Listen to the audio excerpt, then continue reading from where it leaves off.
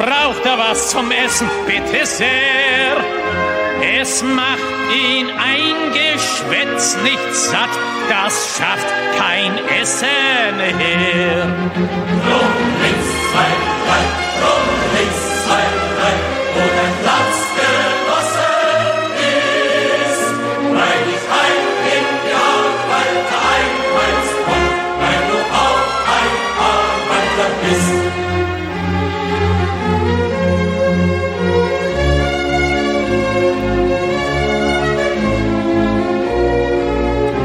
Und weil der Mensch ein Mensch ist, drum hat der Stiefel im Gesicht nicht gern. Er will unter sich keinen Sklaven sehen und über sich keinen Herrn.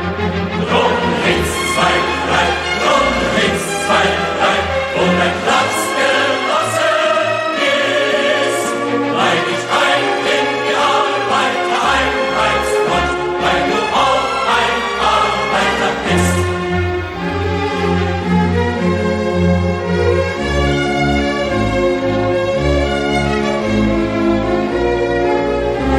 Und weil der Prolet ein Prolet ist, drum wird ihn kein anderer befreien. Es kann die Befreiung der Arbeiter nur das Werk der Arbeiter sein. Drum links, 2, 3, drum links, 2, 3, wo dein Platz genossen ist, weil ich ein Individualiter Einheitsgrund, weil du auch ein Arbeiter bist.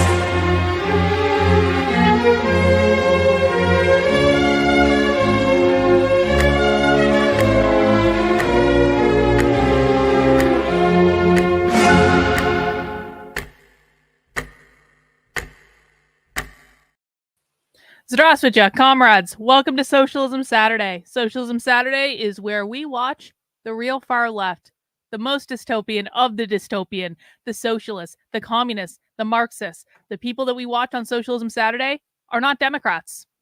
Democrats are not socialists. No matter how many times conservatives try to tell you that Democrats are socialists, and God knows that conservatives are going to be trying to say all week that Democrats are socialists.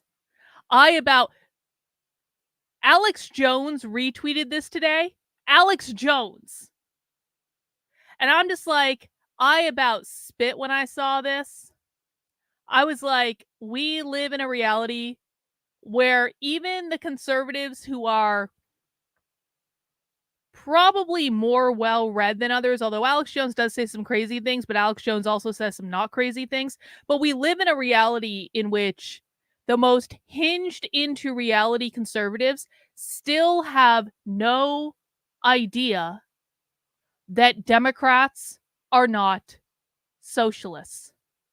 Progressives are not socialists. The Squad are not socialists. In fact, AOC is regularly denounced by the far left.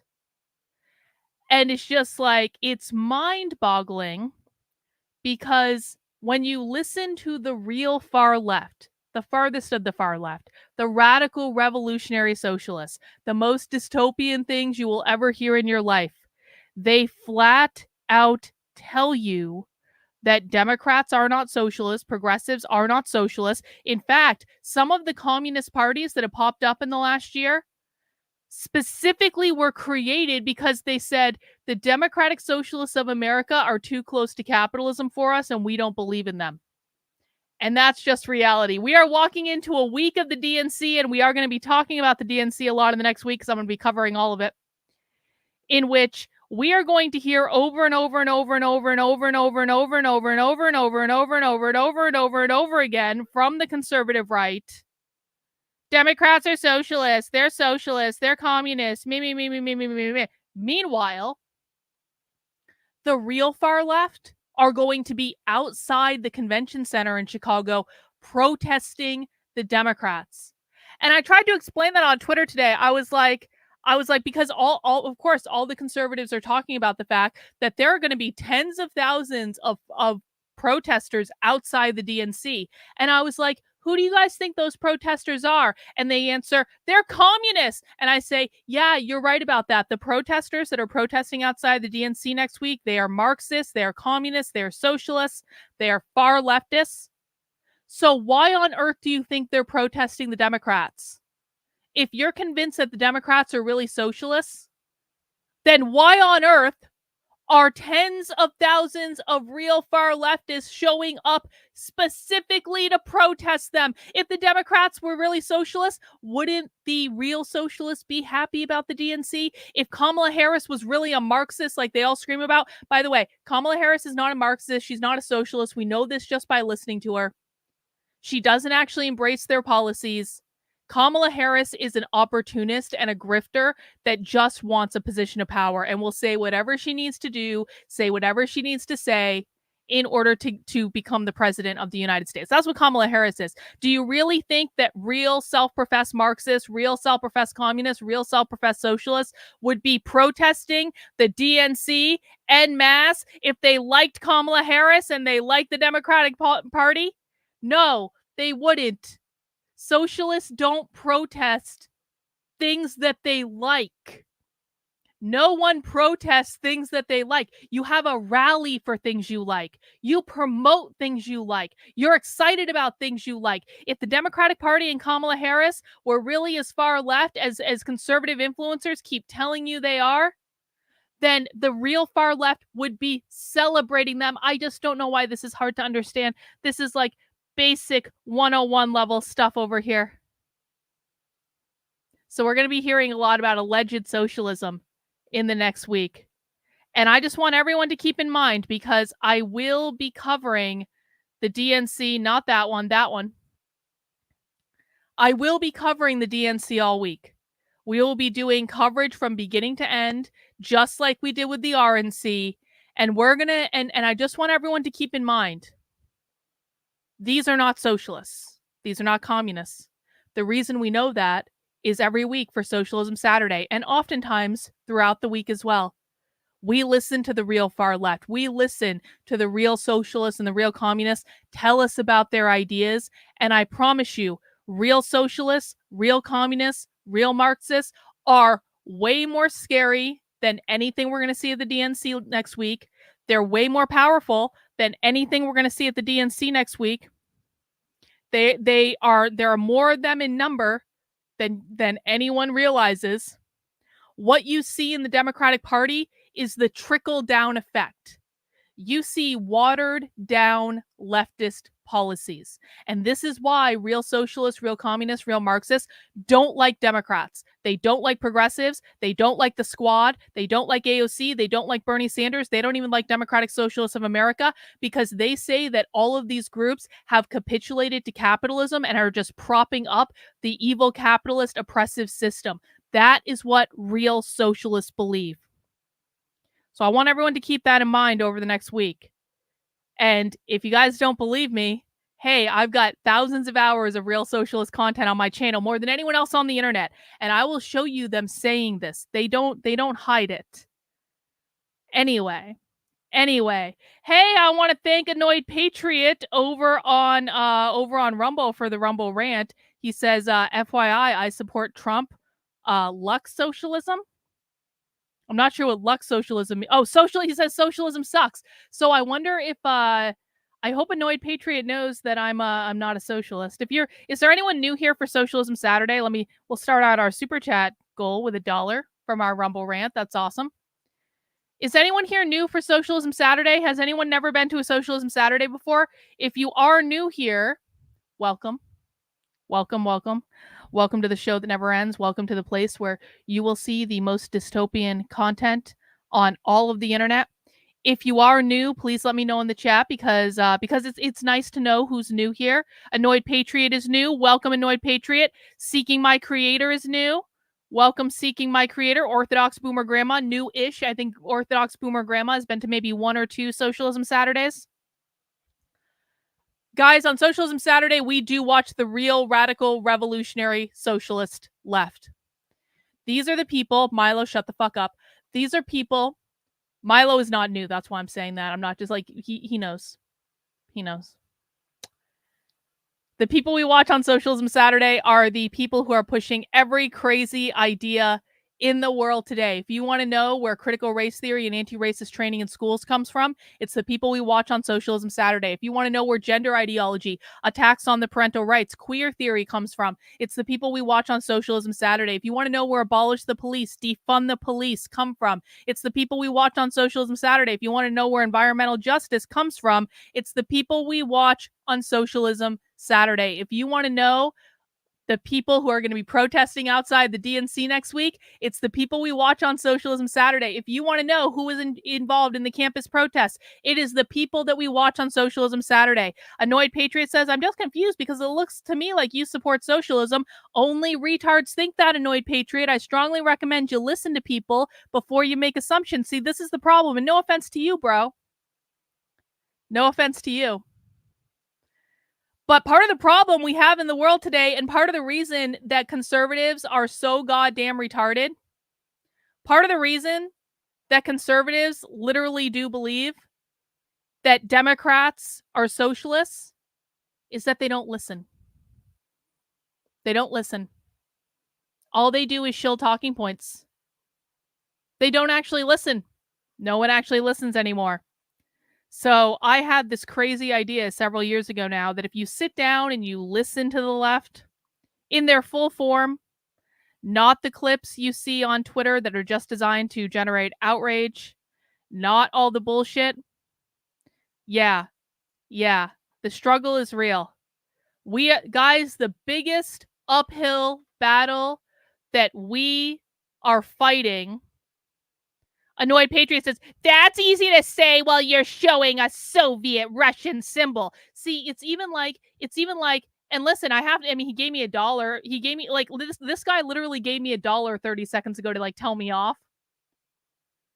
When I sit here and I say, we are watching the far left, what conservatives hear is, you're a communist! Oh my God, you're a communist! Maybe that was a little bit loud. Okay, sorry about that.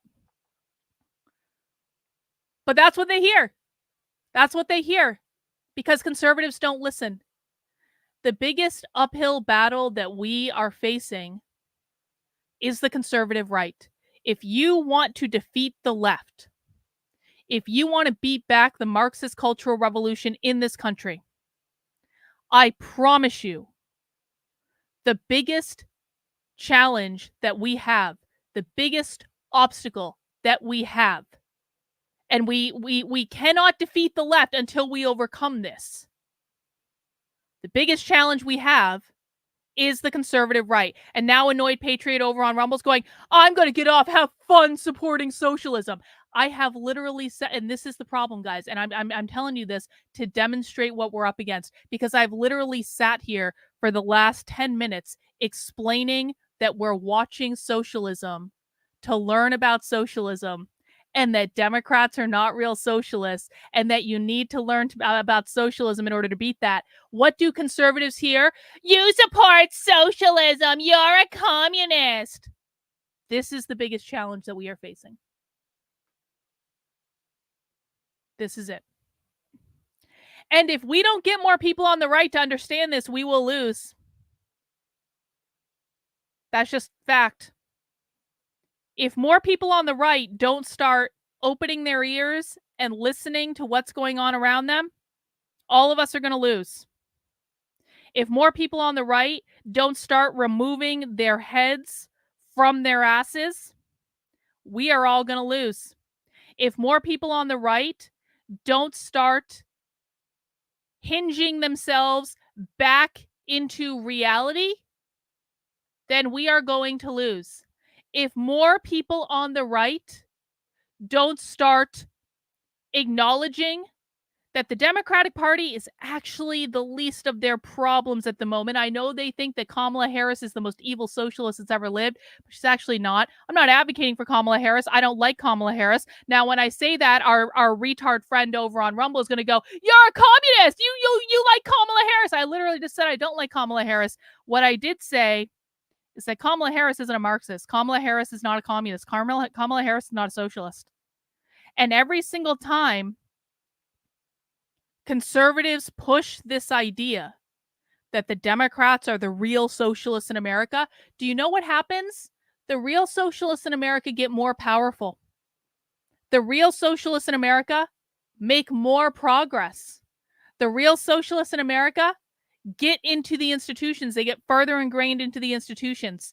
They take over positions of power. Why? Because no one is paying attention to them, because retards on Twitter are not listening. Okay, you need to tell us what Kamala is then? I've already told you 3 times in this stream. Kamala Harris is a progressive Democrat. She's not a socialist. She is at most a progressive. What she really is a grifter that wants a position of power. That's what she is. Kamala Harris is an opportunist who will say whatever she needs to say and do whatever she needs to do. I have now said that twice on this stream. We're only 16 minutes into it. If anyone asks me again, well, Carlin, if you're saying Kamala Harris isn't a communist, then what is she, huh? What is she? I've already said it twice in this stream. This is why I say people need to start fucking listening. They're no different than the new left socialists. Wrong, bro. Wrong. And I know who you are because I've seen you on my Twitter. I actually have you muted on Twitter because you say so much retarded stuff on Twitter that I had to mute you eventually. Do not bring this shit into my chat. You are now in my house. Do not bring the same shit on Twitter that I've seen from you in my comments into my chat. You are either here to learn or you will be removed. That was a welcome to the chat, wasn't it? That was a rousing welcome to our Socialism Saturday. That was a rousing welcome. But guys, just the reality is that if you can't handle my attitude, if you can't handle my tone, I promise you, you will not be able to handle the left, because the left cares even less about your feelings than I do. All right? Master Kaplan says, I think it's perhaps like they seem this because they seem the same thing to me. Guys, I don't know how to say this any more clearly. If you believe that socialists and Democrats are the same thing, it's because you have never actually listened to real socialists and communists. If you believe that Democrats and socialists and Marxists and communists are the same thing, it's because you have never actually listened to the real far left. If you believe there's just no difference between Democrats and the far left, that is because you probably listen to conservative influencers who lie to you. Please, for the love of God, stop listening to people who are lying to you. Stop listening to people who continue to mouth off on the internet to millions of people without really knowing what they're talking about. Can we just stop? Can we just stop? Okay, Mr. Kaplan, I'm not answering any more questions from you because you keep asking me the same thing over and over and over again. If you want me to answer questions that I've already answered, you can send in a super chat. That's going to be our new rule. Let me see. Carlin, it seems you need some colored sticks, clay, and colored beans to explain that to clueless conservatives. Yeah, I do.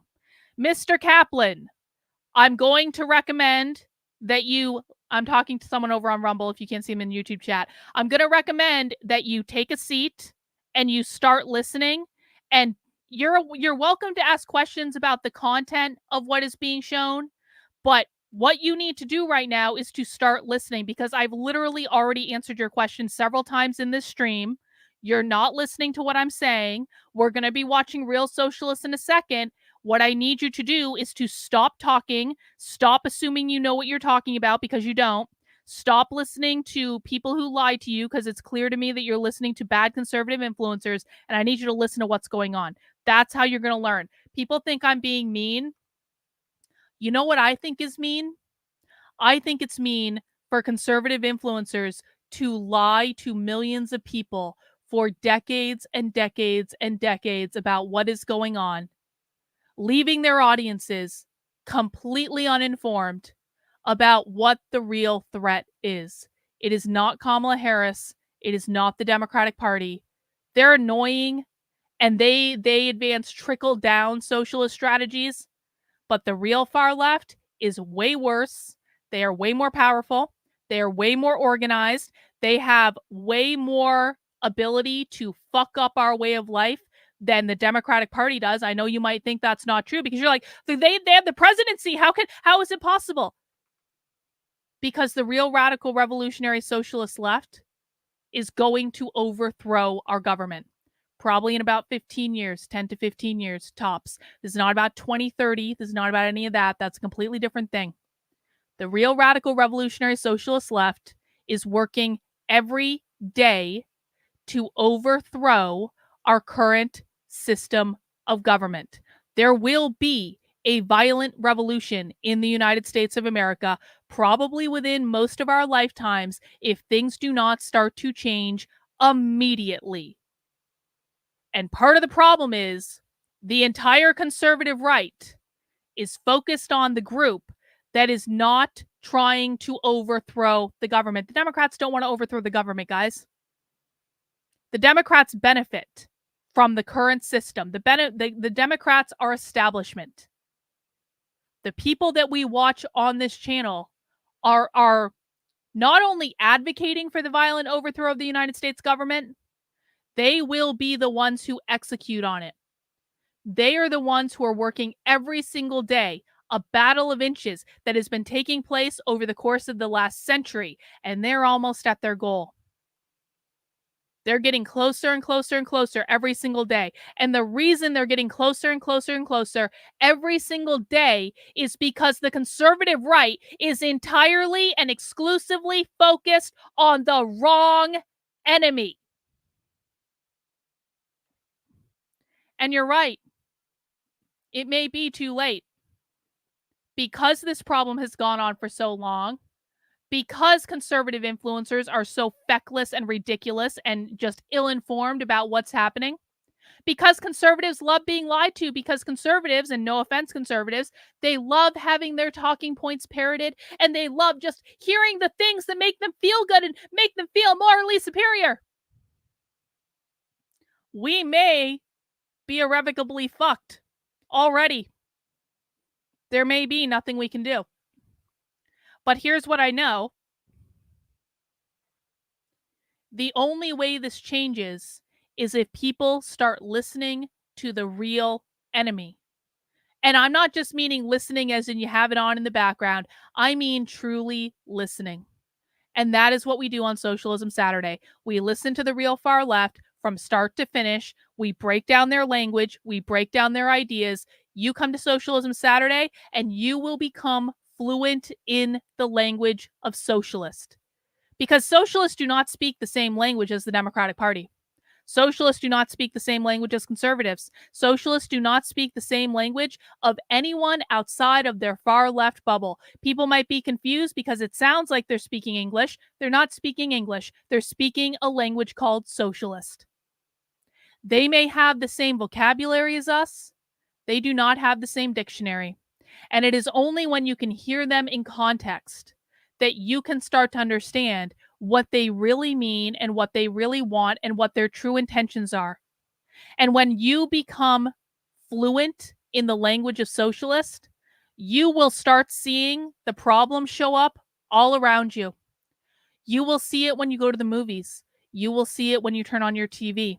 You will see it on the mainstream evening news. You will see it in your kids' school. You will see it when you're talking to your kids' teachers. You will see it when you're out shopping and doing errands. You will see it when you meet people at a bar and they're speaking in a very specific language and you're able to identify very quickly that they're a far leftist. You will see it in all the protests, and you will damn well know the difference between Democrats and socialists when you learn to speak the language, because you will learn that Democrats are not speaking their language.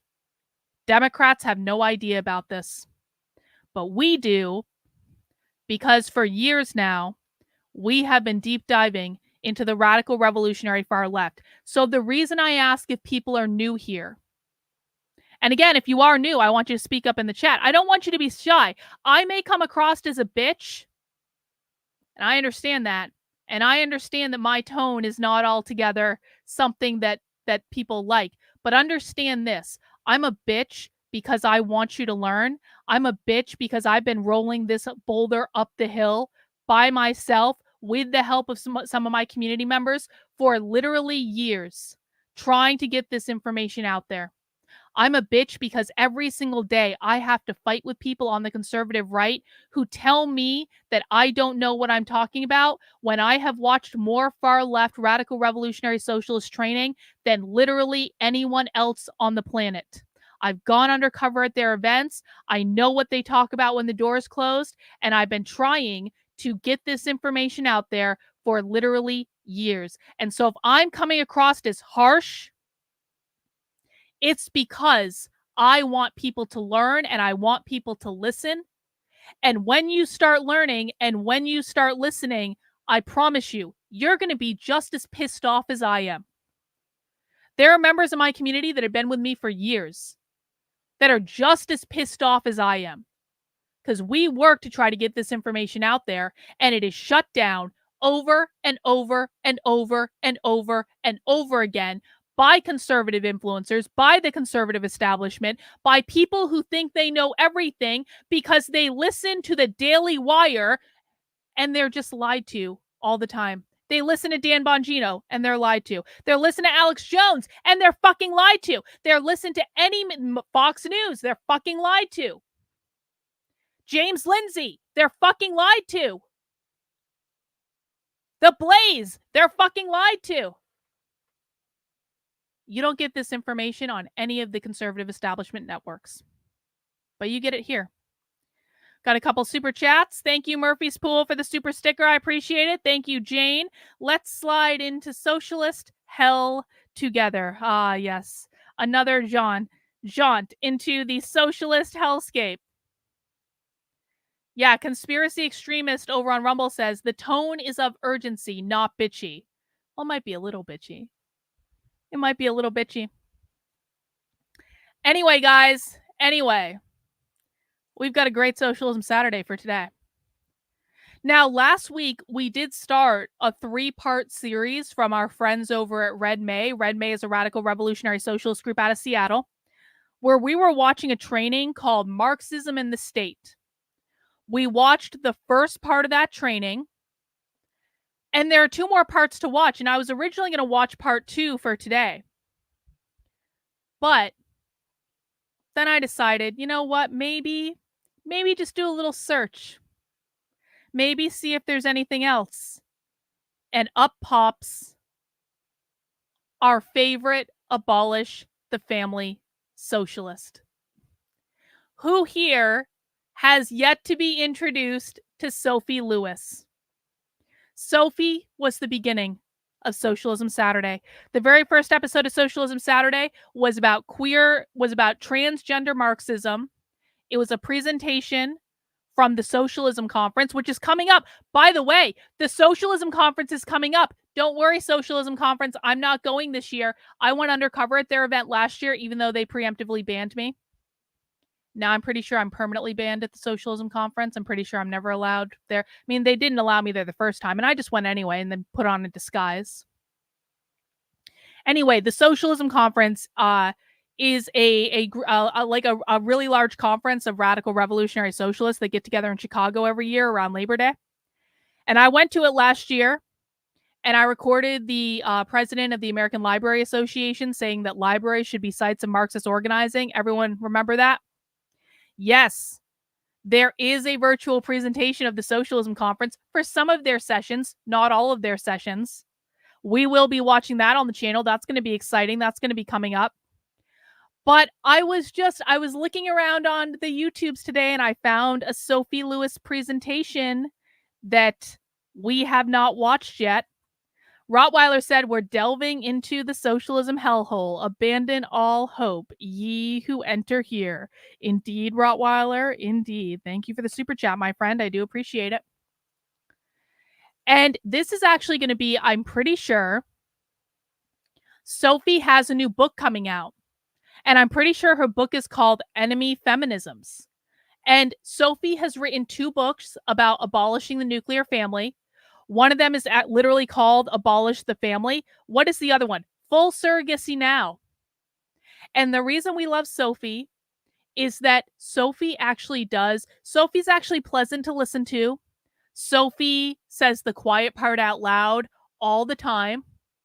And we just generally delight in Sophie. She is our ginger dragon. She is our #1 socialist. I feel like I'm a bigger Sophie Lewis fan than even Sophie Lewis's biggest socialist fans.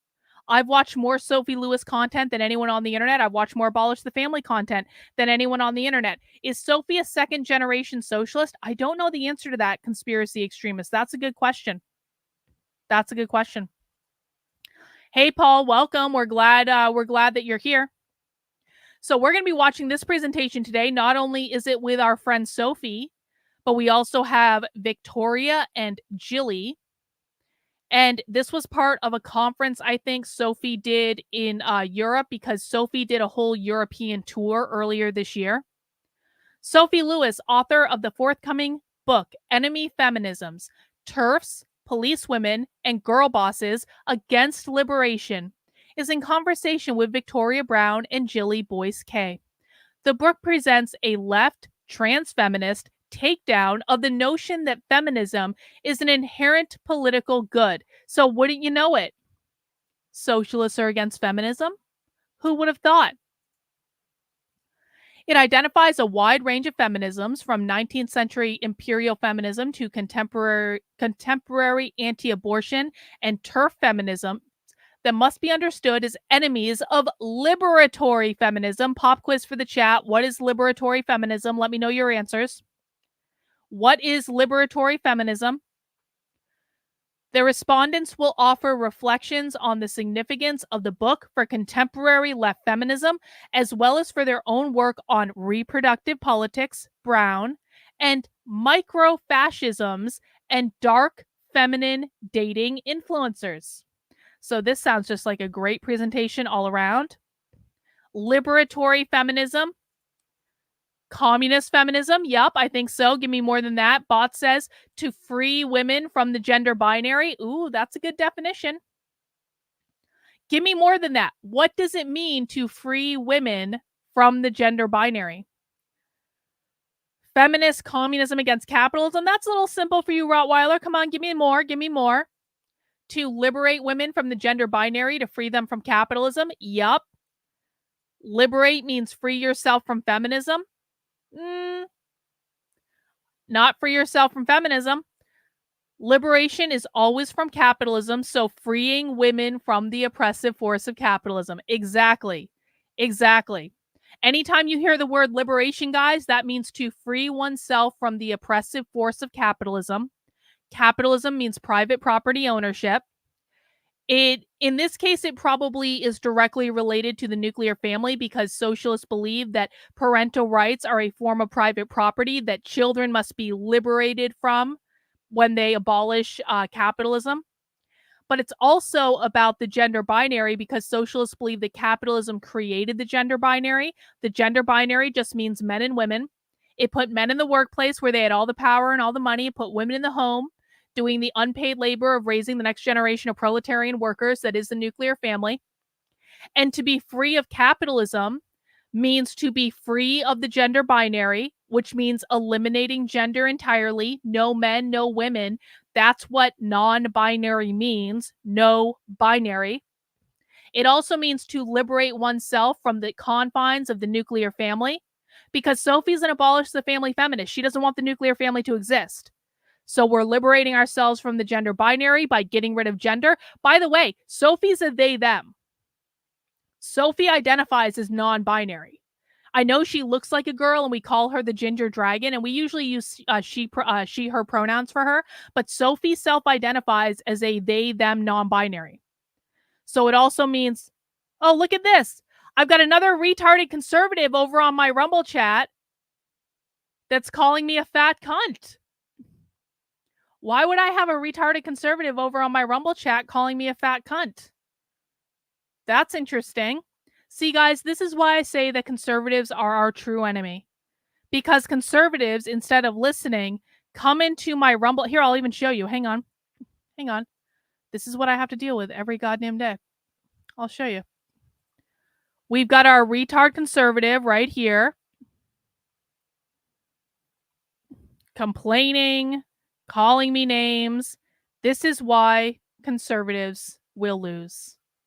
Because instead of listening, they come in such a classy way, don't they? Don't they make you want to listen to them? Don't they make you believe that they are hinged into reality and understand what they're talking about? Don't you think that this person is going to really be the one to help us overthrow the leftist cultural revolution? We're just going to have to block him now because we can't deal with that level of stupidity. We don't have time for that. But we do have time for Sophie. We're going to be coming back to Sophie in a minute, guys. I do just want to do a couple other orders of business before we get into our presentation today. Number one order of business, if you have not yet subscribed to my Substack, I hope you will consider subscribing to my Substack today. That is Carlyn, KARLYN.substack.com. I owe you guys a lot of content for the Substack in terms of my re-education series. I do have some content that should be going up later today. I apologize again. It's been a crazy week. I apologize. I know I said I do it every day. I apologize. All right. But my Substack is where I do my breakdowns of the radical revolutionary far left, of the left in general. We also do things like Spy Stream, where we go inside live leftist trainings. If you would like to support the work I'm doing, the very, very best place for you to do it is by signing up on the Substack for $8 a month, $80 a year. I am completely 100% grassroots funded by you. I have to put up with abuse from conservatives every single day, so that I can have the privilege of spending all my time studying the far left, breaking down the far left, teaching people about the far left, hinging people back into reality with what the far left is doing, making video clips of the far left, showing people what's going on in the trainings, stuff like that. The only way I can make this work is if people like you step up and fund the work I'm doing, because I will not take money from political organizations. I will not be told what political narrative I have to adhere to. My only job is to tell you the truth and to show you receipts, and that is it. By being completely grassroots funded by people like you, I am able to be beholden to telling you the truth, and that being my only job. So I'm not a part of any political tribe. I pretty much hate everyone. I hate the left and I hate the right. I hate everyone. But what I do love is teaching people who want to learn what is really going on in the world. And that is only possible when people like you sign up for my Substack. $8 a month, $80 a year. You keep me in business. I really appreciate it. Super chats are another way to support the work I'm doing. We always, of course, have a $100 super chat goal for any stream that I do. Yard work calls, I'll catch the replay. Hey, thank you, Misa, for that. I really do appreciate it. So you guys can send in super chats throughout our time together, and that will get added to our tally, and hopefully we'll meet the goal for today. Another way you can support the work I'm doing is by... Do I even have this up? Is by heading over to the Unwoke Art store, unwokeart.com. Now, I'm going to have some DNC specials going up in the store this week. So you might want to wait on your merch purchases until this week, because I've got some new shirts that are going to be launching in the store. I've got some new designs that are going to be going up. I'm really excited about them. We did RNC specials, and so now we're going to do DNC specials, but we're going to be doing some subversive stuff with the DNC.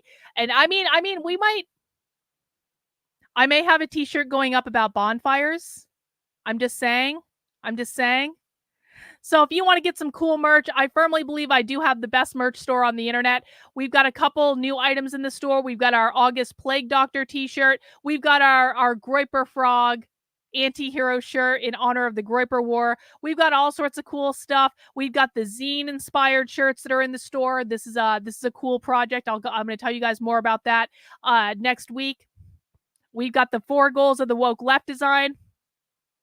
We've got all sorts of dystopian stuff based on dystopian movie posters, things like that. And the classic the iconic. If you don't have this shirt, I just don't know what you're doing. We have the classic, the iconic socialist or gay design. Because why not? All that stuff is available in the Unwoke art store, and all purchases do go to support the work I'm doing. I really appreciate it. Benjamin Jackson! Benjamin Jackson, you've just been such an amazing supporter lately, bro. I really appreciate you.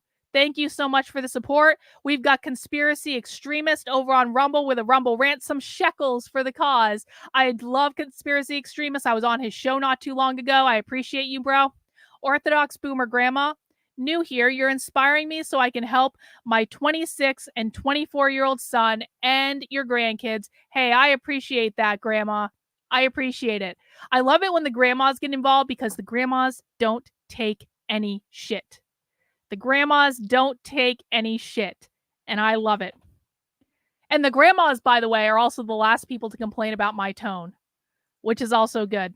All right, guys, that is... Oh, by the way, if you become a supporter on my Substack, just as a reminder, we do movie nights every Sunday at 8 p.m. in my supporter Discord. If you become a supporter on my Substack, tomorrow you're going to get an email with instructions on how to join my supporter Discord. Tomorrow night, we're going to be watching Better Off Dead. Jennifer picked out this movie. She wanted a nice comedy. So join us tomorrow, Sunday at 8 p.m. Eastern Time. We do trivia with our movie. We do music that is inspired by the movie. We have a great old time. We talk about the movie. And it's just a really good group of people. So if you've never been to a movie night in the supporter Discord, every Sunday at 8 p.m., you can come and join us, hang out, watch a movie with friends, and get a little bastion of sanity in the chaos that is the internet and the socialist left and politics and all that good stuff. All right, guys, with that, let's get into our show. As a reminder,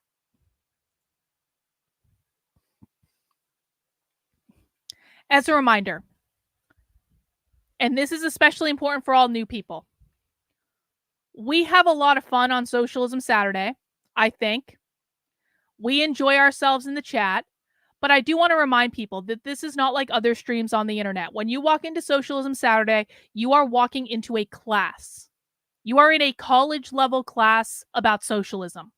I am the teacher of the class. You are the students in the class. I expect that you will listen to what I have to say, and that if I ask you to stop doing something, please stop doing it. I'm not trying to be mean. I've just been doing this for a while now, and the purpose of this is that people learn. I have people that come to my Socialism Saturday streams every single week that want to be here to learn and understand the content.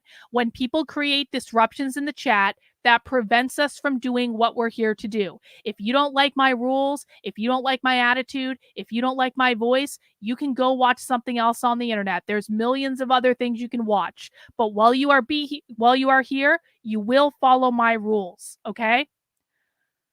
I guess that's it. Everyone mount the like button for me. Mounting the like button lets people know on YouTube to come and join us. You can also mount the like button over on Rumble. And let's get this party started, guys. Let's hear what Sophie had to say. Gestation theme until Wednesday's roundtables. Yeah. But yeah, I'm Go back. Joining us. This seminar is running in hybrid mode, so there are quite a few here of us today in the room, and there are also quite a few of us online. We will be recording the conversation. Does the sound sound okay? Let me know. Questions online. We are monitoring the chat. But the question and answer session will not be released as a part of the recording. This conversation will also be released as a podcast. So today we're having a conversation, actually. Okay, so I cannot turn up the volume anymore. The volume is as loud as I can go. The very best I can do is I can turn down my microphone. No, I didn't. I said it. The very best I can do is I can turn down my microphone, and everyone has to work together for this. Everyone has to turn up their own volume on their own computer, okay? I can try to turn on subtitles and see if that works. Yep. With Dr. Sophie Lewis, and it will be facilitated by Dr. Victoria Brown and Dr. Julie Boyce. Okay, but before we move to the conversation, I'd like pass over to Dr. Pandora Ziparek to do the introduction. Thank you. Yeah, I'll save my sort of broader thoughts and observations about the larger gestation theme until Wednesday's roundtables.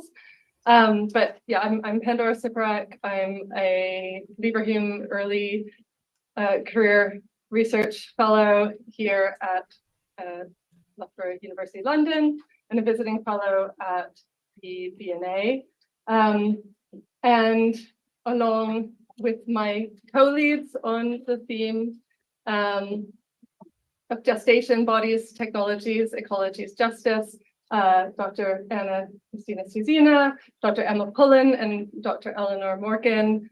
I guess I just say on everybody's behalf how excited we are, looking forward to the week's events, starting with the present one.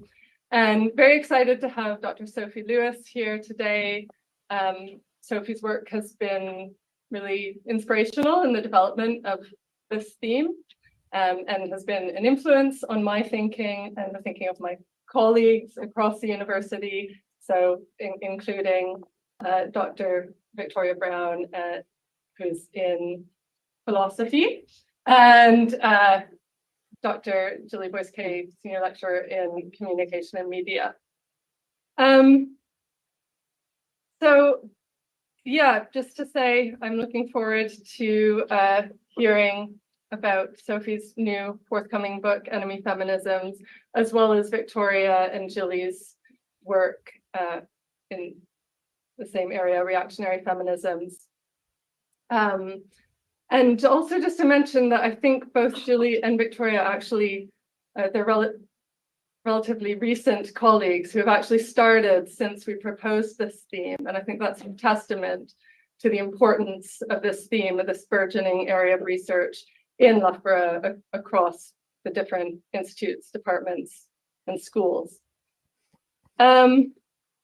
So also to mention, this area of research is feeding into a newly starting research hub in social justice and inequality here at Loughborough, London, as well as a newly formed research group on gender, sexuality, and feminism, also in the school. So hopefully this is feeding into much more important, relevant research to come.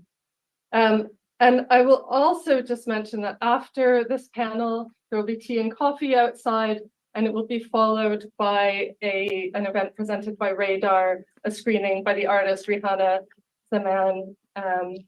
And some of you may have noticed that there's been some action around Loughborough divesting from supporting apartheid and genocide in Palestine. Hang on. I know you're new, but what Milo is saying, that Sophie Lewis is scary smart, is correct. That's absolutely true. So you're new, and we like new people. We want new people to join us. We want new people to stay around, but I need you to listen and to let me just be blunt, Wolfgang. I need you to forget everything that you think you know about socialism and that you think you know about the left if this is going to be a productive exercise for us. Because you probably think you know a lot about what's going on, and you probably have no idea. We're going to show you, but we need you to listen, and we need you to keep well, if you tell me that, then I'm going to start to get more harsh with you, because you should damn well fucking know better.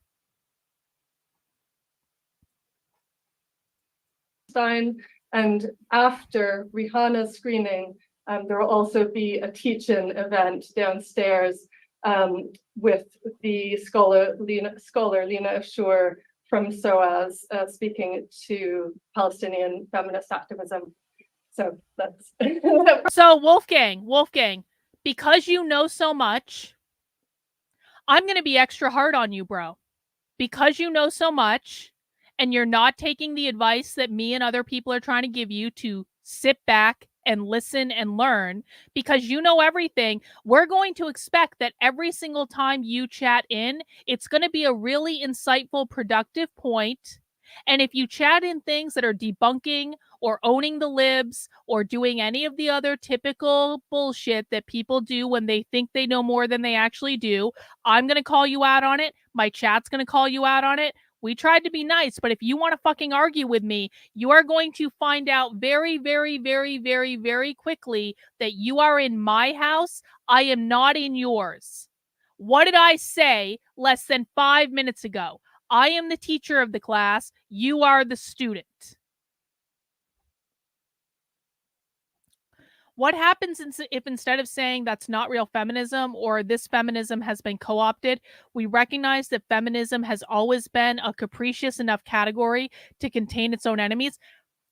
I mean, listen, I think the term feminism in general is a little bit, it's one of those things that it means a different thing to different people. And so like, if there is no one agreed upon definition of what feminism means, like, it's kind of like a meaningless term. It's like anti-Semitism. Anti-Semitism is a meaningless term. Racism is a meaningless term.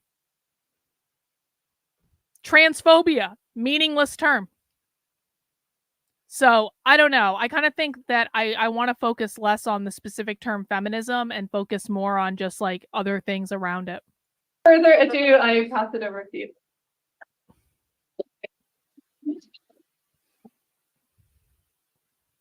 Hello, thanks. I should talk into here because of the recording, right? The Zoom. I don't think I need it, but You don't need to. okay. But you can't do it. I need 3 hands, really. That's Sophie. Thank you so much for being here. You know what? Yes. I'm giving a short version, very sort of a sliver of every few paragraphs of the introduction to my new book. I hope it hits the main points. It's kind of sucked out all of the personal auto theory stuff. This is the cover reveal. You're actually the first people to see it. That looks very nice, Sophie. Thank you. I'm just going to go for it. Women are not horrible, said the artist Jenny Holzer in an interview in 2023 in answer to a question about the future of the feminist movement. If Holzer could speak to her former self, she went on, she would advise the young Jenny not to feel guilty for making feminism a constant out loud focus. Implicit in Holzer's statement is the idea that if women were horrible, it would make sense to be apologetic about being a feminist. So in a way, it's lucky that women aren't horrible, because our non-horribleness is part of what legitimizes a full-throated feminist position. We're largely not the problem, Holzer repeated. I think I know why feminists say this and why we believe it, not least because I've spent about 20 years doing so myself. But women are horrible and women are not horrible are really two sides of the same coin, and both are bad reasons to do feminism. The one claim merely reverses the other, leaving intact the premise that gendered oppression is some kind of public relations matter, a question of people misjudging the group in question or its inherent value. Pedestals and pillories, exculpatory and incriminating gestures have both been part of the construction of womanhood for a long time, and touting women's innocence or niceness relative to men doesn't get us out of that circuit. It's not liberatory, it's simply dehumanizing, as saying women suck. Why would women not be horrible? Aren't they part of history? When I was 31, a lot of women yelled at me that women are not horrible. A newspaper editor had asked me to write an op-ed that would introduce American readers to trans-exclusionary radical feminism, a phenomenon that had dominated mainstream discussions of gender justice in this country for years. The hook was a 2019 trip to Washington, D.C., funded by the right-wing Heritage Foundation, a small group of feminists from Britain who protested transgender ideology by collaring the trans national press secretary of the Human Rights Campaign, Sarah McBride. Stop the erasure of the female, the uninvited female rights activists had shouted while filming McBride's dismay on their cell phones. This species of anti-trans hostility was in 2019 to many Americans something new. No longer. Why was feminism in Britain this paranoid? The editors wanted to know about an existential threat that trans women pose to cis women, when no comparably resourced anti-trans feminism even existed in the US. I should say I've lived on and off in the States since 2011. I sound like I come from the UK, but in fact, I just can persuade US editors that I know all about. See? Fake accent. Fake accent, Sophie. TERF Island. I've said but for people who might be new, I've said for years that Sophie's accent is fake. And she just she admitted it. Sophie does live in the United States, by the way. She lives in Philadelphia. She works at the University of Pennsylvania in one of their gender studies centers. She also teaches at some school in New York about Abolish the Family and stuff like that. But yeah, Sophie, we always knew your accent was fake. I've lived there continuously since 2017 as well. I tried my best to answer, right? What is going on? I explained that a national culture of no-nonsense anti-utopianism prevails on TERF Island, and that the, quote, commitment to misery, to being a bloody difficult woman, unquote, notably by mocking and blocking others' attempts at self-actualization, as writer Asa Sarrazin puts it, is one of the main things driving the stubborn insistence on anti-trans prejudice here. Obviously, it's not universal. There's a chat going on Rumble right now that I just want to use as like a teaching moment. So Mr. Kaplan is saying, so Cisness is talking about who Sophie Lewis is. Sophie Lewis wrote a book called Full Surrogacy Now, Feminists Against Family. She wrote another book called Abolish the Family. And so Mr. Kaplan is asking, surrogacy, you mean like making babies without families and sex? Well, yeah, that's the common definition of surrogacy, but that's not actually what Sophie means. This is important. What Sophie means when she says full surrogacy now, it's not a reference to growing babies separately from some form of natural conception, although they do want to do that. But what she's talking about is community care. One of the arguments in favor of abolishing the nuclear family that people like Sophie make is that within the nuclear family, we only care for each other based on a form of biological kinship, and that you are limited to the resources that your family has in order to seek healthcare. So rich people will have more access to healthcare than poor people because they come from rich families and therefore have more resources. Poor people have less resources and will get worse healthcare. Socialists want universal healthcare, 100% universal healthcare, everything free, everything available on demand. One of the reasons they want that is because they believe in community care, which essentially is everyone in the collective deserves access to all of the resources, regardless of what family you are born into. When Sophie is saying surrogacy in her book, Full Surrogacy Now, she's not actually making the argument that all people should be born via surrogacy, although there are people who make that argument.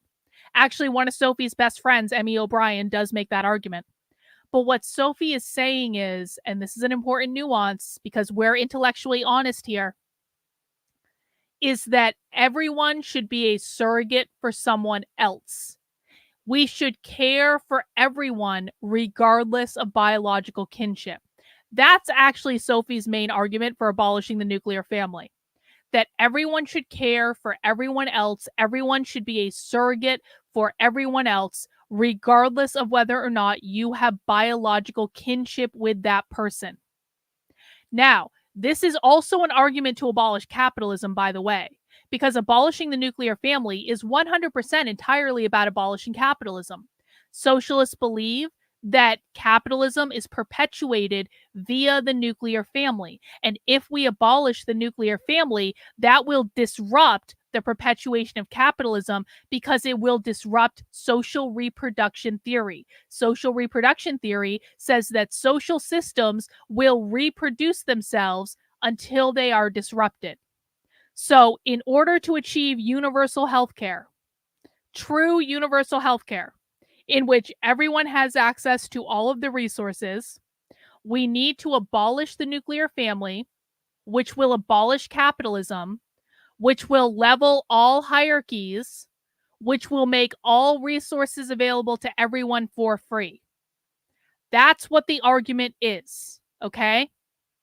Does everyone understand that argument? I just want to take a minute in the chat to see if there are any questions. And if there are questions, that's fine. But I want to make sure we're all very, very clear on what the position actually is. I'll just take a second in the chat here to see. Remember, guys, when they say that socialists want to control the means of production, they don't mean the factories, they don't mean the equipment, they mean the people. The means of production is the means of production of capitalism. The means of production of capitalism is the nuclear family.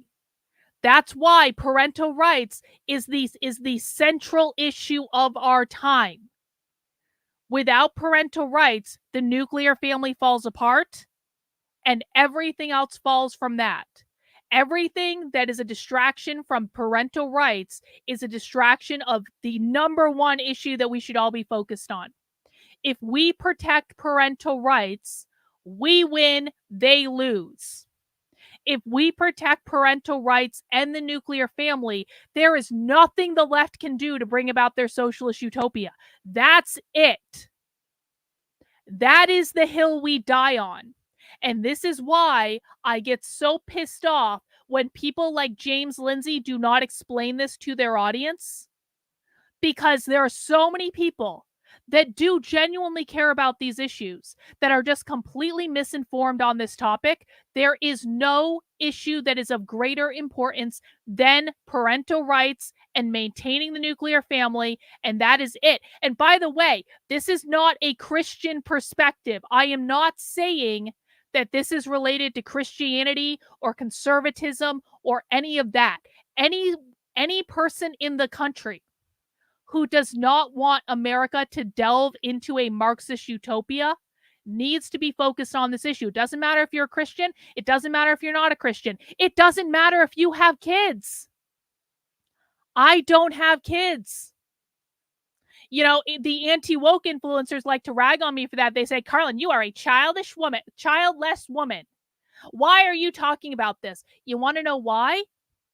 Because even though I don't have kids and I don't plan to have kids and I'm very happy with that situation, even though I don't have kids, I don't want the country to become a Marxist utopia.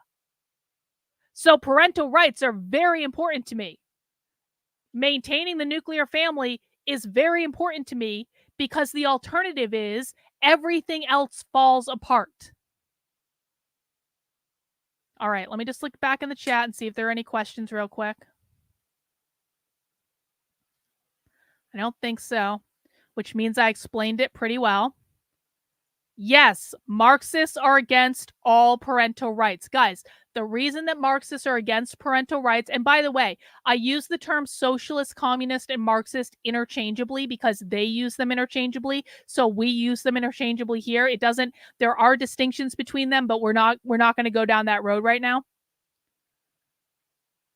They believe that okay. So we all know that socialists want to abolish capitalism, right? Capitalism is specifically defined as private property ownership. We are not talking about corrupt capitalism. We are not talking about crony capitalism. Some of you might have issues with capitalism. I promise you, your issues with capitalism are different than the left's issues with capitalism. When they say capitalism, they mean private property ownership. That's it. Private property ownership means your ability to own a house, your ability to own land, your ability to own an apartment rental that you rent out as a landlord, your ability to have intellectual property, your ability to own a private business, no matter how big it is, your individual liberties, your freedom of speech, your freedom of religion. It also means, and this is the most important one, parental rights. Parental rights are considered to be a form of private property under capitalism. If the socialists win, they will abolish all parental rights. They are currently pushing laws and policies in states all over the country that chip away at parental rights. They're mostly doing this through the public schools. So, I even read that wrong. I read it as parental rights, personal rights. Okay, I just answered a completely different question. Completely different question. That's okay though. I'll answer this. When socialists say personal versus private property, when socialists start talking about personal property, you need to shut that argument down. Maybe I read this wrong because honestly, here is the answer anytime socialists bring up personal property. There is no fucking difference. The only thing that matters, well, you can own a car or a truck, yes. The only thing that matters is that they want to abolish private property. The definition of private property, which I just gave, your house, your ability to own a home, your ability to own land, your ability to own an apartment, your ability to own intellectual property, your ability to own a private business, your individual liberties, and your parental rights, that is what they want to abolish. Does everyone understand that?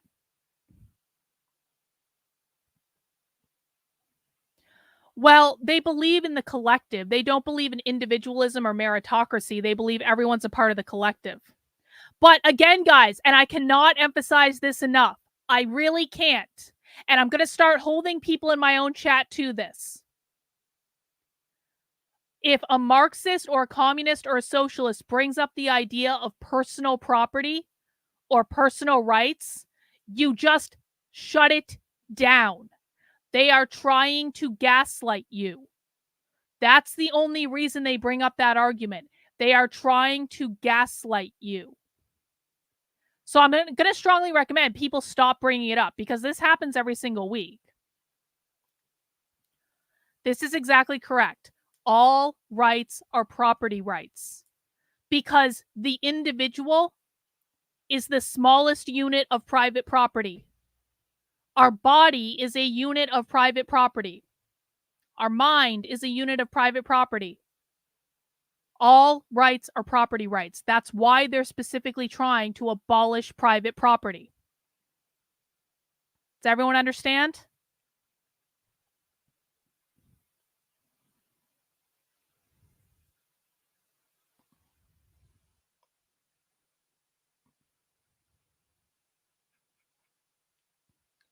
Okay, green-eyed lady, I'm not going to answer these types of questions from you moving forward.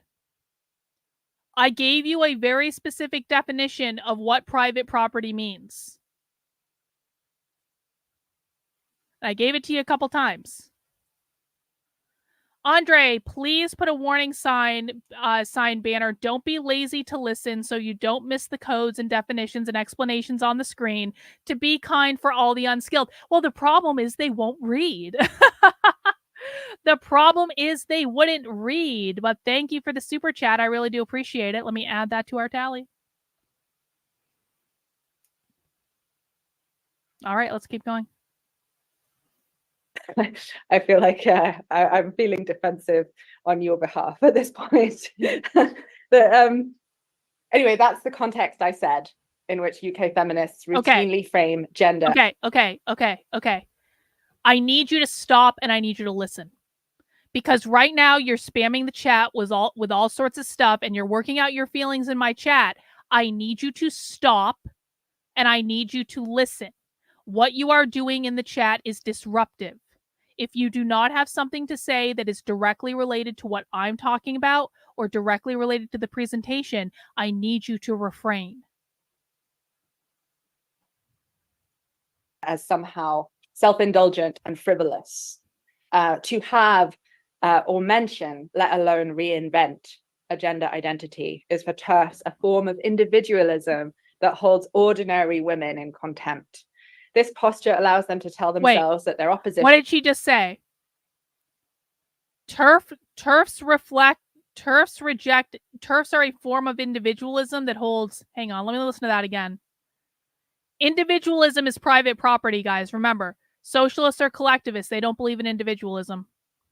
In which UK feminists routinely frame gender as somehow self-indulgent and frivolous. To have or mention, let alone reinvent, a gender identity is for TERFs a form of individualism that holds ordinary women in contempt. Oh, she's talking about This posture TERFs. allows Okay. them to tell Never themselves that their opposition to National Health Service provisions for trans people constitutes punching up instead of down. It's a narrative of righteous self-defense against rapacious neoliberal invasion, but in its panic mongering about gender fluid foreignness, it also fuses with a much older British feminism of fear. Hang on. This is not correct. I did not include pets on the list that I gave you. Guys, this is why I need you to listen. Daniel, I know you mean well. I like you a lot. I'm not trying to make you feel bad. But this is why I need you to listen to what I'm saying. I did not include pets on the list of items under private property ownership. I did not include cars or trucks on the list of private property ownership. I didn't include, I'm pretty sure big techs people are coming into my chat on Rumble, by the way, and are causing problems. I'm pretty sure that's them. Pets are not considered to be a form of private property. Cars and trucks are not considered to be a form of private property. They're considered to be a form of personal property. Personal property does still exist under communism. You're allowed to own stuff. Who the fuck are you? Another retard conservative. Who the fuck are you? You are the one causing a disturbance in my chat. You are the one hurling insults. Probably, Glenn, because you're too fucking stupid to be here. What exactly did you think you were going to accomplish with this? Did you think I was going to change my teaching just to suit you? Did you think that was going to happen? Let me know in the chat. We'll give you about 10 seconds to answer before I permanently ban you. What did you think you were going to accomplish with this? 10, 9, 8, 7, 6, 5, 4, 3, 2, 1. Oh, Glenn's not answering? Goodbye, Glenn. You won't be missed. All right, back to this. Back to what I was saying with regards to Daniel. There is a difference between private property and personal property. However, the reason that I don't often go into this distinction is because the only reason that socialists argue you can still own personal property, don't worry, we're not going to take away your personal property, is they are trying to gaslight you. Pets are a form of personal property. Your car is a form of personal property. Your phone is a form of personal property. Your computer is a form of personal property. Your books are a definition of a form of personal property. Literally explaining it, bro. Literally explaining it. The very specific definition that I gave you of private property ownership is private property is considered to be your ability to own a home, your ability to own land, your ability to own an apartment rental that you rent out as a landlord, your ability to own intellectual property, your ability to own a private business, no matter how big or small that private business is, your individual liberties, your freedom of speech, your freedom of religion, and your parental rights. Everything that is not on that list is a form of personal property. That's why it's important that you memorize that list. Your ability, and I'm repeating it now for like the 87th time on this show. Your ability to own a home, your ability to own land, your ability to own an apartment rental that you rent out as a landlord, your ability to own intellectual property, your ability to own a private business, your individual liberties, and your parental rights. Everything that is not on that list is a form of personal property.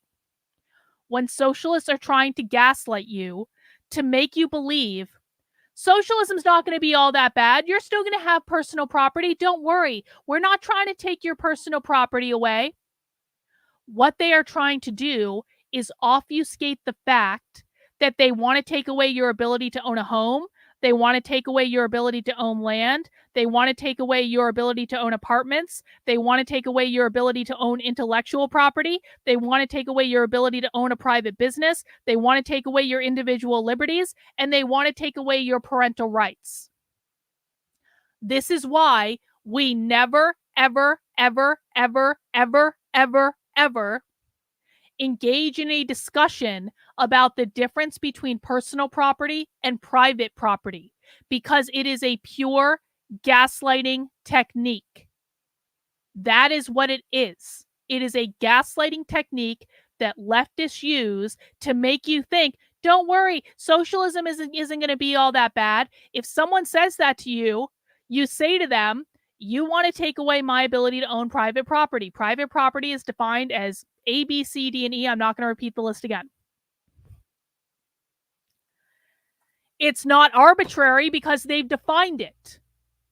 They have defined it. They have defined it in their literature. They've defined it in their videos. They've defined it across the thousands of hours of this training that we've watched over the past several years. They have defined it. So no, it's not arbitrary.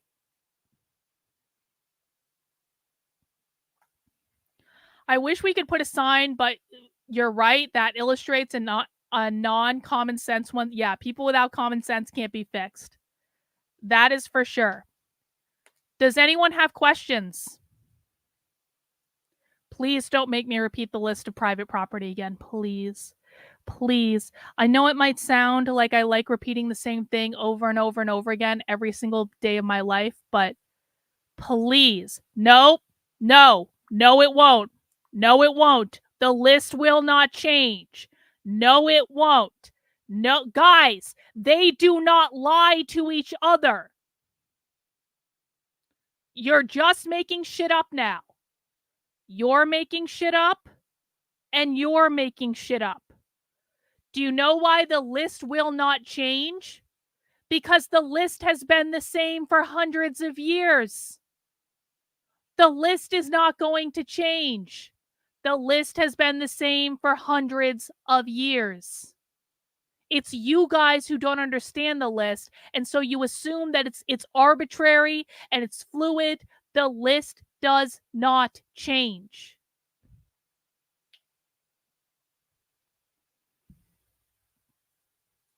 In NYC, some rescues make you sign something acknowledging that you're only a guardian. Is that what's confusing people? I don't think that's what's confusing people, D. I think people are just confused. But thank you for the super chat. Appreciate it. I'm supporting capitalism. Let's keep going. Hey, thank you. I'm Jack. I appreciate you. Thanks for the super chat. Let's see. Let me just make sure I didn't miss any questions. All right, let's keep going. There we go. The construct of the trans woman freighted with sexual menace is one that imagines her not only as an unwoman, but as fundamentally un-British too. European xenophobia, more broadly, has frequently used, I think, anti-Americanism as the more acceptable cover for feelings about aliens more generally. I hence hear strong echoes in TERFism of 2 centuries worth of proudly Anglo-Saxon feminist participation in eugenicist colonial efforts to clean up messy gender and prostitution in colonies like British India, where there were substantial populations of non-cisgender indigenes. So bottom line, the biggest reason for British feminism's disproportionate transphobia is empire. I knew in advance that ridiculing this kind of claim, ridiculing anti-racism, or at least imagining it as necessary for Americans only, is the official sport of Britain's intellectual establishment. But it was still a shock when furious TERFs told me that women were not involved in that whole empire thing. For the TERFs dogpiling my op-ed, not only does trans activism undermine feminism writ large, but feminist criticism from the left of feminism is anti-feminism. Ooh, my American accent. Anti-feminism. Oh! It silences women. Her American Or accent. so the silenced women in question tell the world every day on talk shows or in the pages of The Guardian, and since circa 2021, the New York Times. The cry of censorship distracts from what is. By the way, so the crux of this argument is that Sophie doesn't like women who don't want to abolish the gender binary. Because Sophie thinks that, remember, Sophie's non-binary. She's not a she, her, she's a they, them. Sophie believes that trans women are real women. And Sophie believes that anyone who does not accept that trans women are real women are the bad guy. That's what TERFs are. They're people who say the only people that qualify as real women are people who are born as women. Sophie disagrees with that because Sophie wants to abolish the gender binary. The gender binary means men and women, no gender, creating a world of non-binary. That's the type of quote-unquote feminism that Sophie's really arguing for, because abolishing the gender binary would liberate women from the oppressive force of capitalism by liberating them from the nuclear family, in which they are charged as being mothers of raising the future generation of proletarian workers, meaning children. In reality, simply a refusal to engage with unwelcome lessons. Of course, it's not anti-woman per se to explore how European feminists were active in colonial governance, for instance, in the policing of gender via eugenic education, or in sexual hygiene, policy, and missionary work. It is a vital feminist process. But in the face of the West's cultural allergy to this kind of self-knowledge regarding women's involvement in empire, scores of historians have had to create an entire academic field. The jury really is in. Middle and upper class ladies especially participated feministly in racial domination on a planetary scale. Only by facing these truths can feminism become accountable to itself, mutate accordingly. Wolfgang asked, do they want women to become prostitutes? I mean, I'm not saying it's not something they're like, they don't promote it or anything, but they believe that sex work is valid. They believe you should be able to do whatever you want with your body, essentially. So it's not like they're going, you should become a prostitute, but they don't mind sex work. They want it to be legalized for sure. And thrive. Yeah, in the stubbornly defensive minds of the West's decorated public intellectuals, national treasures, talking heads, and curriculum writers, to bring this stuff up is to display craven ingratitude, rank hypocrisy, bad taste. Hang on. Grandma, never assume that this mentality has anything to do with how they feel about their parents. Never assume these people don't have kids, and never assume these people had bad relationships with their parents. This is an ideology that is about abolishing capitalism. They do not want to abolish capitalism because they had a bad relationship with their parents. They do not want to abolish capitalism because of whether or not they have kids. There are abolish the family socialists who have children that still want to abolish the family, because it's not about whether or not they have children. It's not about how they feel about mommy and daddy. It is because they want to abolish capitalism, and they believe that they cannot abolish capitalism until they abolish the nuclear family. That's what it's about. That's exclusively what it's about. Hannah says, I'm just trying to figure this one out, but wouldn't eliminating the gender binary just mean that it's rule by strength? Well, no, because they believe that eliminating the gender binary will level the hierarchy. They believe that by eliminating the gender binary, there would be no hierarchy, there would be no rule. Everyone's at the same level. Right now, they believe that men are on the top and women are on the bottom. By eliminating the categories of both men and women, everyone is the same. That's what equity means. Equity means sameness. It means we're all the same. We are all at the same level. We all have the same access to resources. This is why when you watch dystopian movies, everyone's wearing the same clothes, right? Like, think about 1984. What did members of the party wear? They wore these coverall type things, right? So that's what they mean. They believe that that there is rule by strength now, men rule over women, and that by eliminating gender, there's no more power structure.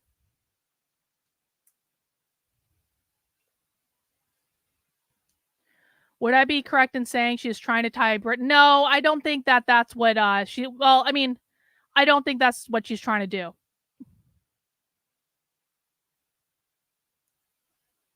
Thank you, Wolfgang. Hey, I appreciate it. And by the way, guys, I want to remind everyone, we are not debunking the logic of their conclusions. Because if we spend time debunking the logic of their conclusions, we will never get anything else done. Debunking doesn't even work anyway. So you might think, that's crazy to eliminate men and women. Yeah, of course that's crazy. Of course it is. Of course it is. But if we spend all day talking about how crazy that is, we're never going to learn anything. And a dishonorable capitulation to today's woke decolonial youth tyranny.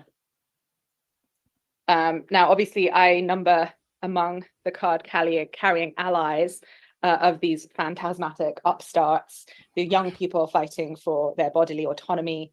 Oh, we watched TERFs called. We watched this one. You know, blue-haired bullies, as though they have the power to oppress their educators. I've just done a slide to introduce those of you who might not know who I am to what I do. I write essays. I'm a recovering academic. Or otherwise known as a writer.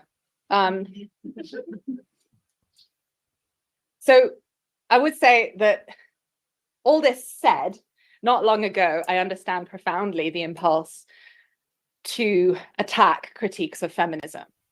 The temptation is really strong to immediately say, okay, but feminists clearly aren't the main culprits here. What about anti-feminists' much, much bigger role in all the bad shit you're talking about?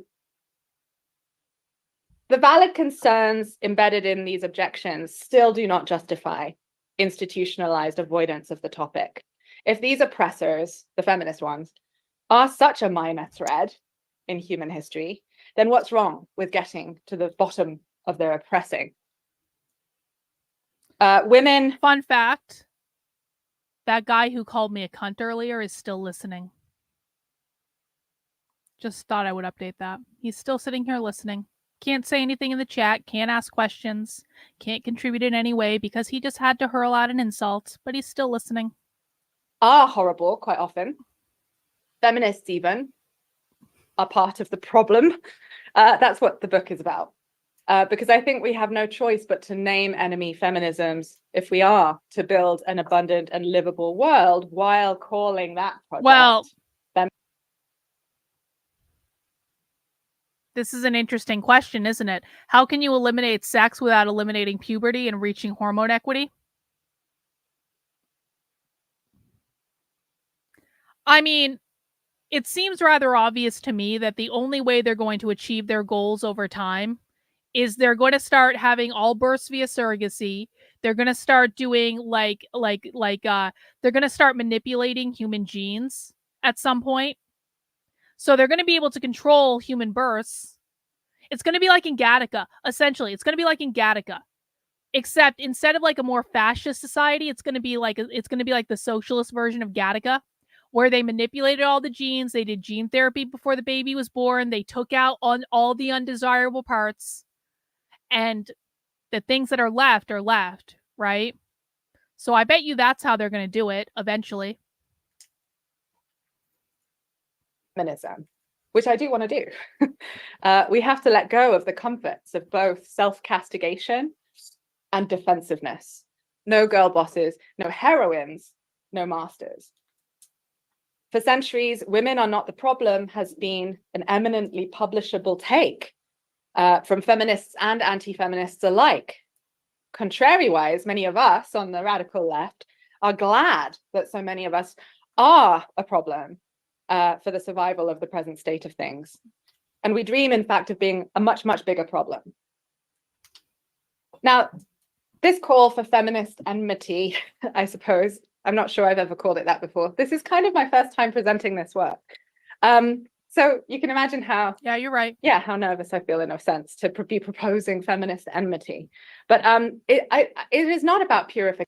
It is not about purity or intolerance and lack of understanding for mistakes. They say, don't they, that to understand all is to forgive all. What I'm saying is that if that is true, then a commitment to impurity in politics, which, by the way, is a commitment I think of as key to anti-fascism, has to walk hand in hand with the courage to draw lines and fight people if necessary, even when they are kin. So in other words, feminists who— Wait. Sophie just said that the key to anti-fascism is to fight people when necessary, even if they're kin. See, listen to this. I told you this is not about whether or not Sophie had a good relationship with her parents, because she believes that doesn't matter. Then a commitment to impurity in politics, which, by the way, is a commitment I think of as key to anti-fascism, has to walk hand in hand with the courage to draw lines. Hang on, we're fight people if necessary. Hang on, we're gonna listen to that again. If you had been listening when I told you to listen earlier, you would know that Sophie doesn't like girl bosses. But again, I keep telling you, if I see the stupid shit from you in the chat that I see on Twitter, you're not going to last here for very long. Open your ears and listen to what's being said. Again. Standing for mistakes. They say, don't they, that to understand all is to forgive all. What I'm saying is that if that is true, then a commitment to impurity in politics, which, by the way, is a commitment I think of as key to anti-fascism, has to walk hand in hand with the courage to draw lines and fight people if necessary, even when they are kin. So in other words, feminists who, like me, are committed anti-fascists, or for anti-fascists who are also feminists, as they must be, need to know the difference between forgiving enemies and giving up the fight against them. It's a question of learning more confidently to oppose people whom we understand. A cop is still my enemy when she's my neighbor. We can still feel compassion for a QAnon mom and liquidate her armory. We can forgive, for whatever that counts for, a pro-life feminist and still destroy the forced birth judiciary. I strongly believe all of us deserve the freedom and safety to be foolish. However, there is another very different sense of the word fool or foolish.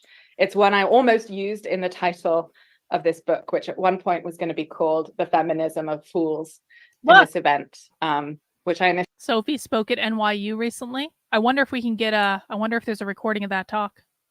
Pulled out, well, actually, which got rescheduled because I pulled out because of the call from Palestine to withdraw academic labor.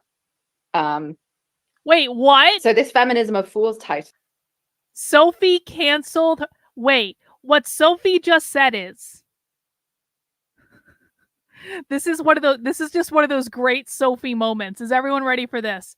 What Sophie just said is that she was supposed to do this talk at NYU, but in protest of what's going on in Palestine, Sophie withdrew her academic labor by canceling the talk.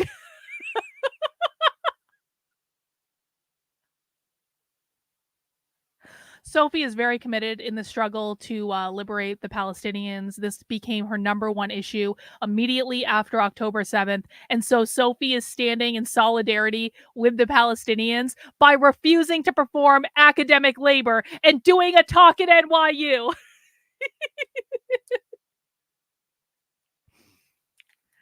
Oh, this is why we love Sophie.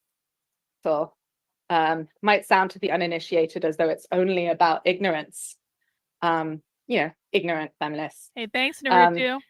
And that's why I ended up using enemies instead, because the foolishness in the of fools formulation is an enemy foolishness. There's no sort of aimless head in the sky radical openness of the kind you might find on the fool card in tarot, right, in the Rider-Waite deck. Kind of like that card. What is meant. By the way, Sophie just mentioned the tarot.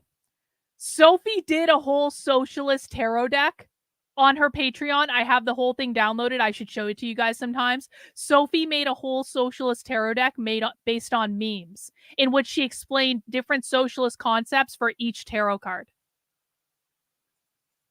By this foolishness is actually sort of the opposite. It's a comfortable, calcified, willful certainty with regard to what's what, a disavowed incuriosity vis-a-vis the impossible. Wait, what does this have to do with anti-Semitism?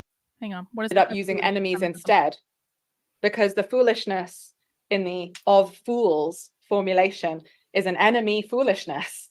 There's no sort of aimless head in the sky radical openness of the kind you might find on the fool card in tarot, right, in the Rider-Waite deck. Kind of like that card. What is meant by this foolishness is actually sort of the opposite. It's a comfortable, calcified, willful certainty with regard to what's what, a disavowed incuriosity vis-a-vis the impossible. Now, can one type of fool become the other? Sure, it happens all the time. What does this mean? So I'm honestly confused. Anti-Semitism is the socialism of fools? What does that mean? Does anyone have any ideas? Maybe she'll explain it, but she just seems to be using it as like a visual reference, but like, I don't understand. Like, does anyone have any ideas what that means? Anti-Semitism is the socialism of fools. Hey, Hannah, I appreciate it. Thanks for taking the time to teach us the language of socialism. I really appreciate you and your contribution. Thank you today. She didn't even say it though. I mean, we can listen to it again, but she didn't even say it. She's just kind of using it as like a visual aid.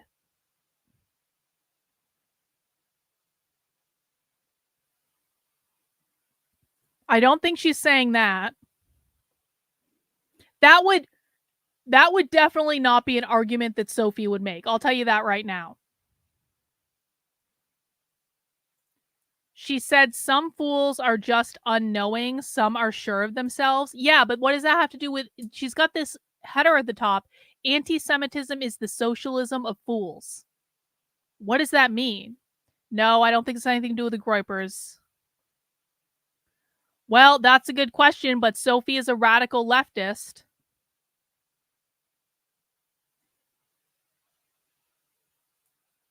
Yeah, I mean, Sophie definitely does think that National Socialists are anti-Semitic. Yeah, 100%. So is she saying the socialism of fools is National Socialism? That's what it's got to be then. The socialism of fools is National Socialism.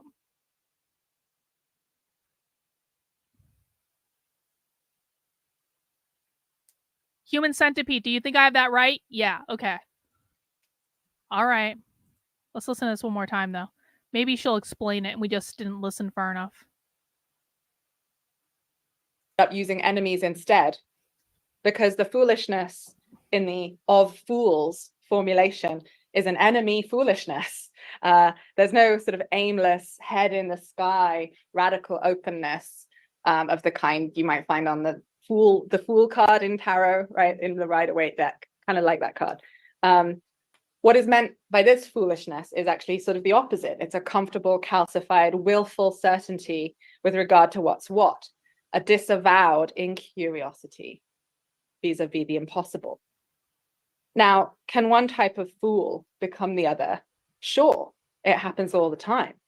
I've seen utopian fools suddenly seek to get real, grow up, and so on by rapidly embracing the pseudo-realism of the latter type. And that sort of, I got real, I used to be such a utopian, and then I grew up is a recurrent theme in reactionary feminist narratives about their conversion to post-liberalism. People like Mary Harrington and Louise Perry, they all talk like that. A century and a half ago, in German-speaking leftist circles, this popular apothegm emerged, and anti-Semitism is the socialism of fools.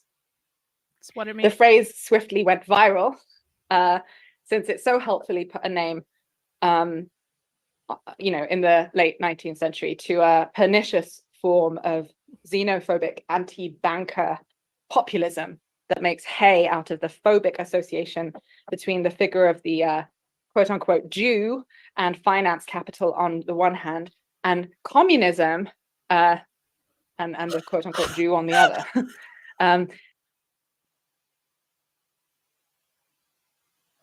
Is Sophie really talking about how communists in Germany were Jews?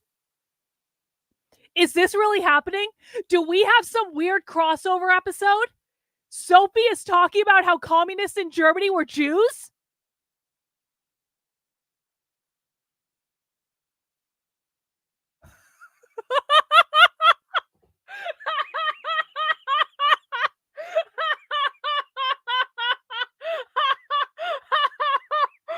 Oh my God.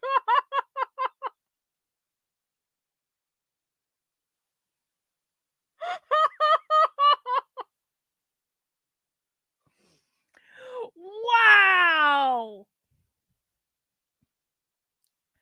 I really didn't have this on my bingo card for tonight.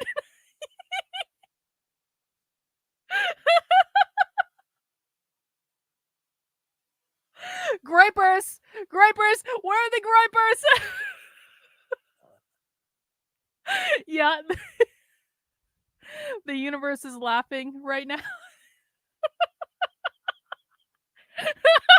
The universe has just winked at us. No, don't let them see this yet. Yep, Gripers vindicated. No one tell Nick about this.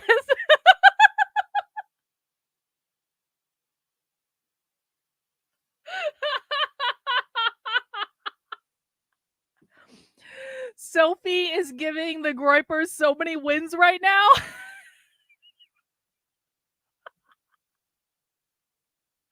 All right, Human Centipede being the voice, he's like, okay, let's just listen. All right, this is great. Crossover episode.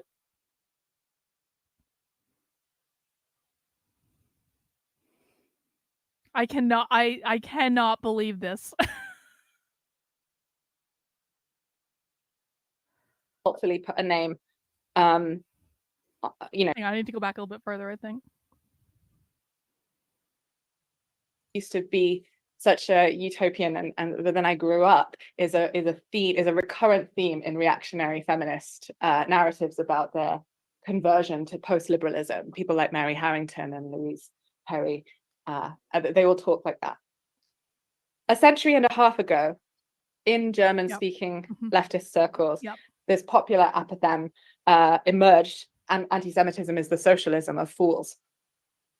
The phrase swiftly went viral, since it so helpfully put a name, in the late 19th century to a pernicious form of xenophobic anti-banker populism that makes hay out of the phobic association between the figure of the quote-unquote Jew and finance capital on the one hand. So we need to pay attention. So the phobic affiliation between the Jew and the communist. So Sophie is saying that they're the same. 19th century to a pernicious form of xenophobic anti-banker populism that makes hay out of the phobic association between the figure of the quote-unquote Jew and finance capital on the one hand, and communism and the quote-unquote Jew on the other. So in this socialism of fools, capitalism is finance, is the Jews, but Jews are somehow also trying to undermine nationhood, overthrow class society, Yes! and usher in a Sophie! Marxist world order. Yes! Yes! Sophie's making fun of this. Sophie doesn't think this was real. Sophie's making fun of this. But see, big tech should be stream sniping this. This might actually be something that big tech, if he manages to pull his fake haired head out of his ass. Sorry, I displayed the wrong. This is the part that he should be stream sniping. Someone go tell big tech to start stream sniping me now. We literally just got to tell you the best part of this whole thing. Sophie is trying to make, okay, here's what's happening. Sophie is trying to make fun of the idea that communism is linked to Jews in Germany by saying, how is it possible that the Jews could be the bankers and the capitalists on one side, but also be the communists on the other side? It's because they play both fucking sides, Sophie. That's the whole point. They play. See, I've learned, I've listened, okay? They play both sides, Sophie. That's how that's possible. But she's making fun of it. That's okay. I cannot fucking believe this. This is crazy. I'm sorry. I keep interrupting because I'm just so in shock that this is even what's coming up on Socialism Saturday. Has anyone someone go tell big tech to start stream sniping me right now? Can someone please go into big tech's chat and tell him to start fucking stream sniping me right fucking now? Jesus Christ. That guy, worst timing ever. You know he's got to be awful in bed because he literally has the worst fucking timing ever of anything. All right, I promise I'm just going to let it play this time.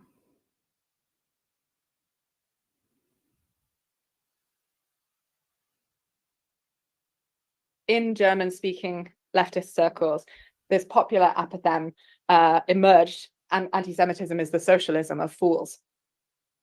The phrase swiftly went viral since it so helpfully put a name, in the late 19th century to a pernicious form of xenophobic anti-banker populism that makes hay out of the phobic association between the figure of the quote-unquote Jew and finance capital on the one hand, and communism and the quote-unquote Jew on the other. Yeah, right. So in this socialism of fools, capitalism is finance, is the Jews, but Jews are somehow also trying to undermine nationhood, overthrow class society, Correct. and usher in a Marxist world order. Yes. This. Correct, Sophie. Correct. Full stop. Thank you, Maddie. Just stop talking right now. Correct. Thanks. Hey, thanks, everyday therapist. The soi-disant socialists in question said they loved the working class, but what they actually loved was an idea of artisanal purity and clean living, very different from the slum dwellers, garment factory laborers, and sweatshop rabble of the actual, substantially Yiddish speaking, for obvious reasons, proletariat, right, at that time. And these self-contradicting stories are easy to fall into. So close. Naomi Klein talks about this in Doppelganger. They're easy to fall into even for nominally well-intentioned people under present conditions of rampant dispossession and alienation, but that is not to say that it's somehow only a little bit off. No, the socialism of fools is the royal road to National Socialism. In other words, fascism. Yes. What is distinct about the phrase socialism of fools, which kind of names a new sort of, frame, self-described as left anti-Semitism, quite different from the Christian conservative anti-Semitism that prevailed until that point, is that it highlights a kind of tragedy. The original impulse of someone who ends up in this position may have at one point been, bona fide anti-capitalist. Someone may have looked about and said to herself that something is drastically wrong about market society, something that liberal democracy cannot solve. And that much is true. But then instead of persisting towards an understanding of capital as an impersonal system of social relations, something that definitely feels vertiginous, she sort of chokes with the value form Hi, Grandma. too big and individual bosses and property owners too small. She has nothing of the right size toward which she can direct her rage. She finds the feeling of ambiguity intolerable. So she falls into this kind of... I love this. Fascism means freedom. Fair conditions in industry, actual representation of women in parliament, sex warfare will be ended, children's education will be improved, increased prosperity will mean better wages and more purchasing power, slums will be abolished, maternal and infant welfare will be a prime consideration.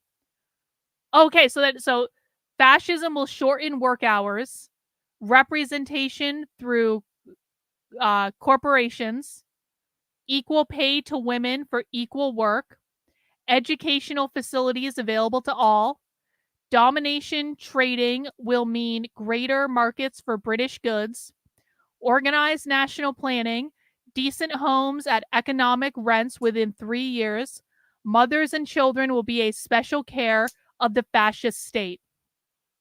Fascism sounds pretty great, doesn't it? Fascism sounds pretty great. I feel like the Groypers should I think that all sounds pretty great. I think that fascism, and I'm not even joking, I'm not joking when I say this, fascism can save us all. Fascism is the answer that we need.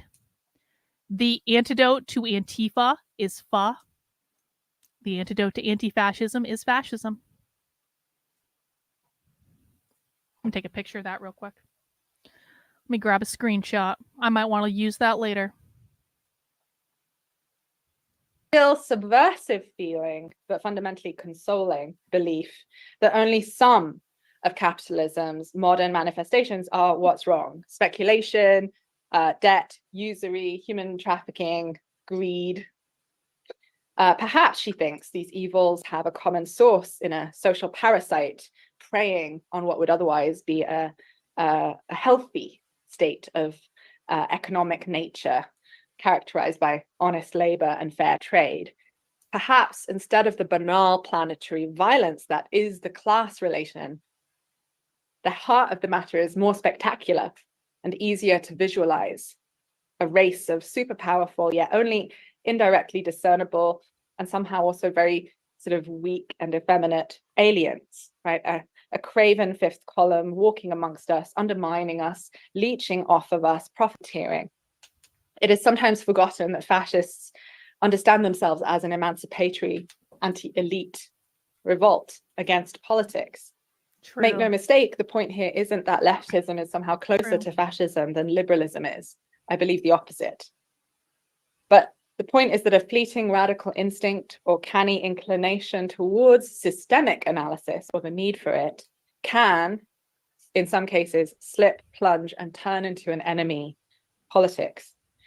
So the point is we can understand various moments in feminist political philosophy over the past 2 centuries in similar terms.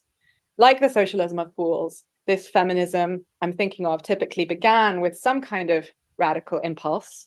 In each case, women said to themselves, okay, something is deeply wrong in gendered life, something that humanism as we know it cannot solve. True. Instead of them persisting, though, towards an understanding of gender itself as unnatural all the way down, which certainly can feel vertiginous, they cop out. Divisions like productive, reproductive, and private, public feel rather abstract, while individual workplaces, be it the hearth where unwaged care happens, or the waged domestic sphere, or the call center, or the commercial kitchen, feel overly specific. It would be easier to be able to paint a picture of our tormentor, wouldn't it? So maybe we can all agree that some of gender's manifestations are bad. Prostitution, femness, trans femininity, contract pregnancy, oriental patriarchy, intimate partner violence, sexed access, bars to education, the pay gap, stigma on abortion, imagined lack of stigma on abortion, Any one of these things can surely be attacked, for starters, right? In the name of a sex egalitarian world. Easier anyway than figuring out what unmaking the mode of production that underlies the logic of gender would entail. Easier to visualize the problem as a glass ceiling, a wage differential, an office sex pest, a pimp, a foreign rapist, a male doctor, a husband's drunkenness, the penis, or gender ideology. What? We can destroy these things, maybe, wait. right? By legislating against. Did Sophie just say that we can destroy the penis? Did I hear that correctly? I mean, there were other things on the list too. It's just like the part where she said the penis was very pronounced, and then she said we can destroy these things. The penis equals fascism? Yeah, that's probably true. The penis, not a penis. The penis. This is why we like Sophie. If you are a Sophie virgin, do you understand why she is our favorite now? Let's listen again. I need to understand what she's saying there. To visualize the problem as a glass ceiling, a wage differential, an office sex pest, a pimp, a foreign rapist, a male doctor, a husband's drunkenness, the penis, or gender ideology. What the fuck? We can destroy these things, maybe, right? By legislating against outrages to motherhood and girlhood, against porn, the veil, sex work, sexual misconduct, intemperance. I've got sexual misconduct twice. Workplace discrimination, or trans self-determination. Okay, I kind of wrote this book because I wish that I had had a concept like the feminism of fools 20 years ago, because no one ever explained to me when I was cutting my teeth as a feminist in my late teens that certain feminisms actively wreak a great deal of evil. And as a result, I spent over a decade, certainly, equating feminism with good politics in a world that reflected anything but. I simply pushed down my unease, just like all the other feminists around me, plumping for this strategy. Whenever I encountered reactionaries calling themselves feminist, something that happened disconcertingly often, I would breezily define them as non-feminist.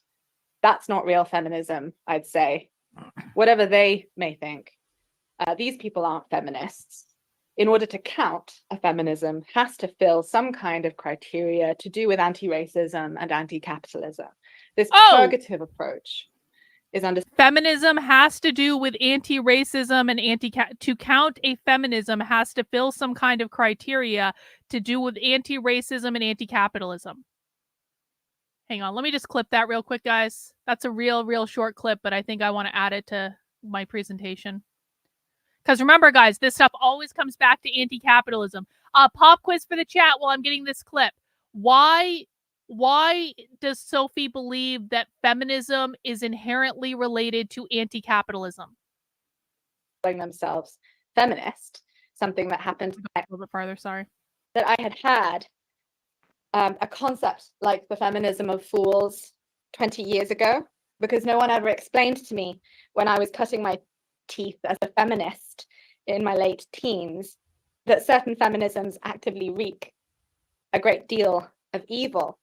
And as a result, I spent over a decade, certainly, equating feminism with good politics in a world that reflected anything but.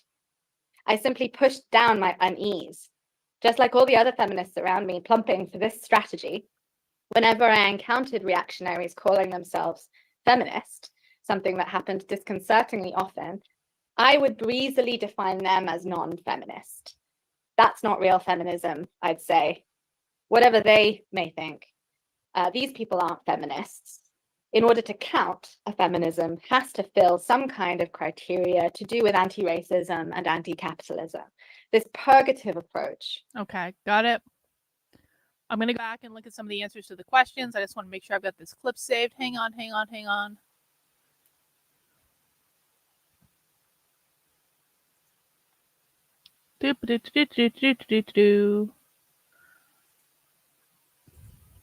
All right, we got our clip.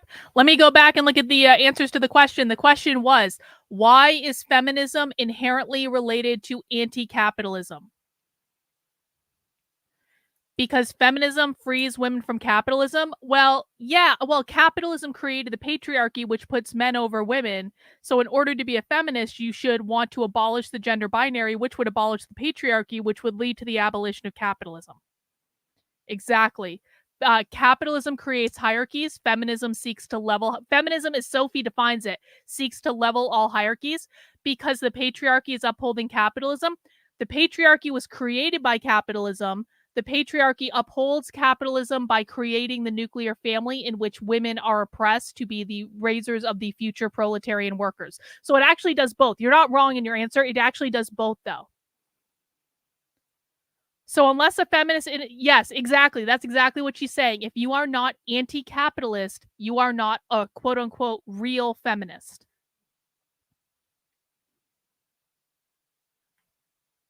Anti-racism isn't about anti-whiteness. That's not true. That is a dissident right-wing talking point. That is not a left-wing talking point. Anti-racism is about anti-capitalism. Anti-racism, actually, we even have, like, there are books, hang on, let me just get this up. I'm just going to show this to you. Anti-racism is anti-capitalism. So if you listen to socialists, they'll tell you again, your definition is different than the left definition. There is literally a book titled What is Anti-Racism and Why It Means Anti-Capitalism. As a reminder, you're a dissident right-winger. You have a different definition of whiteness, white supremacy, and capitalism. The left believes that this has nothing to do with skin color. It all has to do with upholding systemic racism or institutional racism, the system that upholds racism, the institution that upholds racism. That institution is always capitalism. And if you look at what they write, there's very literally a book that tells you explicitly that anti-racism is about anti-capitalism. I have them on tape from the Socialism Conference last year saying the goal of teaching anti-racism in schools is to create a socialist world. That is what their goal is, okay? Capitalism created gender binaries, hierarchies, and oppression. Yup. Anti-capitalism means liberating women from the prison of patriarchy, the nuclear family, the unpaid labor of being a mother. Excellent definition, Dragon Balls. Excellent.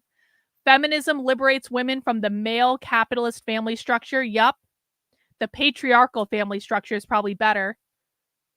True feminism would focus on freedom for all groups, not just women. Yeah, well, yeah, because they're all in solidarity with each other. It's like Queers for Palestine, right? We are not free. Like, I'm not free until you're free. We're not free until everyone is free. Free from capitalism is what they're saying. Are you guys is the audio's not crackling on my end? So I'll go ahead and reload. Is my audio cracking or is it the video audio that's cracking? Because sometimes when I use the plugin to make the volume goes up, the video crackles. My mic just got loud. Okay. Well, we'll have to deal with that in a second.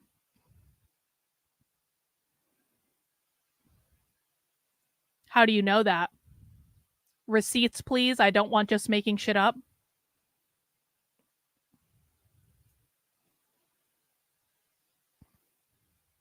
Matriarchy wouldn't replace patriarchy. They want to get rid of the gender binary. They want to get rid of men and women. So there would not be, this is, again, you're using a dissident right-wing talking point about the left wing. The left wing does not want matriarchy to replace patriarchy. The left wing wants to abolish all gender entirely and create a world of non-binary. Non-binary, they, them. Non-binary means no binary. They want no gender. They don't want women over men. They don't want any hierarchy at all.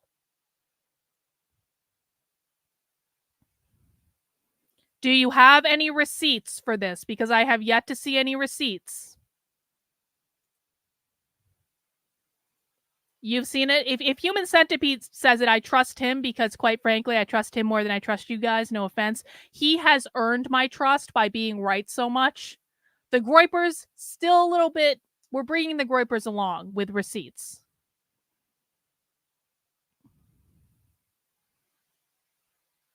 It went away after I stopped. Okay, so it's probably just my clipping tool. It did not crackle on my end, but hopefully...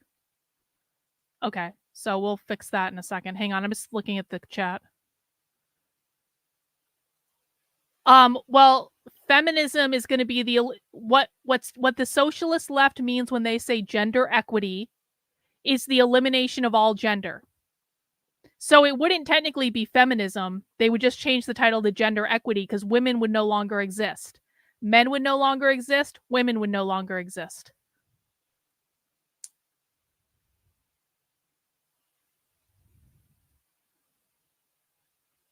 Nope, it's not. Nope. Other way around. You're a dissident right-winger. You're not... Bro, you are not grasping what I've been trying to tell you. And if you don't start grasping it soon, I'm going to start getting mean. You are putting a dissident right-wing interpretation on this. That is not what the left believes. You are making shit up based on your perspective. The goal is to understand what the left believes, not to understand what the dissident right-wing believes about the left. The left does not believe this. It is only and exclusively an attack on capitalism. That is it. The dissident right wing is the only one of these groups that talks about the racial aspect of it. The left does not talk about the racial aspect of it. Well, I mean, okay, fine. Human Centipede confirmed.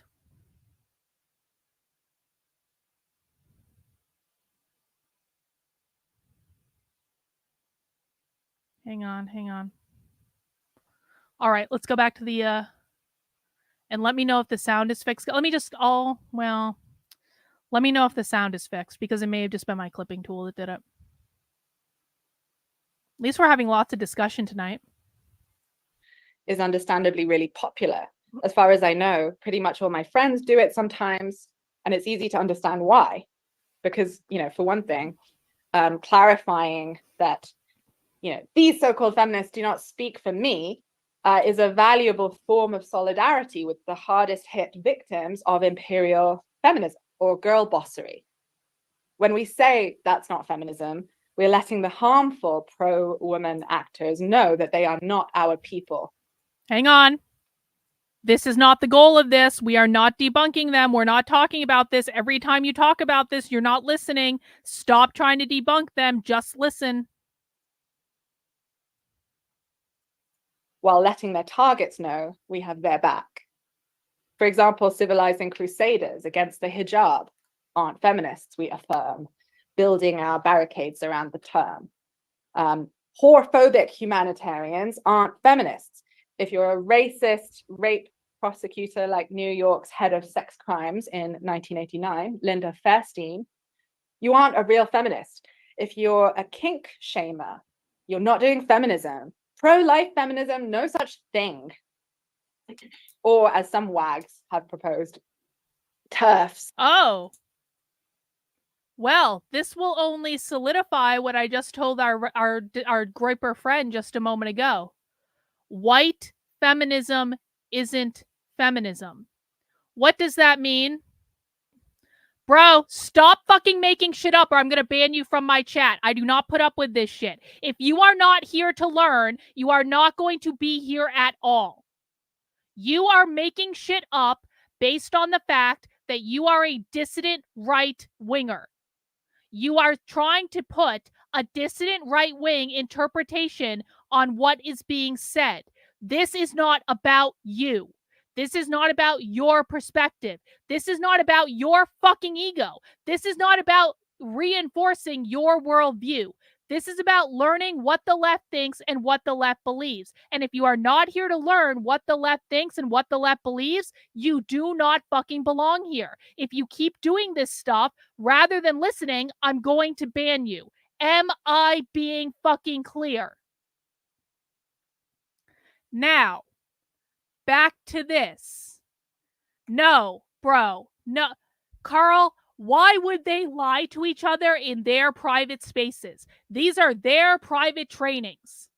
Why would they lie to each other in their private spaces? You are the one who is not being intellectually honest about this because you are trying to push a dissident right-wing perspective when we are not talking about the dissident right-wing right now. If you continue being disruptive in my chat, I'm going to ban you. This is the last fucking warning, bro. I've already warned you like 3 fucking times.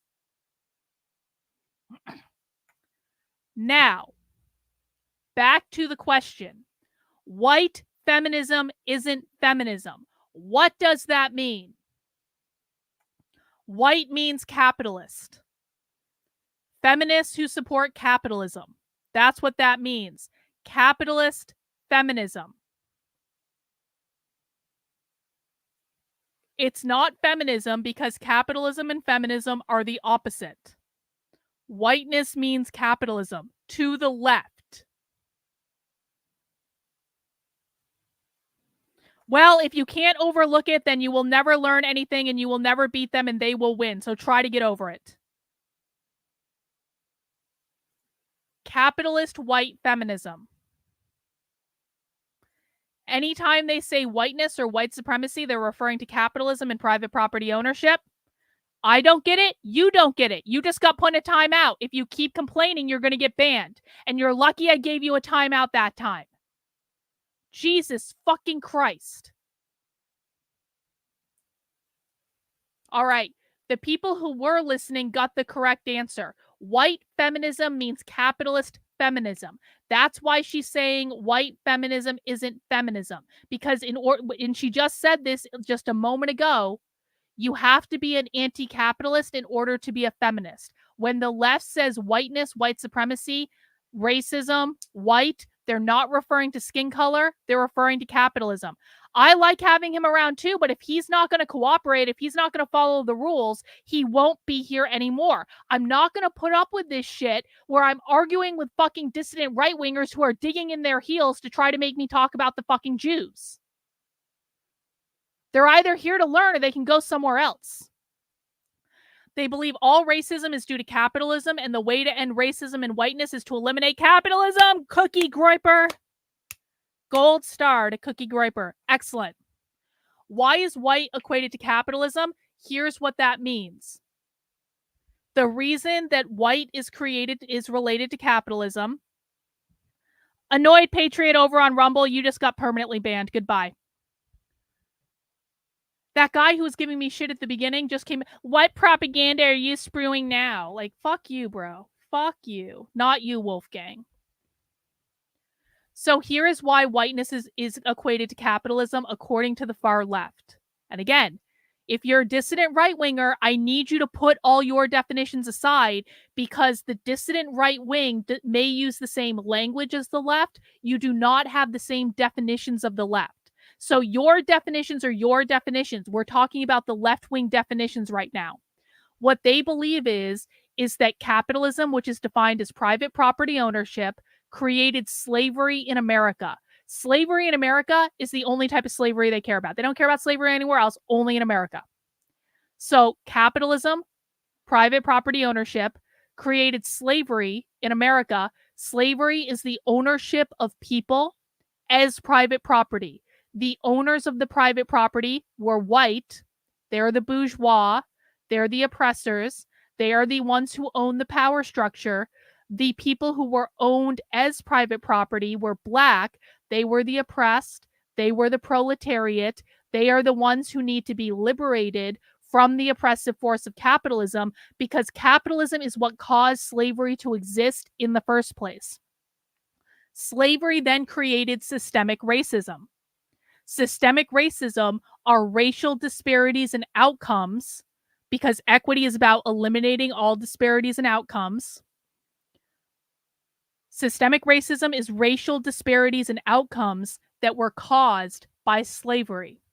When the left says systemic racism, they're not talking about skin color. They're talking about the system that upholds racism. The system is capitalism. They may also say institutional racism. It's about the institution, the bigger picture that upholds racism. The institution is capitalism. So every time they're saying whiteness, white supremacy, white anything, they're not talking about your skin color. They're talking about who is the bourgeois, who is the owner, who is the capitalist class, who is the oppressor. Does that make sense? That's why it's a reference to capitalism every single time. And so I understand the dissident right wing has a different definition of that, but that doesn't matter.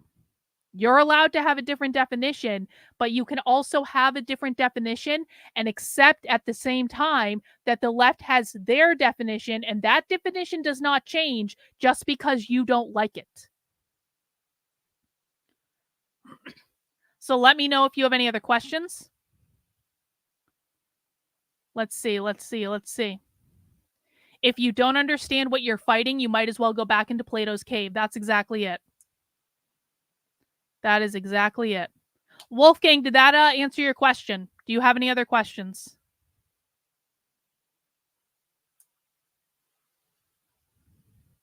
Hey, Fluffy Cow Respecter, you missed it. Earlier in the presentation, the socialist was talking about how the communists in Germany were Jews. And there was a whole section about it. And she was very confused about how Jews could both be the bankers and be the communists at the same time.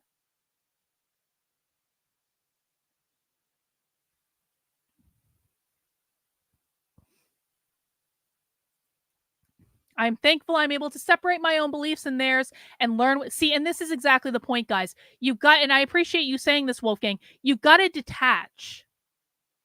People think I believe this socialism stuff all the time. I don't believe any of this bullshit. But what I'm able to do is detach my beliefs and what I think is good and bad from what they believe and what they think is good and bad. You have to approach this from a detached perspective. Just because you understand something doesn't mean you believe it. It doesn't mean you buy into it. It doesn't mean you perpetuate it. It just means you can put yourself in someone else's shoes and explain how they see the world. If you don't know your enemy, you will never defeat them. No, they're not. They're neither of those things. That is a conservative bullshit propaganda talking point. Do the left think black is a race?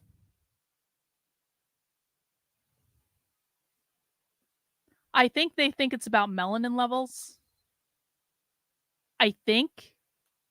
I'm not exactly sure. That's a really good question, Human Centipede. I think it's more like this. I think they believe it's more a social construct. Actually, I know they do. Actually, what the fuck am I saying? Yeah, they believe that it's a social construct. They believe, what the left believes is that white and black were created when slaves came to America. So what they believe is that white, I swear to God, no one get pissed at me for explaining this. I don't believe this. I'm just explaining what the left believes. What the left believes is that white people did not exist before white people brought slaves to America. And prior to white people bringing slaves to America, they referred to themselves by an ethnicity. They referred to themselves as English or Irish or German or Spanish or French or whatever the thing. When they brought slaves to America, they started referring to themselves as white to differentiate themselves from black. So that the white people, the owners, the bourgeois, were differentiated from the private property, the oppressed proletariat. So yeah, they think it's a social construct.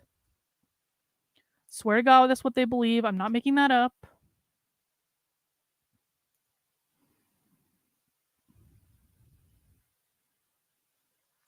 Fenderbean, you are a great teacher. Thank you for your work. Thank you, Fenderbean, for the super chat, and thank you for being here. I really do appreciate it. Let me just add to our total here. There we go. There we go. I can hear Karl Groyper yelling and screaming at that definition of race being a social construct, even though he's banned. Carlin has helped me detach. No one else knows what side I'm on, and it's wonderful. It's a wonderful kind of mindfuck. Immense appreciation to Carlin's unbending work. Hey, thank you, Dragon Balls, and thank you for being a member of the channel for 6 months. I really do appreciate it. All right, let's keep going. Would a feminist man be analogous to a master who voluntarily chooses? No. No, because, okay, again, we're just talking about the left's definition, right? So as long as a man, such as it is, as long as a man is an anti-capitalist and he wants to eliminate the gender binary, then that's all. It wouldn't be, again, the left doesn't want women over men. That's not what they want. Right now, the left believes that men are over women. They don't want women over men. If the left wanted women over men, then this might be true. The left wants to level the hierarchy. They don't want anyone over anyone else. That's what gender equity means. So no, that's not accurate.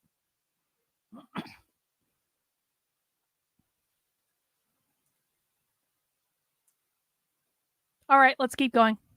Aren't even feminists. They're farts. Feminism appropriating radical trans votes. Hang on. Who the fuck are you? Who the fuck are you? And what are you doing here? I'm sorry. I just have, it's my job to reprimand people when they come into my chat and start causing problems. You know what they believe? All right, bro. All right. So what I need right now, no one answer this in the chat. This Orthodox asshole thinks he knows everything. Orthodox, I need you to explain to me in the chat right now how the gender binary is related to capitalism. Go. This is only for Orthodox. You know everything? You know what they believe? I need you to explain to me in the chat right now, how is the gender binary related to capitalism? And if you cannot do this, excuse me, I'm losing my voice. If you cannot do this, then I'm going to permanently ban you from the chat. You can think I work in HR all you want. The next thing I want to see you say in my chat is, how is capitalism related to the gender binary? Go. If you do not explain this, you will be permanently banned from my chat. You know everything after all. You just told us. You know what they believe. Okay. Explain it now. How is capitalism related to the gender binary? Go. No one else answer. Only for this guy. He knows everything after all. If you think it's funny, you're not, next thing you say in my chat, bro, is going to be an answer, or you're going to get permanently banned. The next thing you say in my chat is either going to be an answer to my question, it's going to be I don't know, or you're going to get permanently banned. These are your 3 options. Answer the fucking question I asked you, admit you don't know, or get permanently banned. All right, you have no idea. Nope, last chance. One more try. How is capitalism related to the gender binary? Go. Last chance. Nothing else other than the answer or I don't know. Those are your options. How is capitalism related to the gender binary? It's not. It's actually very simple. Every single person in my chat can explain this right now except for you. Last chance, and I've given you several last chances right now. This is very, very simple, bro. How is capitalism related to the gender binary? And after you don't get the correct answer, I will ask my chat to explain it, and every single person will be able to explain it. All right, you just got permanently banned. Goodbye. Question for the chat. How is capitalism related to the gender binary? Now, everyone in the chat can answer. Go ahead.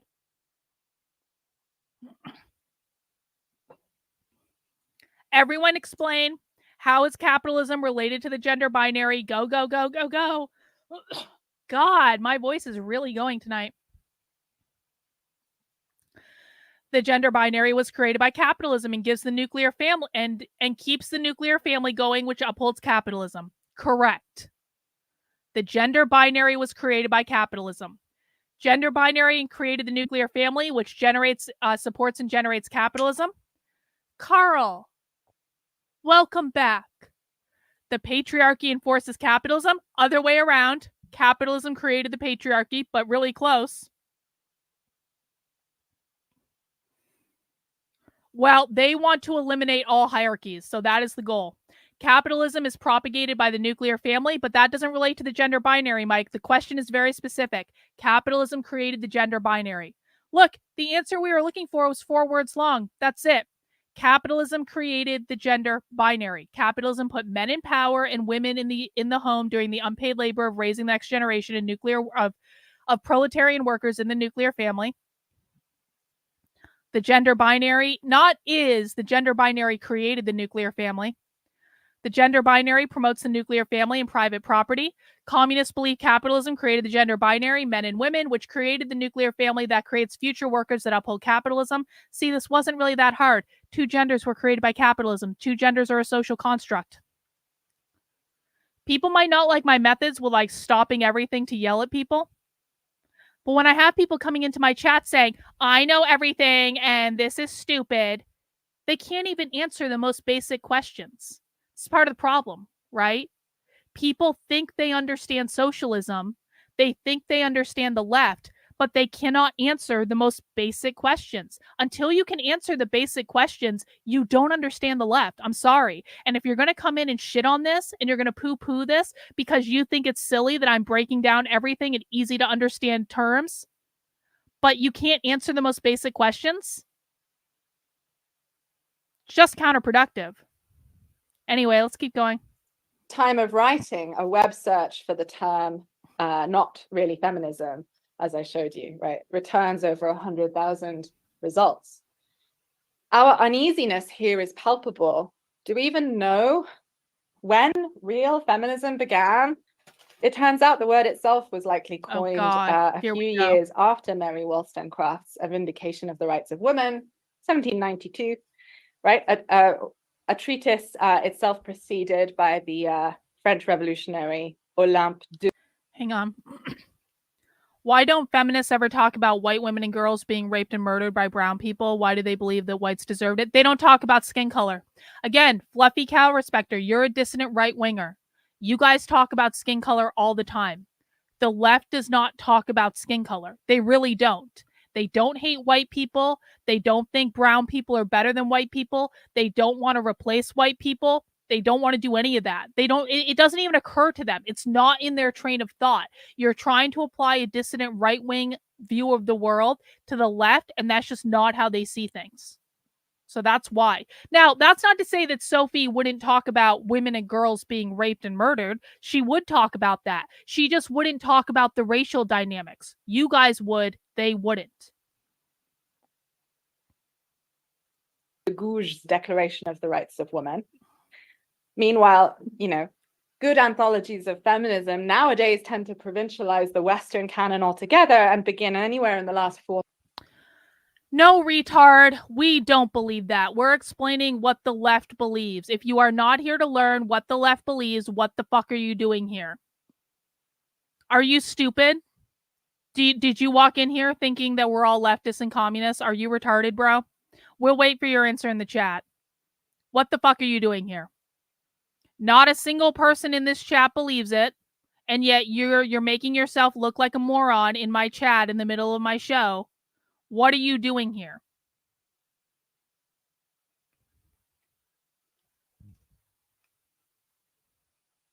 I'm not very nice. You're very banned. Goodbye. 1,000 years, perhaps with undated Cheyenne proverbs or Apache storytelling, or an invocation by the Sumerian priestess and Hejuana, verses by Sappho, selections from the Hebrew Bible, or poems from the Therigatha, a collection written by Buddhist nuns.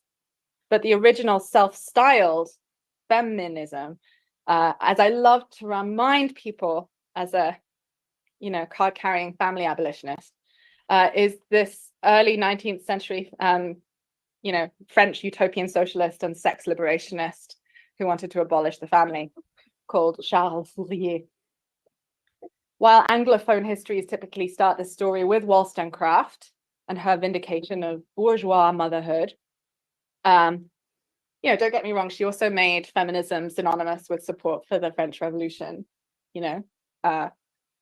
kudos, etc.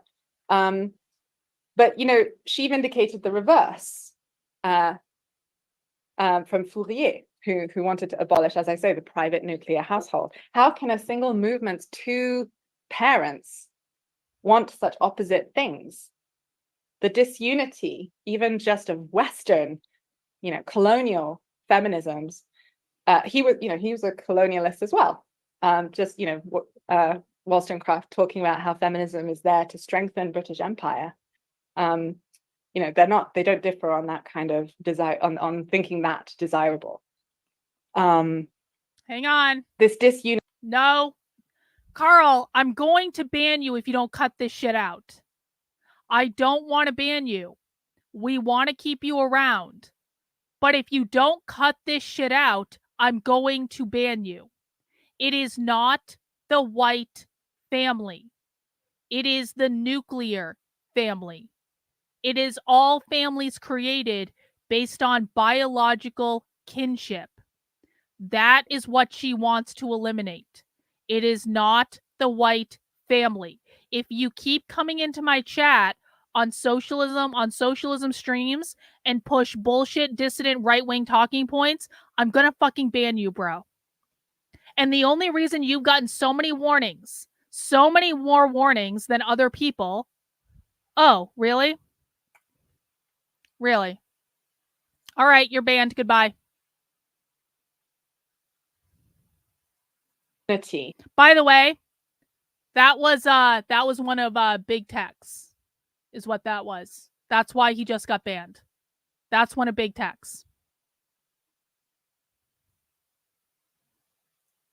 Is a source of great. So in other words, that was never someone that was genuinely here to learn at all.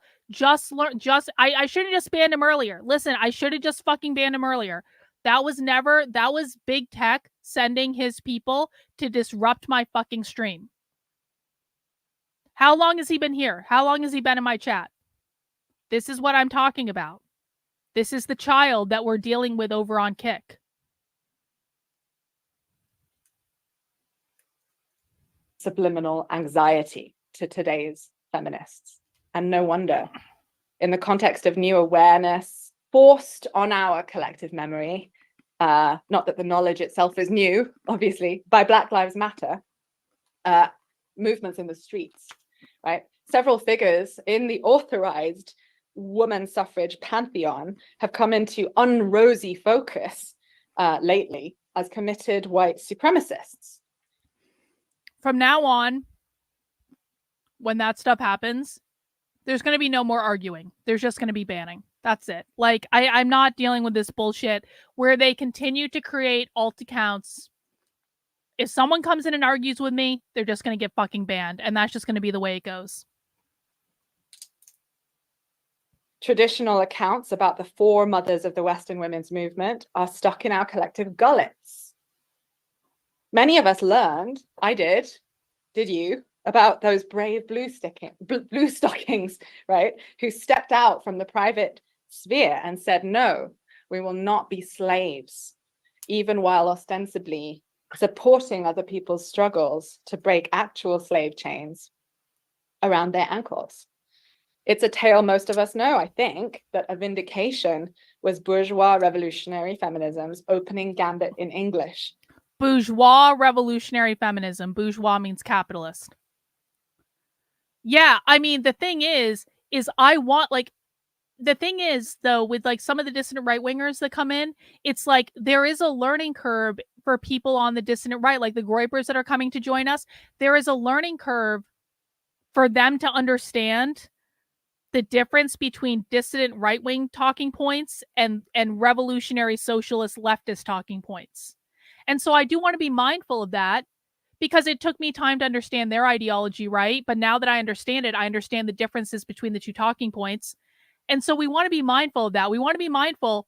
I like that dissident right-wingers are coming to join us. I like that.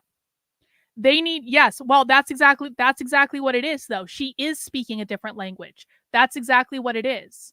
And so it takes time for people who come from different political ideologies to understand that this is a different language, and it might sound like English, it might sound like they're speaking the same language, but they have different definitions of it. So I try to be patient when people come in and they're learning that. But it's just like, if big tech is going to send his people to just be disruptive, it's just like, because he has nothing else in his life, because this is all he does, because he's a low IQ fucking retard on the internet who has nothing else to do. So if one is able to love his or her neighbor as much as they love his or herself, regardless of gender, color, family choice, ethnicity, wouldn't that? Nope. No. They would still be hierarchies. You're not, whether or not you love your neighbor has nothing to do with it.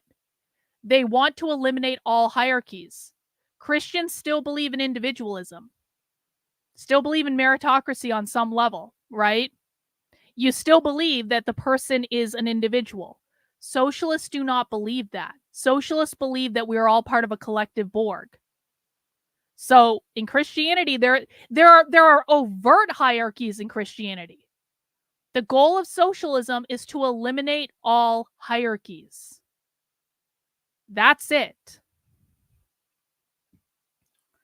I don't think it's as intentional as you might think it is. I think it's more based on,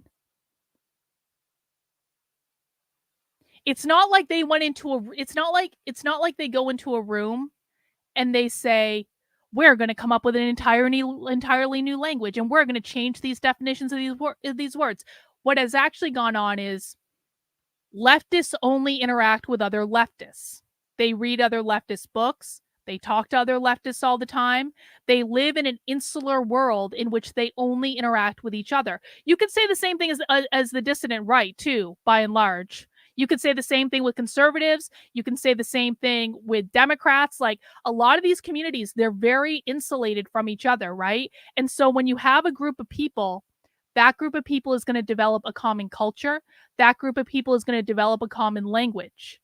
And that language that group of people develops is going to be different than the ones that you're in, because they're going to be reinforcing each other, whereas you're going to be reinforcing yourself in a different group with a different language. That's just it. This language developed in academia. Academia is controlled by leftists. Leftists are constantly reinforcing their definitions. So that's why their language is different. It's not like an intelligently designed thing.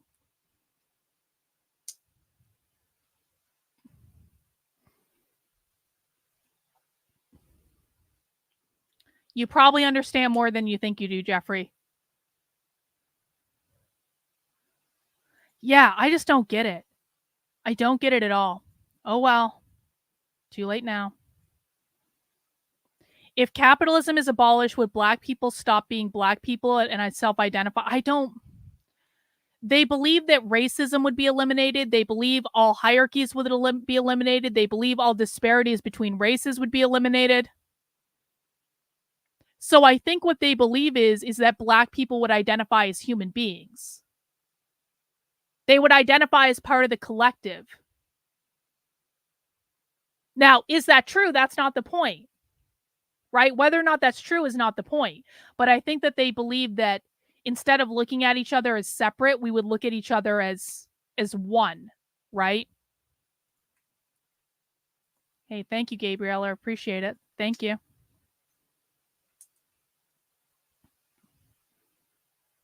It's not about equality. Equality is not the goal. Equity and equality is not the same thing. Yes, all hierarchies are unjust. All hierarchies. When you get into the really crazy shit, and we've dabbled in this just a tiny, tiny bit, but it's really, really advanced. They want to get rid of all categories. All categories. All. There are groups of queer Marxists that don't even like the category of non-binary because it's still a category. So that's kind of a little bit of a mind fuck, but that really is the goal. They want all hierarchies gone, all categories gone. Everything is the same. That's why it's useful to think of equity as sameness, because they just want everything to be the same. When everything is the same, no one has any more, no one has any less. We're all equally rich, we're all equally poor. We all have access to all the resources, whatever resources there are available.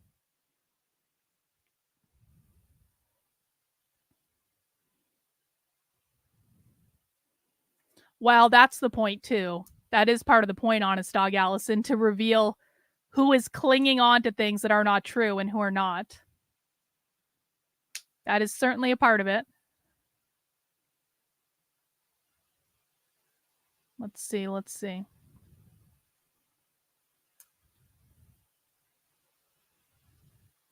Yeah, I know, Human Centipede. I always believe that you have positive intent. 100%. That doesn't matter. They believe real socialism has never been tried.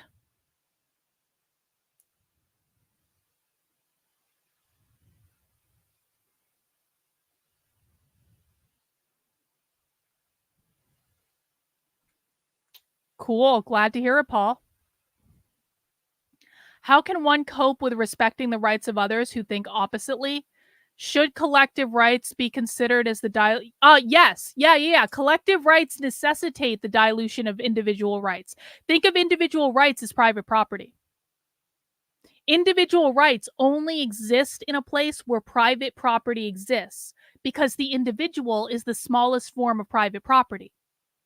So if you are creating a world in which no private property exists, which is what collectivism is, that's what socialism and communism is, then that means not only is it the dilution of individual rights, it is the elimination of individual rights.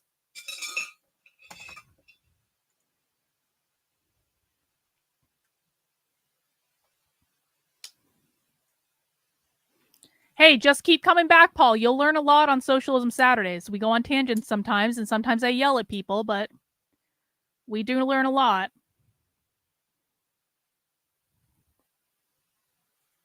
Well, I have a better grasp of it than most people on the planet, because I've watched so much of this stuff. Guys, remember, I've been teaching this stuff for 3.5 years. I've been watching this stuff. If you feel like you're overwhelmed, if you feel like, you know, there are people here who have literally been watching this stuff almost every day with me for 3 years.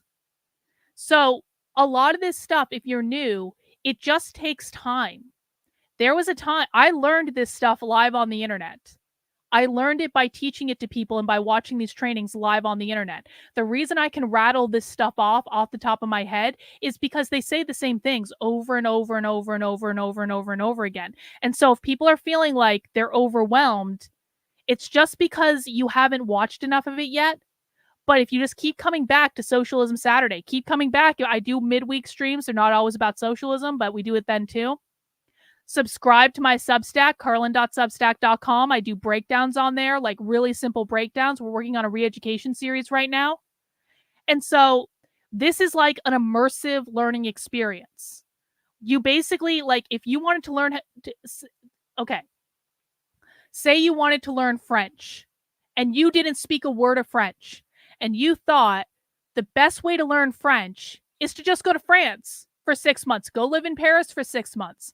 And you picked yourself up and you moved to Paris and you plopped yourself there. Well, when you first arrive in Paris, you're going to have a lot of people speaking French around you, and you're not going to understand any of it because you don't speak the language yet. But you're going to leave Paris knowing how to speak French fluently, right?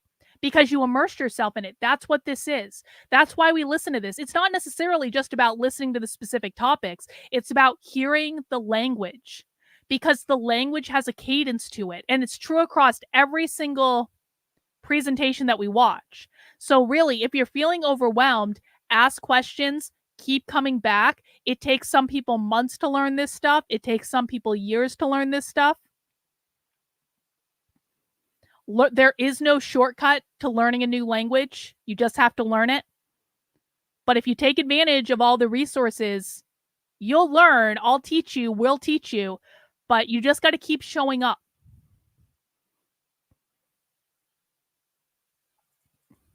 But it's still worth recalling that its core proposition, penned in the midst of the Haitian Revolution, is that domesticated Western women are in a comparable situation to enslaved Africans laboring in the Caribbean, and thus they're deserving of social emancipation like them, or possibly more so.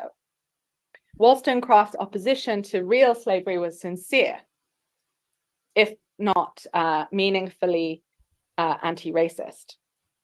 Her overarching argument was that one should oppose European gentlewomen's lack of access to education because one already opposes the colonial system of slave labor, because one cares about. I just want it to be noted for all the people who call me fat. This is what was used to be considered sexy among women right here. I'm just saying. Hasn't always been about sticks. Glory. We have this conceptual strategy to thank for kickstarting the past 233 years of liberal democratic gender progress. Organized bourgeois womanhood taking inspiration from anti-colonial struggle and then seeking to take precedence over it persists as a pattern to this day, as several books pointed out in 2021. And the massive uptick in conversations about white feminism in recent years proves that many feminists in the West are chewing on the legacy of the slave analogy, or the slavery analogy. A massive surge in anti-white feminist discussion indicates some real willingness on the part of nice white ladies, as Jessie Daniels calls us, to unlearn imperial feminism. Boom! Many have sought tools to imperial feminism. Imperialism is another name for capitalism. Lenin said that imperialism is the highest form of capitalism. So again, we're seeing against white feminism. Sophie just said being against imperial feminism. Those are two words that mean the same thing. White feminism means capitalism. Imperial feminism also means capitalism. Help them identify the unmarked, baked-in settler chauvinism and anti-Blackness in their self-empowerment networks. From 2016 on especially, thousands have flocked to lectures and teach-ins and workshops on decolonization, decolonizing feminism, and so on, by Black feminists like Gail Lewis.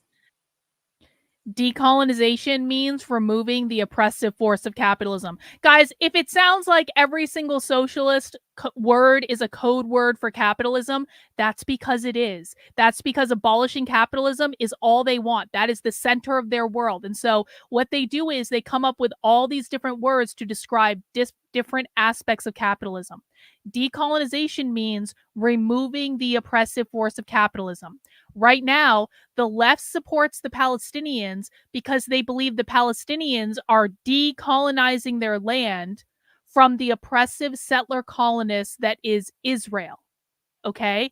Decolonization usually has to do with land. Colonization means privatizing land under the oppressive force of capitalism. Colonialization means the same thing. Imperialism is the higher form of that. Like colonization is like a lower level form of imperialism. So when they say decolonized in this sense, though, they mean decolonize a subject matter from capitalism. They talk a lot about, socialist teachers will talk a lot about decolonizing the curriculum. That means removing capitalism from the curriculum that your kids are learning in school. That's why they're learning all this crazy anti-racist gender shit in school, because they're decolonizing the curriculum. Thank you, Dragon Balls. I don't think I'm fat either, but hey. But hey, different people have different opinions, and those people usually end up being celibate, not voluntarily, but you know, what can you do? In the UK, well, in the US, and abolition feminism seems to gain new recruits every day. You know, we had Ruth Wilson Gilmore on. You should read Nihilism, The Root of Revolution of the Modern Age by Father Sarah.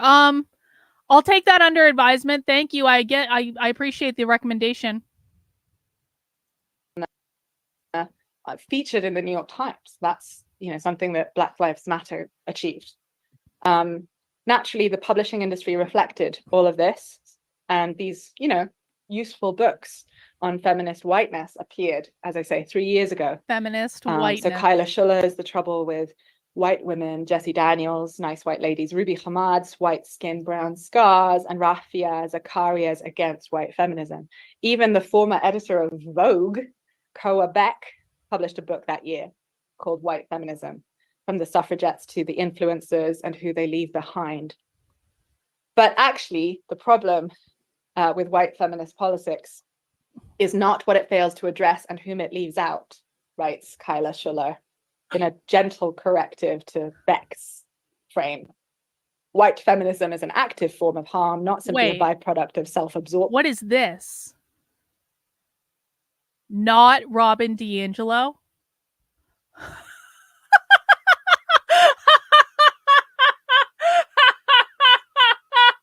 Holy shit.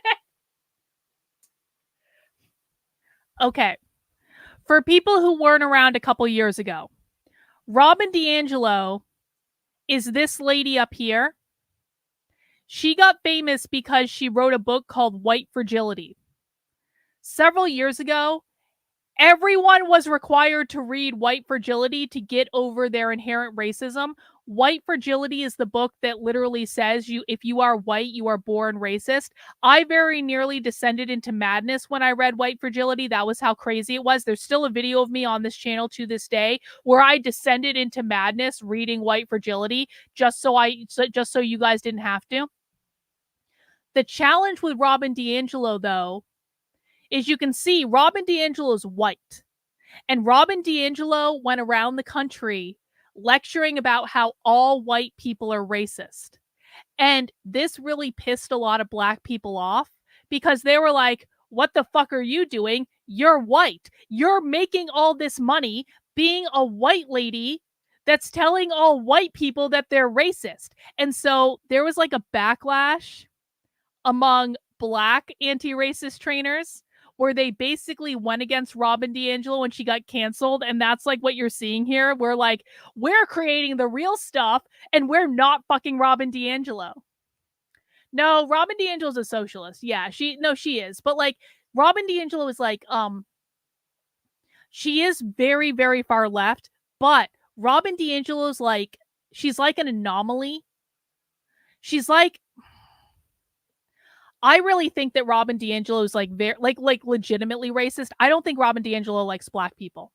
And I think Robin DiAngelo very literally built an entire career and is self-projecting into all her books because she is working out her feelings being like a relatively sheltered white person who grew up in a rich neighborhood who didn't like Black people. And so she projected all of her own stuff onto other people. And actually, her book after White Fragility was called Nice Racism because it was specifically telling progressive people they're not being anti-racist enough because... And one of the first chapters in that book, she's talking about how much she doesn't like Black people. And so I don't think that Robin DiAngelo is someone that like conservatives point to say that the left hates white people. It's not the left, though. It's just Robin DiAngelo. And this is why she kind of got canceled by the left. Like, we haven't heard from her really in like several years. She's still around. She still does stuff here and there. But like the left pretty much shut her down because she was causing problems for them, essentially. Hence, expanding white feminism's tent will not transform the materials of which it is made, unquote. Unsurprisingly, a counter-revolutionary rash of $30,000 an hour consultants such as Robin DiAngelo tried to transform these suddenly self-conscious and guilty materials Sophie doesn't like her. into cash, co-opting the critique of feminist whiteness into a practice of white feminist self-castigation. Make no mistake. Sophie just called Robin DiAngelo a white feminist. Sophie's correct. Robin DiAngelo made a boat ton of money selling this stuff. Millions of dollars. Oh, Matt Walsh interviewed her for his... Of course Matt Walsh did. And Matt Walsh is going to sell that and be like, Robin DiAngelo represents the left. Like, So you guys are hearing this right now. Sophie Lewis, who is a radical revolutionary abolish the family socialist, is saying Robin DiAngelo isn't one of us. Robin DiAngelo is a white capitalist. What the fuck are you talking about? And so if Matt Walsh has an interview with Robin DiAngelo in his movie and he's going to say, this is what the left believes, very literally, you guys are seeing right in front of you proof that this is not what the left believes, because Sophie is a real leftist. Again,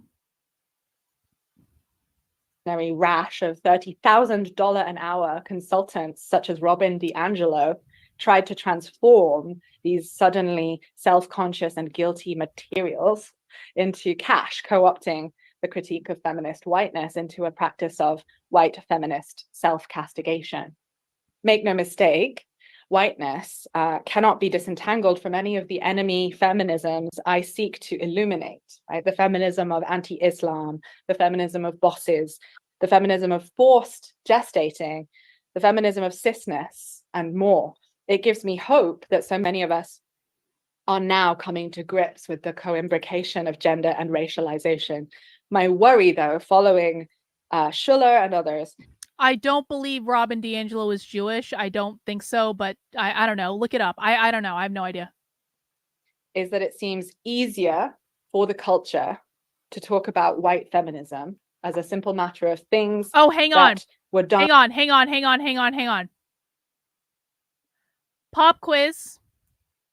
And I haven't heard this term used before. I think this is a new term Sophie is using. But you guys are going to love this.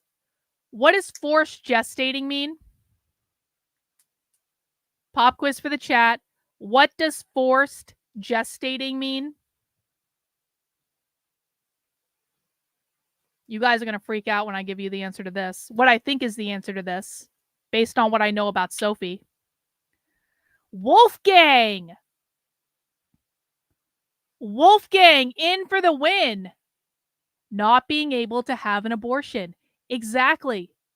Not being able to have an abortion. If you can't have an abortion, you are forced to gestate a baby. Exactly. Abortion bans are forced gestating. Exactly. They're calling abortion bans forced gestating. Motherhood, I don't think it has to do with surrogacy. Pregnancy. Exactly. Not allowing abortions. Exactly. Sophie believes that all abortions should be free up to birth. Forced gestating means no abortion allowed. Unabortion, exactly. It's not The Handmaid's Tale. It's not surrogacy. It's not that far. It's just saying, if you get pregnant, you have to have that kid. Ain't no abortion. That's what that means.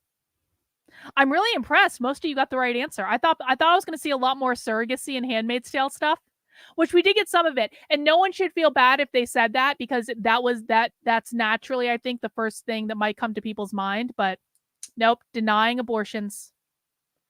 That's what that means. By feminists who are white, than it is to wrestle with the notion of a feminism that has whiteness baked into its very core. White feminism is a valuable concept. In some hands, however, it has an ambiguity to it that capitalism already exploits. Oh! Can you lose the whiteness without fatally damaging the feminism? What if, as some people seem to secretly hope, there's no way to stop being white at all? So how would there be a way to stop being white if white was about race? Sophie's argument is, guys, don't worry. There's a way to stop being white. How would that be possible if being white was about race?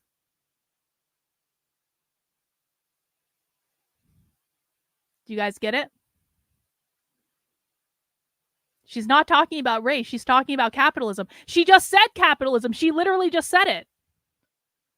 Again. Whiteness baked into its very core. White feminism is a valuable concept. In some hands, however, it has an ambiguity to it that capitalism already exploits. Can you lose the whiteness without fatally damaging the feminism? What if, as some people seem to secretly hope, there's no way to stop being white at all? so all you can aspire to do is be an ally and apologize sufficiently or whatever.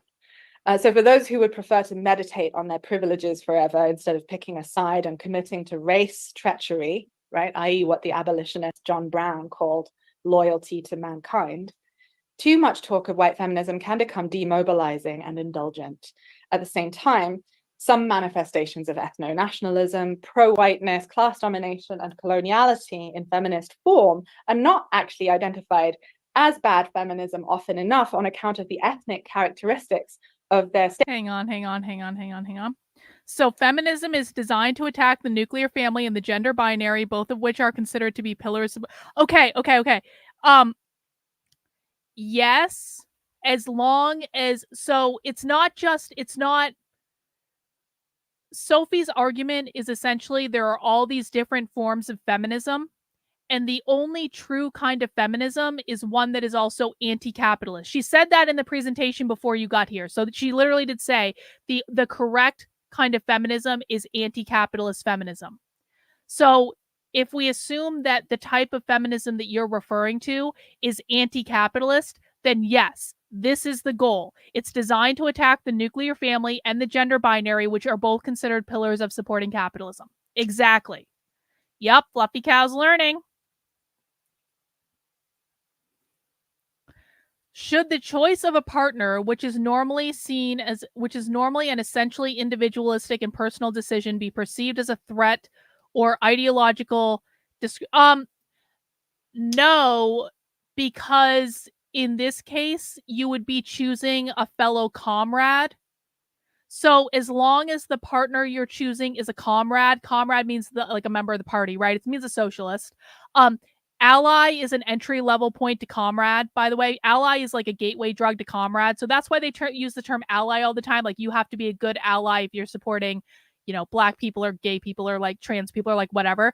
Because ally is like the gateway drug to becoming a full comrade, a full member of the party. As long as you choose a comrade as your partner, then it's cool because you're both comrades. You're both a member of the party. Now, one of the ways that they're going to get rid of the nuclear family is by queering the nuclear family through things like polyamory. So polyamory, like, this is not to say that all polyamorous people are socialists, because they're not, but a lot of queer Marxists are polyamorous. So it's not that it's not exclusive to it, but it just is, because they want to create different types of family structures where it's more than one person. But the commonality is they would all be comrades. But no one's going to say to a socialist, you have to be with that person. They're not going to be like, it's not going to be like arranged marriages or something. As long as you're choosing a member of the party, like, they don't really care. Or multiple members of the party, as it were. Stakeholders, or, so you think of Japanese TERFs or Hindu femo-nationalists. As Gloria Anzaldúa remarked long ago, some whites, quote, possess... Hang on, you guys are asking a lot of questions tonight. It's why I'm losing my voice. What do these people mean when they say intersectionality? Intersectionality means the interlocking of the different identities that you have. So if I were to look at myself in intersectional terms, I'm white, I'm a woman, I'm heterosexual, I don't know. What are other... I'm not disabled. I'm cisgendered. So I have, like, those are the intersections of all my identities, essentially. And what they say is, like, so when they're talking about, like, Black trans women, they're talking about the intersection of Black and trans as being more oppressed than if someone was just Black or if someone was just trans, right? If someone's trans, they're oppressed. But if someone is Black and trans, they're, like, extra oppressed. Does that make sense? Women of color consciousness, just as some women of color bear white consciousness, unquote. Feminists committed racist mistakes, and their feminisms reflected errors of judgment. This much, at least, we've been dragged kicking and screaming to recognize, I think. But the culture still shows reluctance to contemplate the extent of some feminism's deeper theoretic intertwinements with fascism. What we need now is a bestiary. Feminism's intertwinedness with fascism. That means if you are not anti-capitalist, you are intertwined with fascism, because they define fascism as free market capitalism. And so if you are a feminist, but you support capitalism, you're supporting fascism. Of enemy feminisms to jolt us into understanding that a woman's cry for women's power is sometimes part and parcel of the oppressor's program. Even as we suffer loss in the short term, we can, and there is likely to be feelings of loss around this. We can ultimately only gain as feminists when we accept that certain beloved old lines and lineages of feminism weren't just incidentally misogynist, but substantively a little too ironic, right? And I really feminist misogyny. That their core definitions were bourgeois irremediably, that their racism was non-excisable. What are our other options after all? Shall we attempt the bonkers task of calling in people with opposite aims to our own and decolonizing what is squarely a form of colonialism? Or shall we break up the house of feminism, that battered and beloved fortress where so many of us have not lived well, and dare to call some feminism's enemies? Contra the aggrieved cries from certain quarters, such as the New Left Review, that it can only ever be patriarchy that benefits when feminists criticize other feminists, I affirm with Anzaldúa that lines of affinity, not identity, must be drawn. Reproductive justice is the term they use for abortion. That's going to be forced gestating, as Sophie said earlier, and that's why it's a class war, because they think that if poor people don't have unlimited access to abortion, that means that they're just going to be oppressed with more and more and more children. They also do argue, and I've specifically heard them argue this in person because I went undercover at a reproductive justice conference. They say that abortion bans are something that is specifically used to oppress poor women, essentially, by forcing them to have more kids.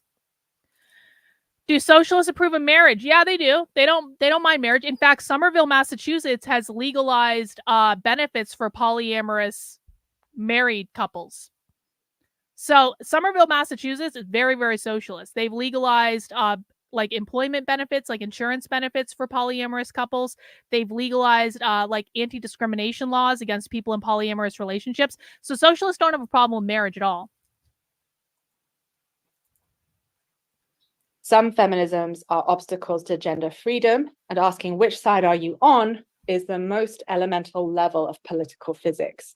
The side of woman does not exist. It never did. Let's be brave and take our bitter medicine. Feminists across the political spectrum have taken pains to define their troops as chaste and untainted by lust, especially interracial lust, not to mention maternal, i.e. Pure, straight, removed from the realm of productive work, and natural, i.e. not artificial, not femme, neither surgically nor chemically enhanced. Black feminisms have a better track record, but of course some Black feminisms too have been thoroughly ableist in this way, or whorephobic or anti-communist. All in all, a great deal of feminism has imagined its central subject as hardworking, non-disabled, health. Did she just say whorephobic?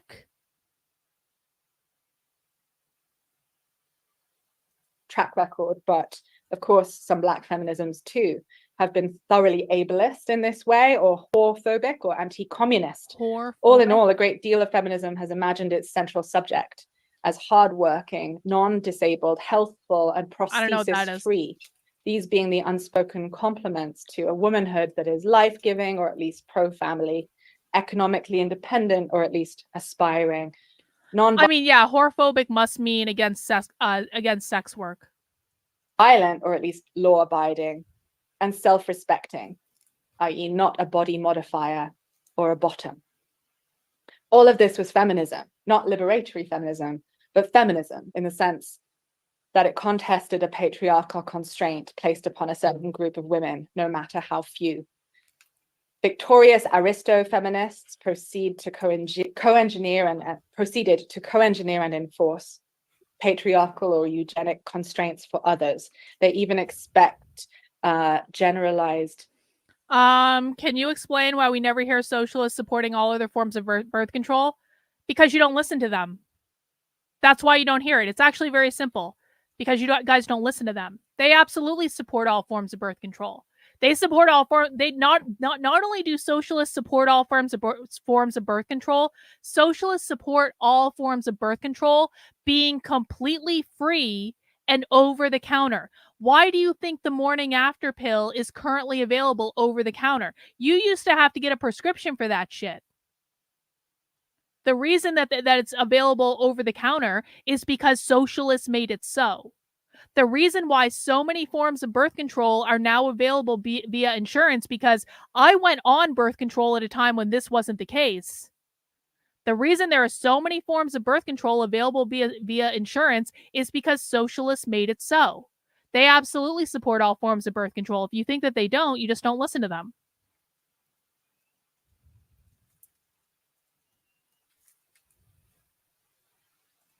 Feminist support for these accessions. Is this worse than a hypothetical gentleman-only alternate domination? No. But nor is such equal opportunity inequality, such counter-revolutionary fairness, remotely what my team is fighting for. We need to be discerning about any given feminism precisely because feminism is so capacious that it comprises within itself its own mortal enemies. I say this as a reluctant feminist killjoy because I belong to feminism. It is thanks to and despite people like Wollstonecraft, both, that feminism can be a force of reaction, even as it is an insurgent force that materially creates the right to the city, filling the streets with choreographies and chants, denouncing cops, courts, bosses, and the state. Feminism is necessarily central to any meaningful anti-fascism, but this does not mean that it is always anti-fascist or even non-fascist. We can't just bank on that. Rather, our task is to conspire towards a world where women, if that word still exists, will still be horrible and not horrible, but where counter-revolutionary feminism has been stripped of its capacity for violence, and where even our feminism. Counter-revolutionary feminism means feminism that is based on capitalism. Is happily obsolete. Thank you. Look at this is the chapters for Sophie's new book. The enslaved English woman goes abroad, the anti-racist abolitionist, the civilizer, the prohibitionist, the KKK feminist, the black hurt, I don't know what that is, policewoman, the pornophobe, the girl boss, the femo-nationalist, the pro-life feminist, and the adult human female. Holy shit. Conclusion: feminism against cisness.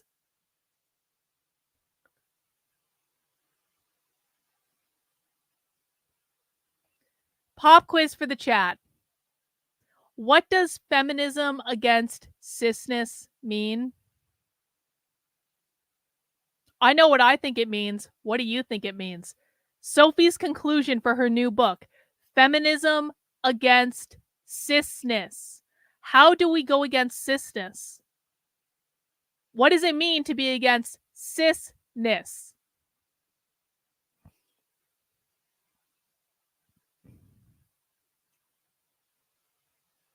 Bought in for the win. Cis is the opposite of non-binary. Cisness is the gender binary. It's anti-gender, no. Cisness is going to be pro-gender binary. You can't be cis if you don't acknowledge the gender binary. So right, fluffy cow respecter, it would be against the gender binary. It's promoting non-binary. Abolish the binary. They, them. Feminism against the gender fucking binary. Sophie! I love Sophie so much. Queer feminists against gender binary capitalism. against heteronormativity. Yep, that would be another way to look at it. Gender conformity, gender conforming women. Yep. No gender binary, against heteronormative. Heteronormative is just another word for like things that uphold capitalism, essentially. Cisness is the gender binary to the non-binary, non-binary, exactly. So you guys see the pattern, right? This is what I'm saying. When you watch socialism, it's very clear what the pattern is. Very, very, very clear. Bot is not gay. I know Bot's not gay. Bot does look like a non-binary teenager, but Bot is not gay. Well done, guys. So many right answers in the chat.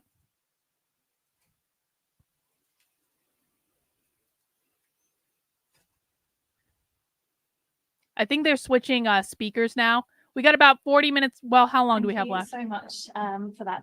40 minutes left. We still got so long. So in what follows, we've been yapping tonight. To provide some I've been yapping responses. tonight. So we both had the privilege of reading the manuscript. So which I think we both feel extremely privileged to. I wonder if I ask Sophie very nicely if she'll send me an advanced copy of her book. Be like, Sophie, I want to do so. What if I tell Sophie? What if I tell Sophie, Sophie, I want my community to do a book club with your book, and we want to read your book, and we want to ask you questions about it. And in order to read your book and ask questions about it, that I'm going to need an advanced copy so that I can prepare to read your book with my community, and we'll all buy your book, and we'll all talk about your book. And we'll have you on the channel to tell us about it. And you can even come to our book club, Sophie. Sophie knows who I am, though. Sophie, believe me, Sophie is intimately aware of who I am. This isn't something that I can trick Sophie into doing. Sophie knows exactly who I am. But I feel like, I really feel like Sophie should do that. Every single person in my community will buy Sophie's book. We'll buy it the first week. I would love it if Sophie became like a New York Times bestseller off of that book. That'd be great. That would be like, Sophie would give so many more talks. We'd have so much Sophie content. It would be the best. We are unironically Sophie Lewis's biggest fans. Completely unironically. Yeah, like no one laughs. Shut up, like zip it.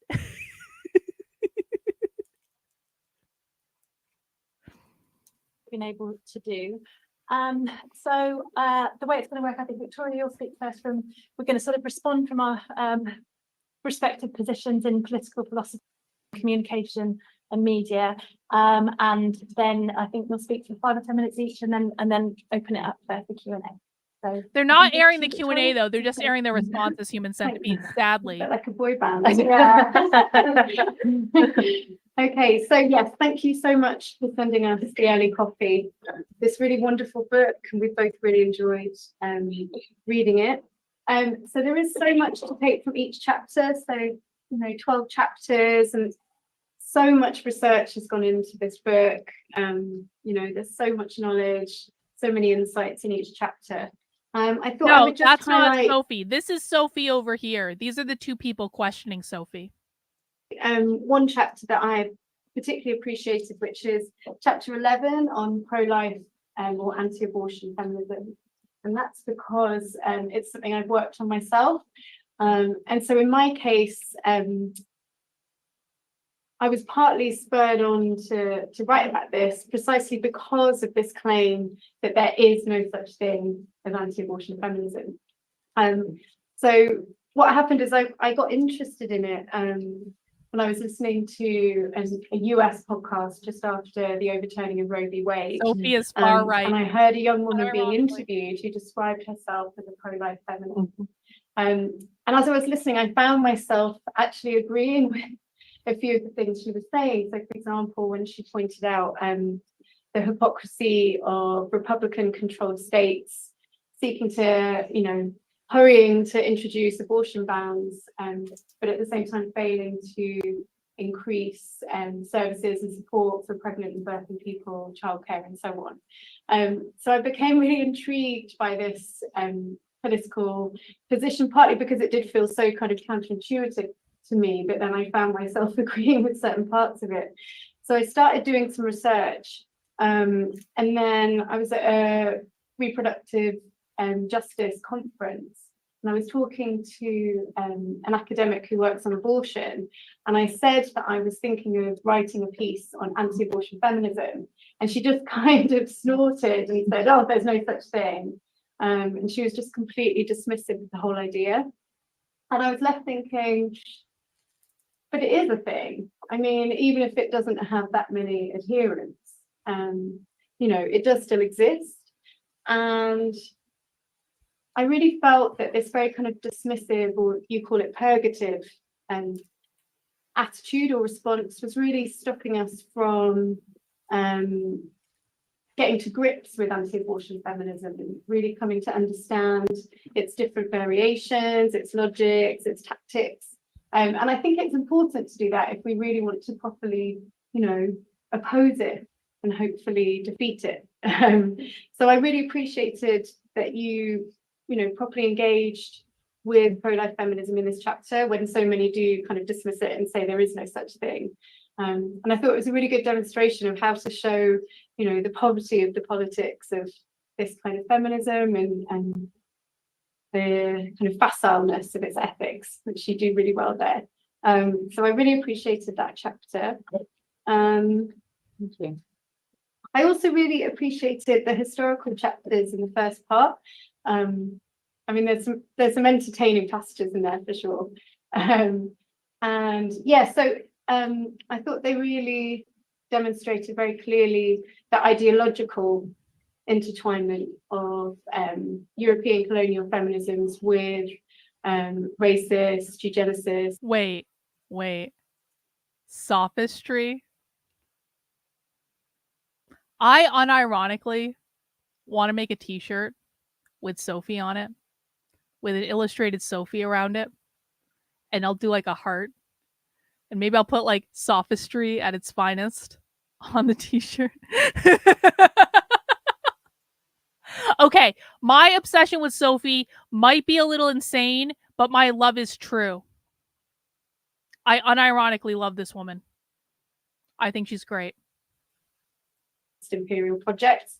So in political philosophy, which is my kind of official discipline, I guess, it's been so common to kind of explain away the racist, imperialist bits of feminist thinkers like Mary Wollstonecraft as being a kind of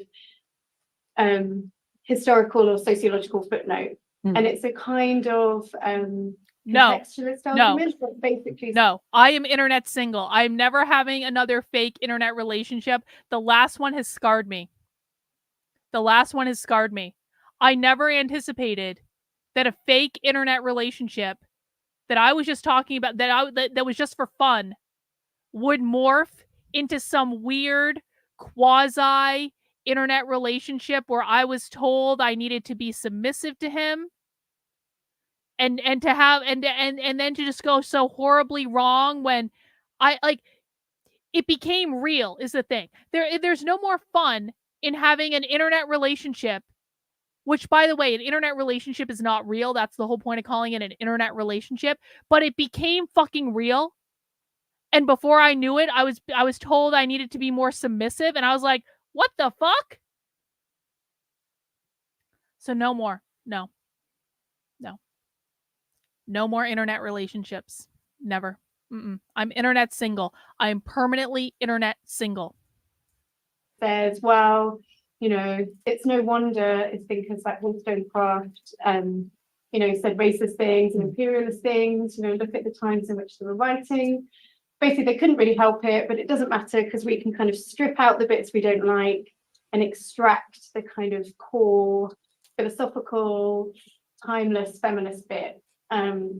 And I think it just shows so well, the book shows so well how we can't just kind of edit out the bits we don't like because they are a core part of the ideological package. And you say that, yeah, these kind of feminisms aren't just incidentally racist, they're substantively so. And I think that's a really good line that kind of summarizes part of the project here. So I really appreciated that. And these kind of logics these kind of arguments have been made in political philosophy, particularly in relation to the kind of great, canonical philosopher men like Kant and Hegel and so on. So it's really good to see them being made in relation to feminist thinkers like Wollstonecraft. So they don't get let off the hook just because they're feminists, right? So I thought they were really great chapters as well. Okay, so time for the questions.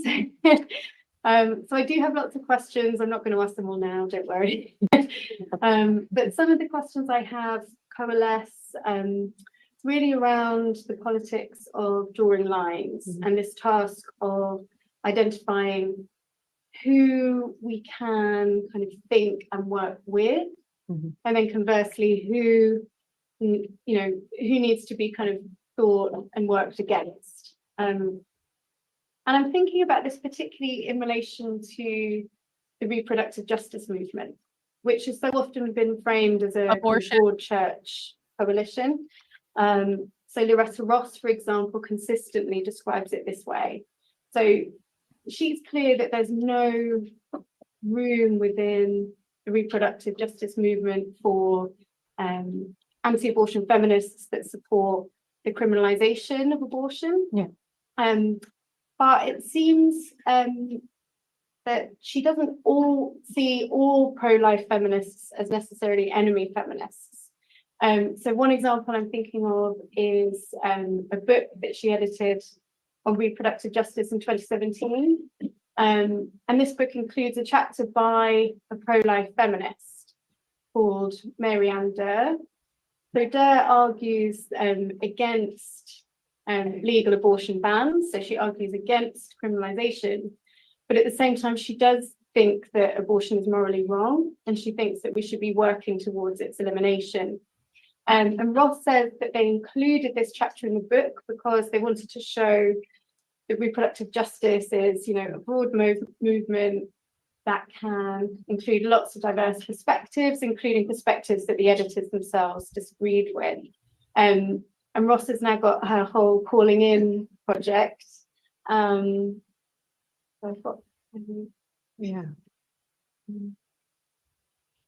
she said, so this is a project where she's arguing that we have to be kind of looking at calling in our political opponents rather than calling them out. And she says it's about trying to convince people with different politics that they aren't each other's enemies. And that's a quote from a New York Times interview that she did. And so I'm just wondering how this kind of approach sits in relation to the more militant approach, I think that's growing amongst other pro-abortion. Hang on, I just want to answer a comment over on Rumble. Jigsaw Massacre, I'm sorry I didn't see this earlier. Jigsaw Massacre says, seems like the only hierarchy they acknowledge is your level on the scale of oppression. They want to flatten that hierarchy too. The point of abolishing capitalism is to flatten the oppression hierarchy. They believe all hierarchies are based on oppression. They believe capitalism is the ultimate oppression. Capitalism creates all other forms of oppression. The goal of abolishing capitalism is to level the hierarchy completely so there is no oppression.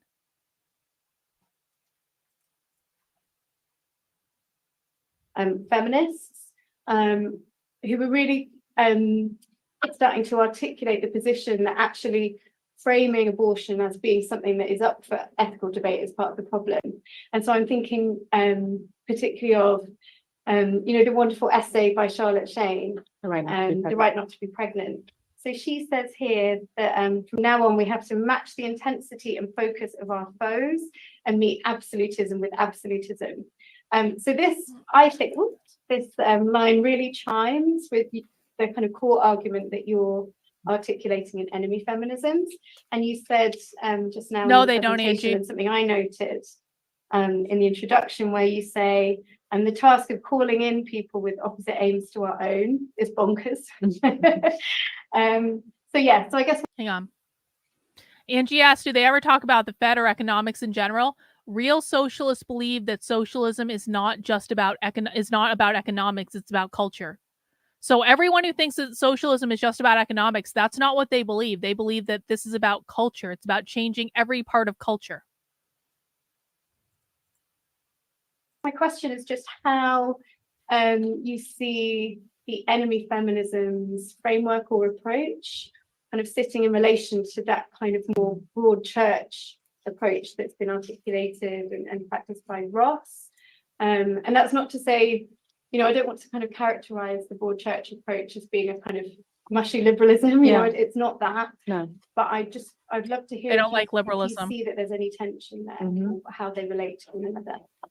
So Amazing. Yeah, thank you. Great. I'll tell you exactly what their position on mandatory jabs was. It was that for the good of the collective, you will get vaccinated because they believe in community care. They believe in everyone protecting everyone else, everyone doing the right thing by everyone else. In this case, they define the right thing as getting vaccinated and wearing a mask. This is why to this day, they still mandate mask wearing at their events, because they to this day still believe that the COVID pandemic is a real thing. You're trying very hard, Angie, to dunk on the libs. That's what you're trying to do. I'm just gonna be honest. You're trying very hard to dunk on the libs right now, but like, if you were listening to the explanations I give, you would understand all this stuff. They believe in collective care. Sophie literally wrote a book called Full Surrogacy Now, in which surrogacy is defined as everyone taking care of everyone else. We are all part of the collective. In this case, taking care of everyone else meant getting the vaccine. However, ironically, socialist events that I went undercover at did not actually mandate the vaccine. They mandated a test, they mandated mask wearing, but they did not actually mandate the vaccine. So there was still some level of choice with them, but they really did believe that it was your responsibility. Like, if you could get vaccinated, you should get vaccinated. Nuritu, just wondering, has there been any update on the Red May claim? I don't think so. It's not actually that big of a deal if that video stays down. I don't actually care that much about it anymore. But I have not seen an update as of yet. I like, it's bizarre to me that that video got taken down. It's so weird. It wasn't anything, but you know, whatever. It's not that big a deal. Loomer is going to be on no Monday. I'm covering the DNC, man. I can't. I got to cover the DNC. I appreciate you trying to get me to fight with Laura Loomer, but I got to. I'm going to be covering the DNC all next week. Great question. Great. Shall I? Yeah. I'll go next. Okay.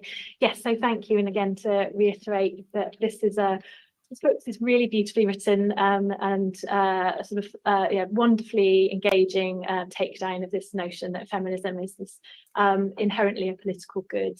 And so I've been thinking about it and reading about it from my sort of position within feminist media and cultural studies, and thinking about how this book can really help us to think through some of the maybe foundational ways of thinking about the way that feminism particularly sort of manifests in media and popular culture.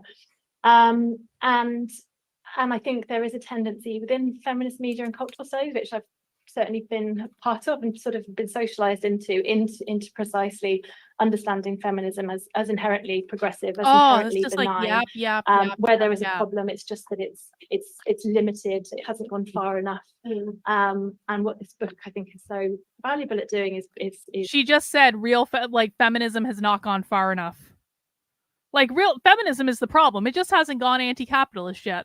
Into precisely understanding feminism as inherently progressive, as inherently benign. Where there is a problem, it's just that it's limited, it hasn't gone far enough. And what this book I think is so valuable at doing is taking down that notion and actually showing how it's precisely co-implicated. It's a university in London.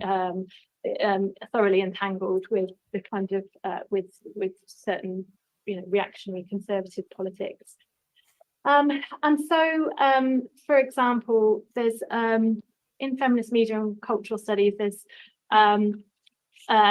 really excellent work which I use a lot by scholars such as Angela McRobbie and Rosalind Gill and Sarah Benny-Weiser and others who think about the problem with feminism as it manifests in popular media and culture is that it's sort of hyper individualistic, and what we need to get back to is, and it's therefore kind of like politically powerless. It's kind of toothless.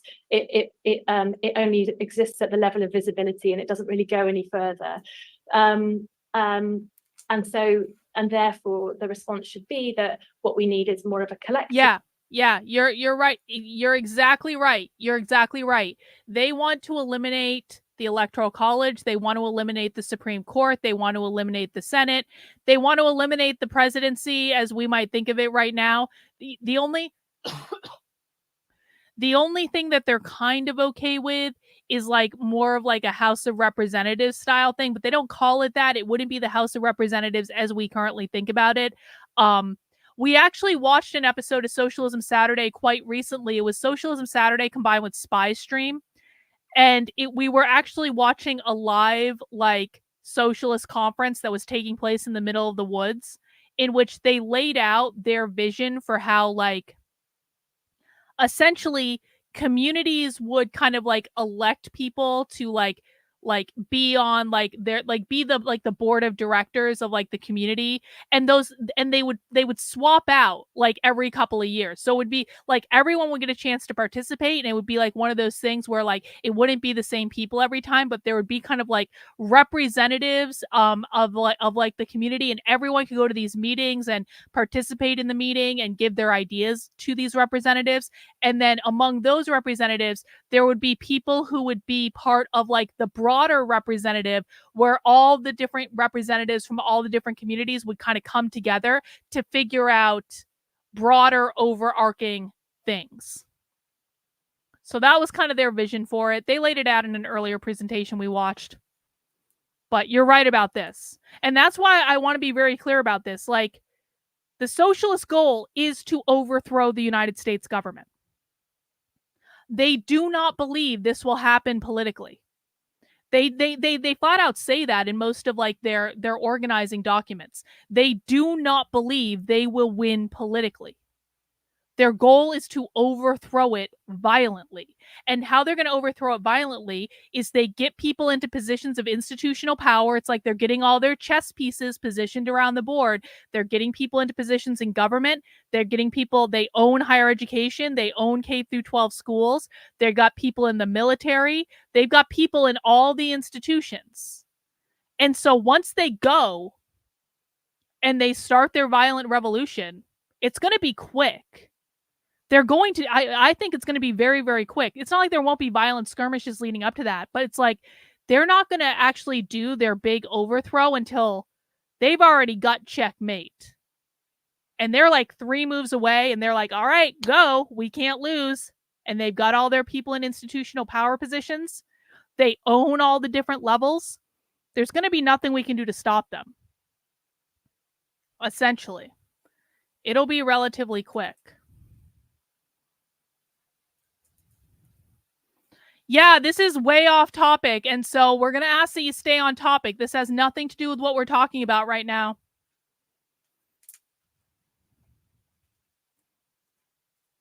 Feminism, we need a kind of angrier type of feminism, which is kind of more substantive, more powerful, that doesn't merely call for individual empowerment, but struggles towards a different kind of society. And I think what's really valuable in Sophie's book is that what is illuminating a problem with this is in that for many enemy feminisms, such as TERFism, individualism is also like posed as being a problem. So as Sophie already mentioned, gender critical feminists see gender identity as a form of individualism that holds ordinary women in contempt. And many of these enemy feminisms, are not sort of only individualistic. They also have this vision of a kind of ideal social order, such as these women who, as you say so beautifully, have participated feministly in racial domination on a planetary scale. So I think what the book does is point to some of maybe the limitations and some of the theoretical tools that we have for understanding how feminism can be problematic. And I was also thinking, there's Fluffy cat. I know you came in late. So I'm going to define it again just for you. And the reason I say that is within the first hour of this presentation, I literally had to define the term capitalism like 5 or 6 times. So I'm really doing you a favor here, bro. Okay? Because I know you came late. I don't mind doing it. The definition of capitalism is private property ownership.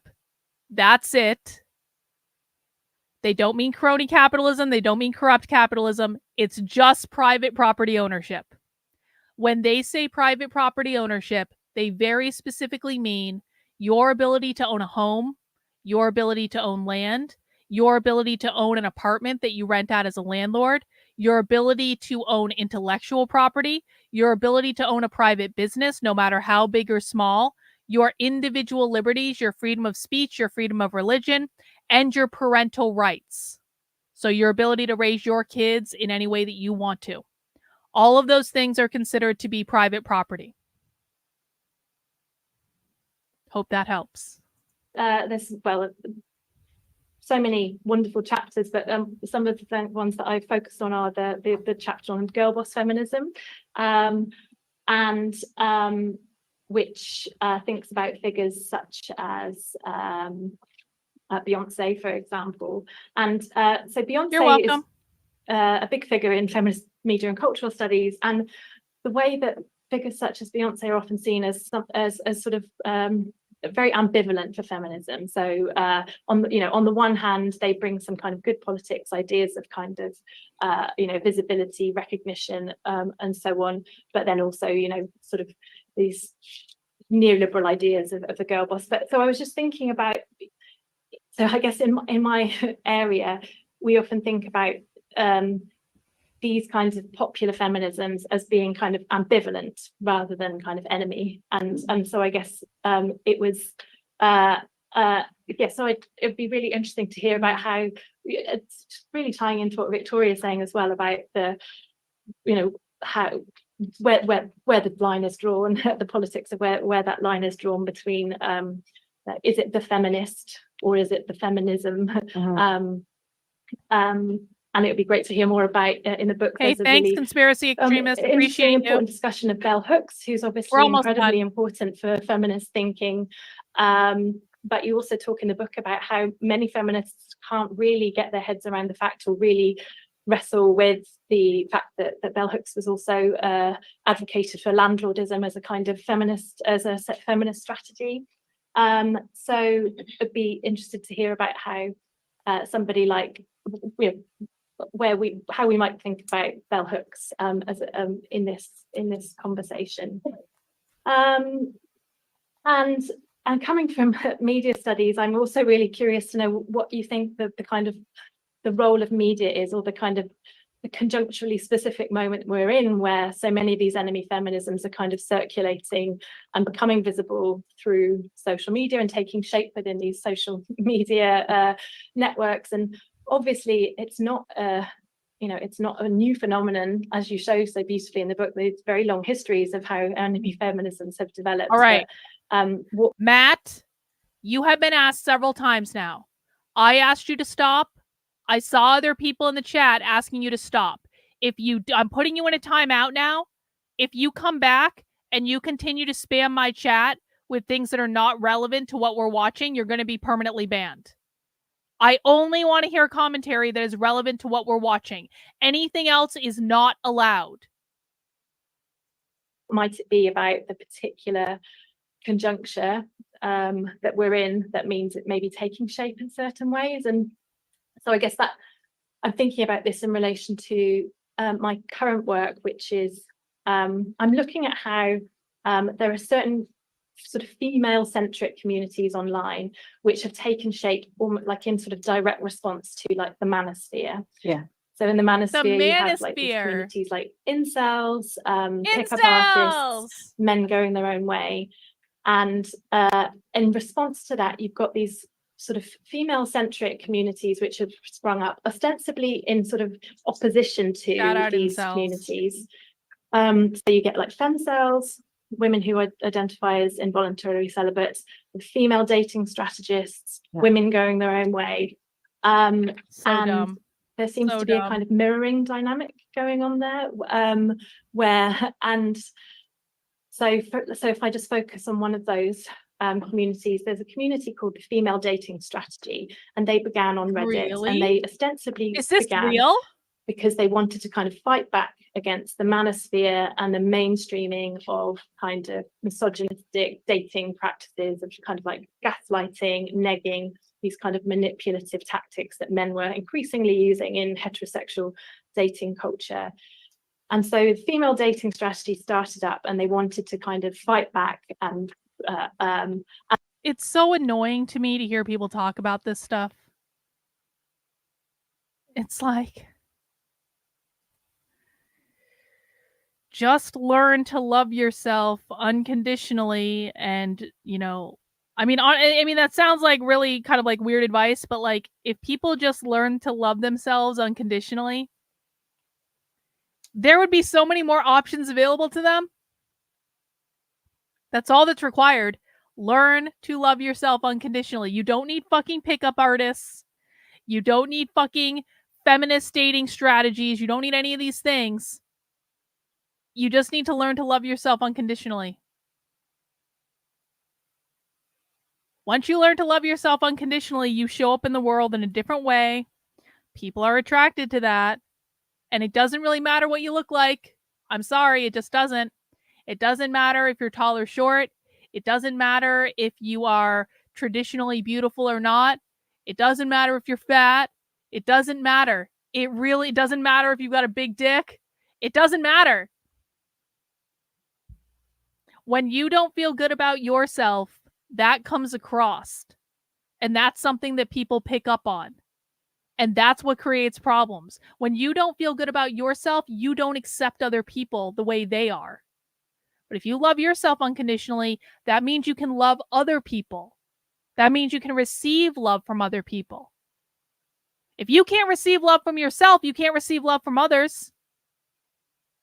I know it's like, it's a little bit more complicated than just like snapping your fingers, and I get that. I really, really do. But this whole idea that you need like MGTOW or men going their own way or like pickup artists or like all this bullshit or like feminist dating strategy, like whatever. It's just like, it's actually just making the problem worse. Just learn to love yourself unconditionally. Start there. It starts with you. It is internal to you. What you put out in the world starts with how you see yourself. How you treat others is a reflection of how you feel about yourself. Yeah, I agree with this. The internet broke dating. Online dating broke dating. Online dating is awful. It is a bad idea. And explicitly call themselves feminist. A bit like you, Victoria, I was listening to a podcast one day by the Female Dating Strategy, and I thought, oh, this is really interesting. It's this new feminist podcast for you know, I have some friends who could listen to this. They need some strategies for how to deal with dating, because it's so awful for so many people. So using like the language of feminism, sisterhood, using figures like Audre Lorde and sort of quotes from Audre Lorde about community and sisterhood. So it kind of has this sort of veneer of progressive sort of feminism.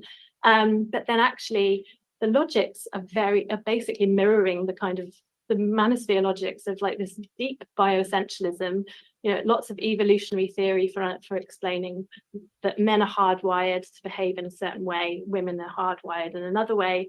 So, you know, it's often sometimes overtly transphobic, but always kind of implicitly transphobic because of this incredibly bioessentialist idea of how gender works. And so it's this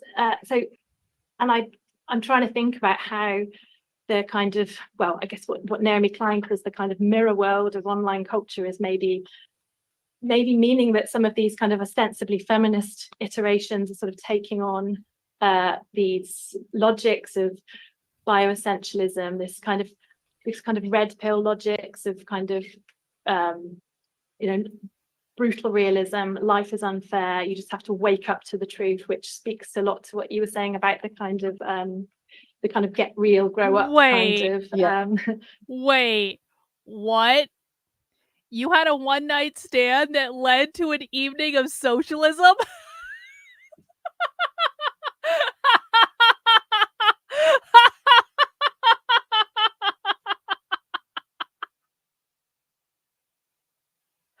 You know what? Good for you, Dragon Ball.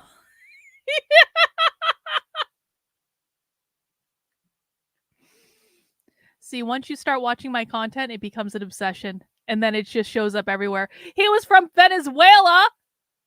I bet you learned a lot about socialism from him.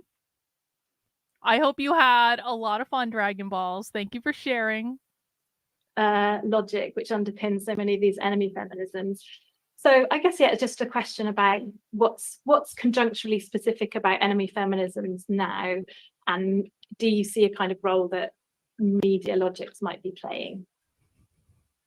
Wow, sorry, that's a lot of that's a lot of questions.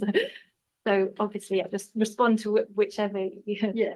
Thanks. And I'm so curious to hear the rest of yours as well. It's just these were wonderful comments.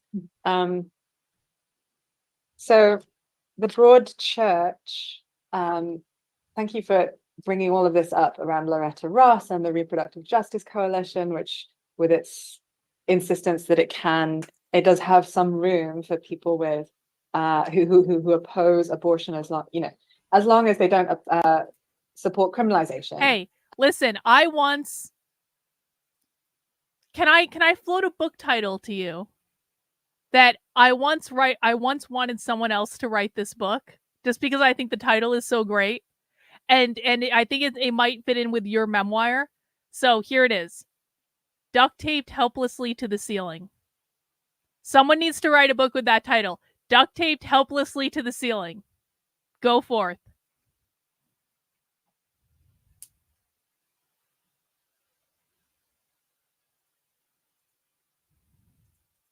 And the thing I always think about that when people say it, which is, it might seem facetious, but I always wonder what the church metaphor, I know it's really common. I know it's really common in politics to talk about a church, a broad church. What do churches want to do? Do they have a project in the world, or is it a place of prayer? I genuinely wonder if it would clarify things if we agreed that the church, the building we're putting this metaphor in, has to have a defined purpose. Now, reproductive justice presumably is the church here, but does reproductive justice, as I believe it must, in order to fulfill its definition of the freedom to gestate, to not gestate, and to raise the children we have in a safe and healthy environment. Now, that to me is a description, if you go far enough into what some of those descriptors like safe would mean, that I can make that mean. I'm sort of misspeaking there. I think the proper way of interpreting that is that it necessarily means the deprivatization of care, the communization of care outside of the private nuclear household. I think, of course I would say that. This is why Sophie wants to abolish the family. I told you guys earlier, the reason Sophie wants to abolish the family is not because she has mommy and daddy issues. It's not because she doesn't want kids or anything like that. Although I don't know that she has kids, but it's not any of that. Sophie believes in the communization of care. Everyone cares for everyone else. Everyone has access to all the resources. Sophie believes that the nuclear family restricts the care that you have access to based on your family's private property. Rich people have better access to healthcare than poor people. Therefore, by communizing care, by abolishing the nuclear family, everyone has access to greater levels of care. Sort of misspeaking there. I think the proper way of interpreting that is that it necessarily means the deprivatization of care, the communization of care outside of the private nuclear household. I think, of course I would say that because my reading of feminism as a historic project is that its antagonist, in a sense, its proper antagonist is the private household. That's what I think feminism is, you know, in a sense, the deprivatization of care. Of course, that's not what everyone has said feminism is, as I've indicated, right?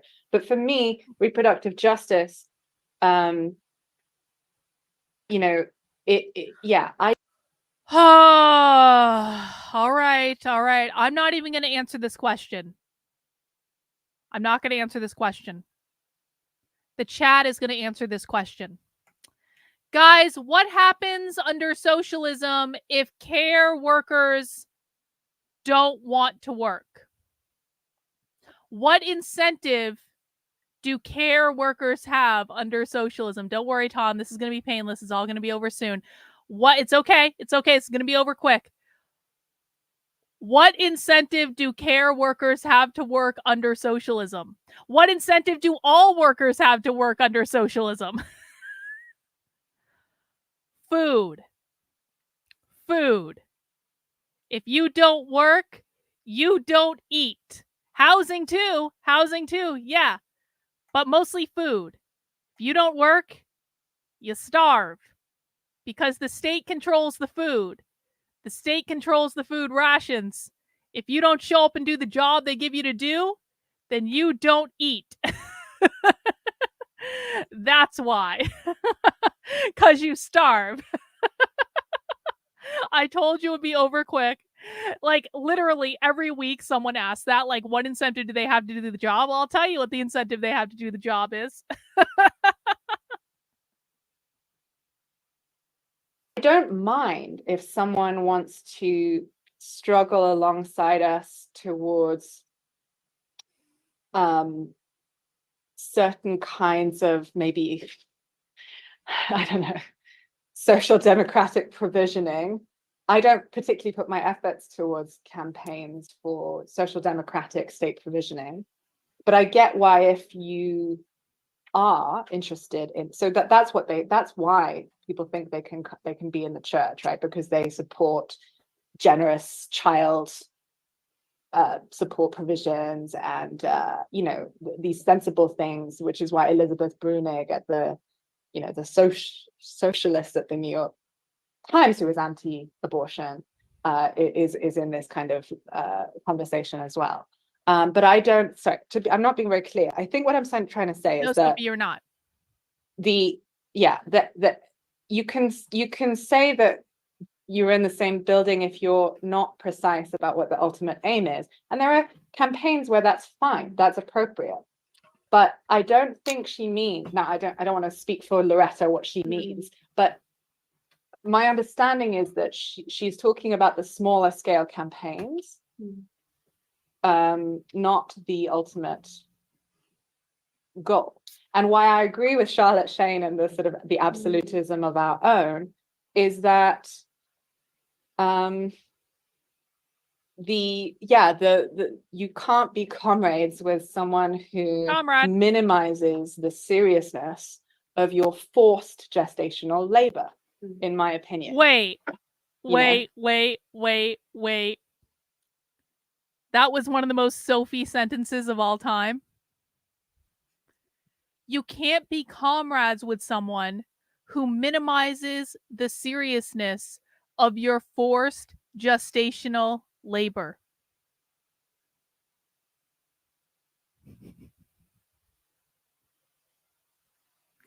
Sophie. That means that if you don't support unlimited abortion on demand up to birth, you are not a real socialist. Or feminist in that case. Again. You can't be comrades with someone who minimizes the seriousness of your forced gestational labor, in my opinion. You know, someone who minimizes the violence involved in forcing someone to birth cannot be in my church. And I don't go to church. That's because being a comrade is her form of church. I don't know. That's kind of what I would say about that. And I think it's a false, I don't know, it's like, I don't know, what's the word? Like a false economy or something. Like it's a false perception of a gain, I would say. It might, yeah. But then also the other comment also probably something about the possibility of making those alliances for specific, you know, legal battles or whatever. Sure, that's what politics, I mean, you know, yeah, there are all kinds of people who fight on other issues who are coming together against genocide right now. Exactly. And that's appropriate. Literally violence. Yeah. No, I think that distinction between kind of short-term and long-term aims. Yeah. I think that's really helpful. And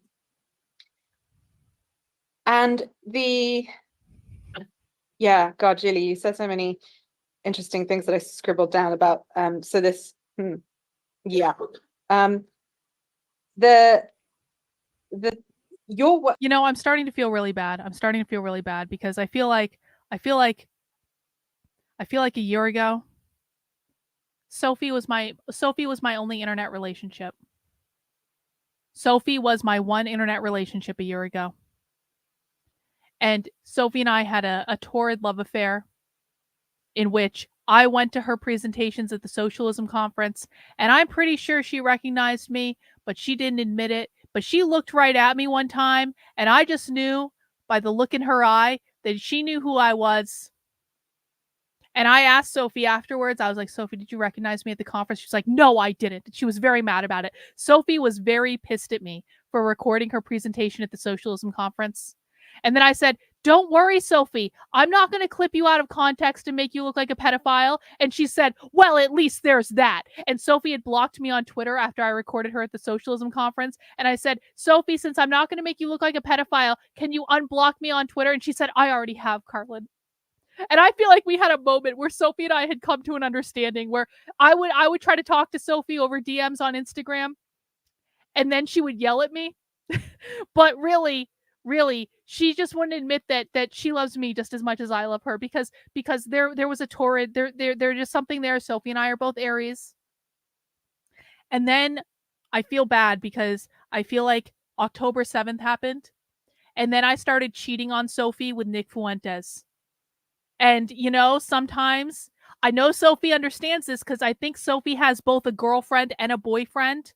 I'm pretty sure Sophie's polyamorous and she has a girlfriend and a boyfriend just based on her Instagram. She has like a live-in girlfriend, but there's also just a guy that's around a lot that Sophie sometimes seems to be naked with. And so that's all I'm saying. And so I feel like I started cheating on Sophie with Nick Fuentes after October 7th. And then Big Tech came into the picture and he just fucked everything up. And I feel like in the midst of my internet romance with Nick Fuentes, where Nick and I were bantering on Twitter, and then somehow I became friendly with him and the Groypers, and then somehow I got invited to AFPAC, and then Big Tech was trying to worm his way in there because Big Tech hates Nick Fuentes, and Big Tech was trying to get me to take his side against Nick.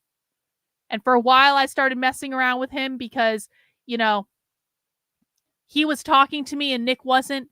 Not that Nick and I weren't on the outs or anything. I don't want anyone to think that. We've never been on the outs. But, you know, Nick is a busy guy. Big Tech is not a busy guy. He doesn't have anything going on. And so he had more time to fuck around with me on the internet. That's all I'm saying. Sometimes the internet boyfriend is really busy and he has a good job and he has a lot of people he has obligations to. And so while the internet boyfriend is busy, you pick up an internet side piece that's kind of like unemployed and doesn't really have a lot going on. And you hang out with the internet side piece because the internet boyfriend's busy, and, you know, you respect that and you understand that, but you need something, okay? And I feel like my point is, in the midst of running away and having a torrid fling with Nick Fuentes and then with Big Tech, I feel like I neglected Sophie. Yeah, exactly. Big Tech is basically the pool boy. Exactly. And I feel like watching this presentation and Sophie being so Sophie, it's brought me back. It's brought me back to my roots. And I feel like I need to double down on getting Sophie on my channel. You know, you know what? I really took Sophie for granted. I was like, you know what? Sophie's always going to be there. She's always going to be there. She's going to be doing her thing. We're always going to be able to get our Sophie moments. It's going to be, you know, and sometimes when someone is just always there and they're always consistent, sometimes you take them for granted.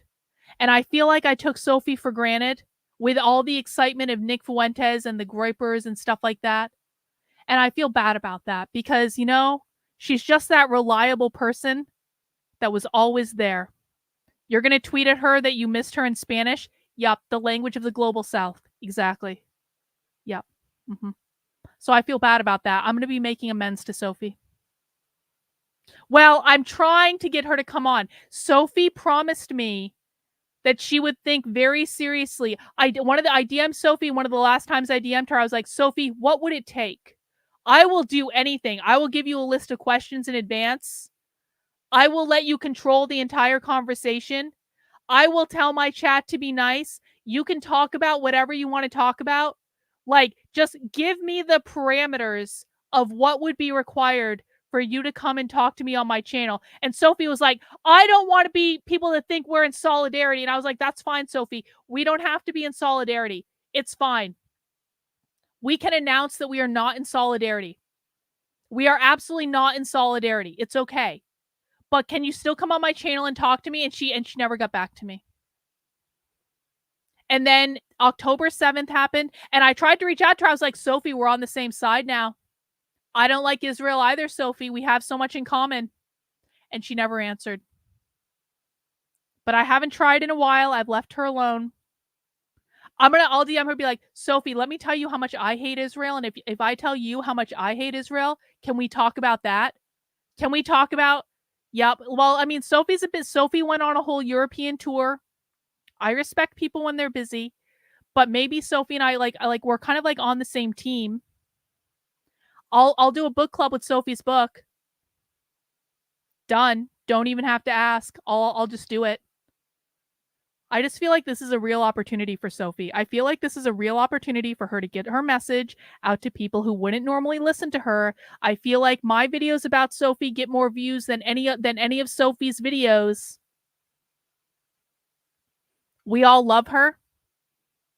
We would be very nice to her. We would all be very excited for her to be here. If Sophie showed up on my channel to talk to me, Sophie would be treated like a rock star.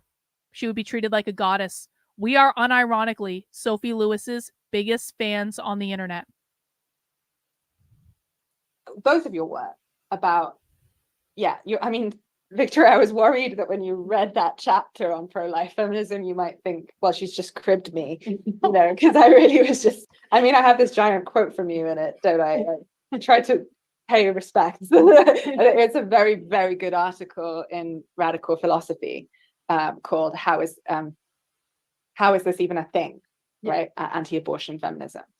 And, everything Victoria just said, I think that's right. The thing that most feminists have said about pro-life feminists' claims to having a long lineage in feminism is that's nonsense. And there was a sort of fight going on about how, Susan B. Anthony would not have been pro-life, or whatever. And I kind of looked into that a bit, and it's just, no, our team is wrong on this.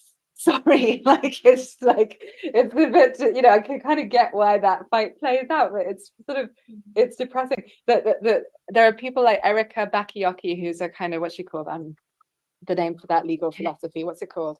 A Catholic, the form of, anyway, there's a revival of a certain kind of social democratic, Wollstonecraftian Catholicism. And Brunig is also kind of wrapped up in this.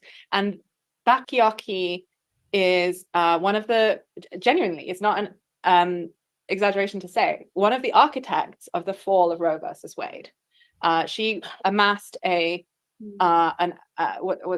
amicus brief with loads and loads and loads of feminists to make the feminist case to the Supreme Court about how women are only harmed by abortion. And it is this culture of cheapness. And it sounds very lefty in certain moments, if we really valued life and we weren't neoliberal, work obsessed, you know, market-oriented individuals who didn't value care, then we would obviously not kill innocent fetuses. And Victoria does an amazing job of really thinking about what it is that is being said here. Like, how far down that road in that church can you go with someone? Lots of mixed metaphors. What's the point where the things that sound like they're the same become this, become the of fools thing, right? The very scary fascist. Well, interesting question. Okay, for the groypers in the chat, this is your time to shine. Fluffy Cow Respector, I'm looking at you. I think there might be some other groypers here as well. Has feminism been a leftist / socialist all along, first wave and second wave, or have current socialists just co-opted it?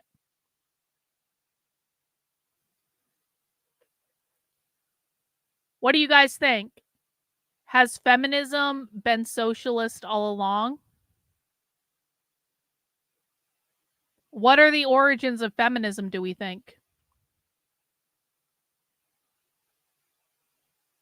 Maybe all the groypers left at this point. They got bored. We've been going for over 4 hours. It's almost over.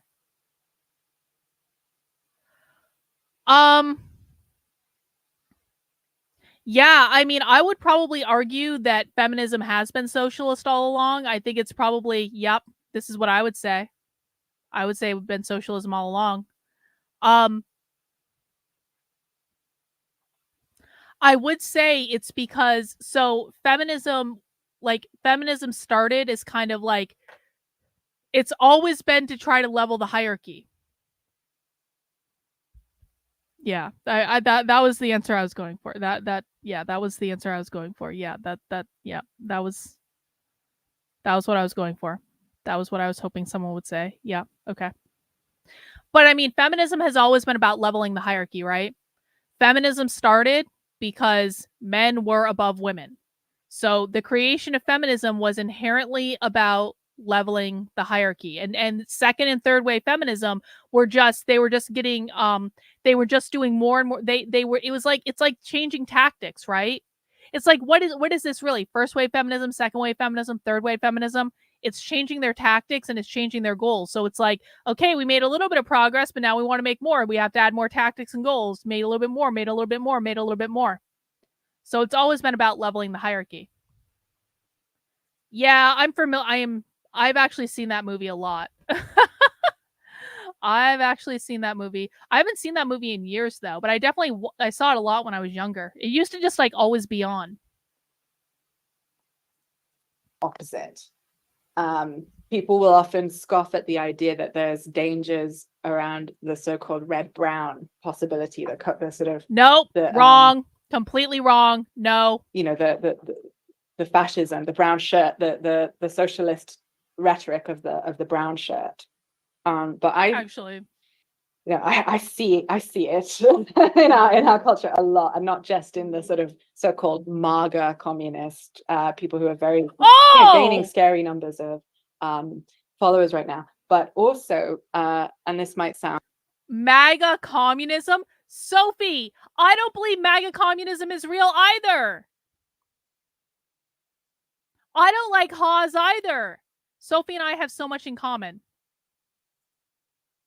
I can't believe she brought up fucking MAGA feminism. Are you shitting me? Sophie pretends to not be plugged into what's going on Twitter, but Sophie is plugged into what's going on Twitter. She pretends not to see when I tag her in things, but I promise you, she sees when I tag her in things. Yeah, I see it in our culture a lot, and not just in the sort of so-called MAGA communist people who are very gaining scary numbers of followers right now, but also, and this might sound a bit nuts. Sophie hates Jackson Hinkle. A little bit, even in moments, fringes of the trad wife cultural Now that I'm sounds gonna be really like, not Sophie, right. I does hate it? Because MAGA how could you communism possibly say too. there's anything left in that mix, right? But if you look at it, there's often talking points about the around the domination of work and the desire to find some kind of well, it's, you know, it's obviously still work, and sometimes they even admit that, to be in the home, but the narrative that they're pushing, which is quite attractive to many people, alienated, overworked, and disgusted with the sort of pressures, the violence of the work, of the wage relation, is that, you know, in your homestead with your you know, hideous print dress and your you know, your inexplicably handmade like mozzarella or whatever, you have some respite, right, from the from all of that, and that's something quite dangerous for the left not to have its own coherent anti-work answer to, right, a version of, right. Anyway, and that's why I think, anyway, so your work, Gilly, on femcells and the reactionary feminists, and this really peculiar female dating strategy set of discourses that calls itself feminist, and which I too would be hard pressed a while ago, you know, to see what could possibly be the case for its feminisness. I think you're right that there's this mirroring dynamic. So yeah, so, you know, if what's he called, Andrew Tate, says that XYZ is good for men, i.e. I don't like Andrew Tate either, Sophie. For men? Like he's an asshole. Domination, I think that's what he says. I think so. Yeah, and certainly, you know, like eating pussy is gay, right? Well, it is. Yes. And so the nothing could be gayer. Literally, nothing could be. Just yes, having correct. sex without having children. God, you have to get somebody pregnant. That was a little too aggressive, Sophie. I have to tell you, the thing that prevents me from being a lesbian is I'm terrified of eating pussy. Terrified. That was just a little aggressive. Hearing, I just like, I really was like, no, yeah. I mean, it is literally gay. Eating pussy is literally gay. It is. But Sophie lives with a woman, so of course, like, you know, she doesn't mind that. But like, I just have to say that I wasn't. That was a little much, Sophie. Okay. No, it's not. No, woman. Well, Sophie identifies as a they them, but Sophie is in fact a woman. Yeah, and certainly, you know, like eating pussy is gay, right? Yeah. And so the nothing could be gayer. Just having sex without having children is gay. You have to get somebody pregnant, otherwise that's what he said recently. Really? Yeah. He said it's just pee-pee sex because your semen is not impregnating anybody. That's what he said. That sounds like something Andrew Tate would Anyway, say. that's an aside. Extraordinary. So yeah, I mean, I think sorry. No. Sophie, if you want to come on my channel and complain about Andrew Tate, we could do a whole stream on that. I'll complain about Andrew Tate with you. I hate Andrew Tate. Andrew Tate blocked me on Twitter for calling him a narcissist. He really did too. I can't see his Twitter.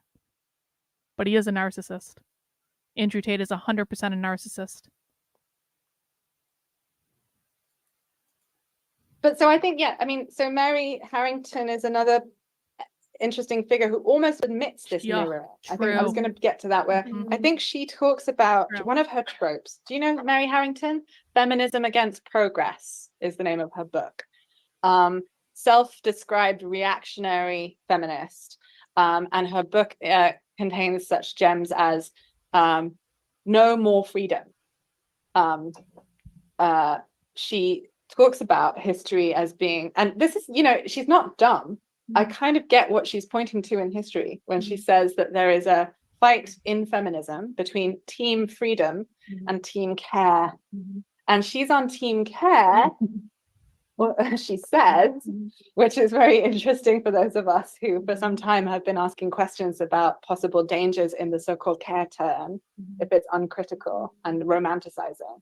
Because Mary Harrington, the worst person on earth, is team care in her own mind, because she thinks that care is being not, and Louise Perry too, not asking of your nature something that is not sort of good for it. So women need to just get real about our skulls being smaller and our and weaker and crushable by Tate-like thumbs, and you know, our cells have We're these almost done, John. desires for babies, and being good to that means sort of, I'm almost thinking of it as like making yourself into the shape that Andrew Tate's shape is best fitted to look after, like a sort of so what's good for women is being possessively, abusively contained, maybe. Sorry, I'm actually riffing really stupidly right now, sorry. But I think the case she's making about, you know, a certain kind of opposition. So in my book, I talk about the tensions that sometimes arise between care and autonomy, and I try and put both, that, you know, some species of Marxist that I maybe am. I think that's how one has to think about dialectics of care and autonomy. I try and put both in my definition of love. I say in Abolish the Family that to love is some kind of simultaneous striving for someone's maximal immersion in care, insofar as care is possible in the present historic circumstances, as well as their maximal immersion in a kind of autonomy. And I think that, I mean, maybe that's why this species of Marxism that I embody maybe is utopian. I don't think utopia is a bad word. I think there are colonial utopias, decolonial utopias.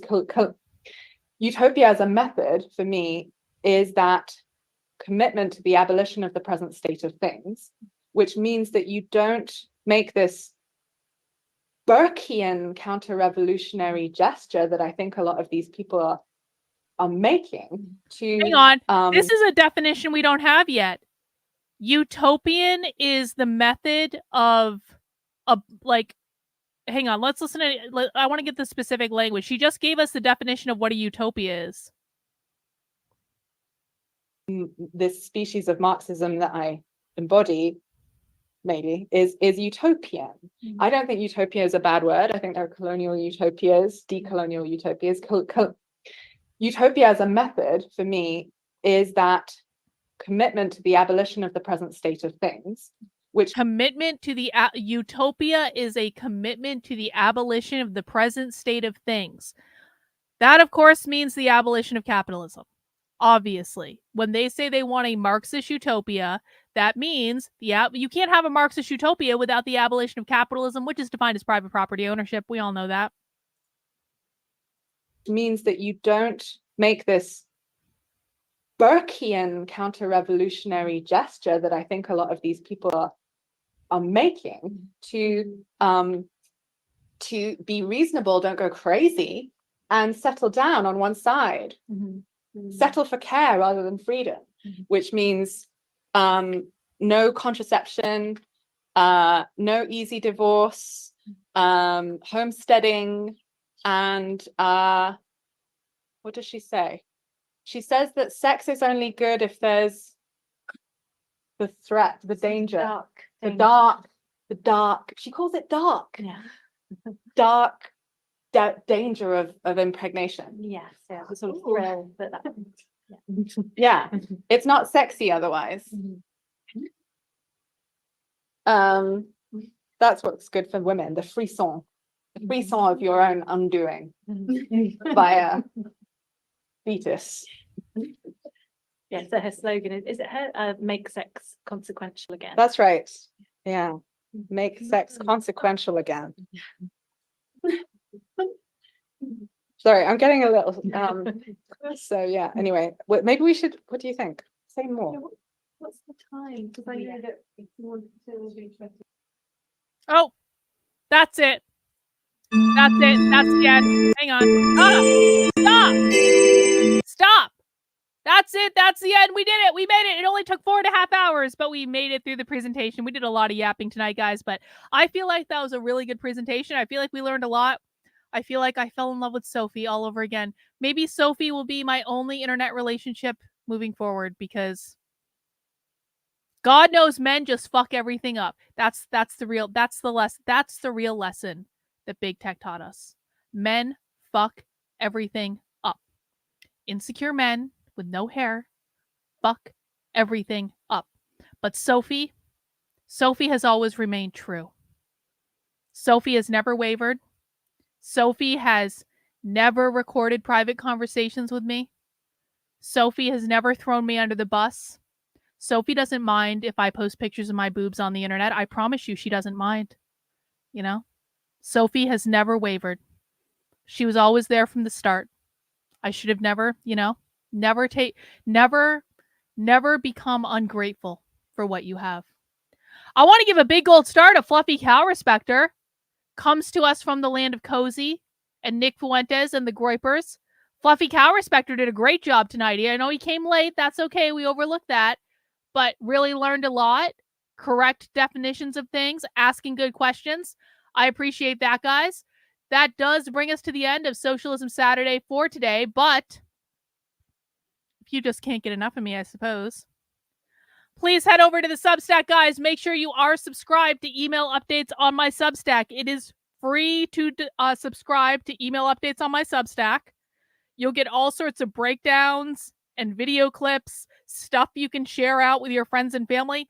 Guys, the reason that I do this stuff is so that you can learn and then you can teach other people, because that's the way this all works. The only way we start beating this back is if you learn and then you teach other people. Okay? So make sure you're subscribed to the Substack, especially if you're new. It will really supplement your understanding. There's video clips. There's my How to Speak Socialist presentation. There's spy streams. There's all sorts of stuff. I do not stream on Sundays, but tomorrow, what we do on Sundays is we do movie night. We are going to be watching Better Off Dead in the supporter Discord at 8 p.m. How do you get access to the supporter Discord, you ask?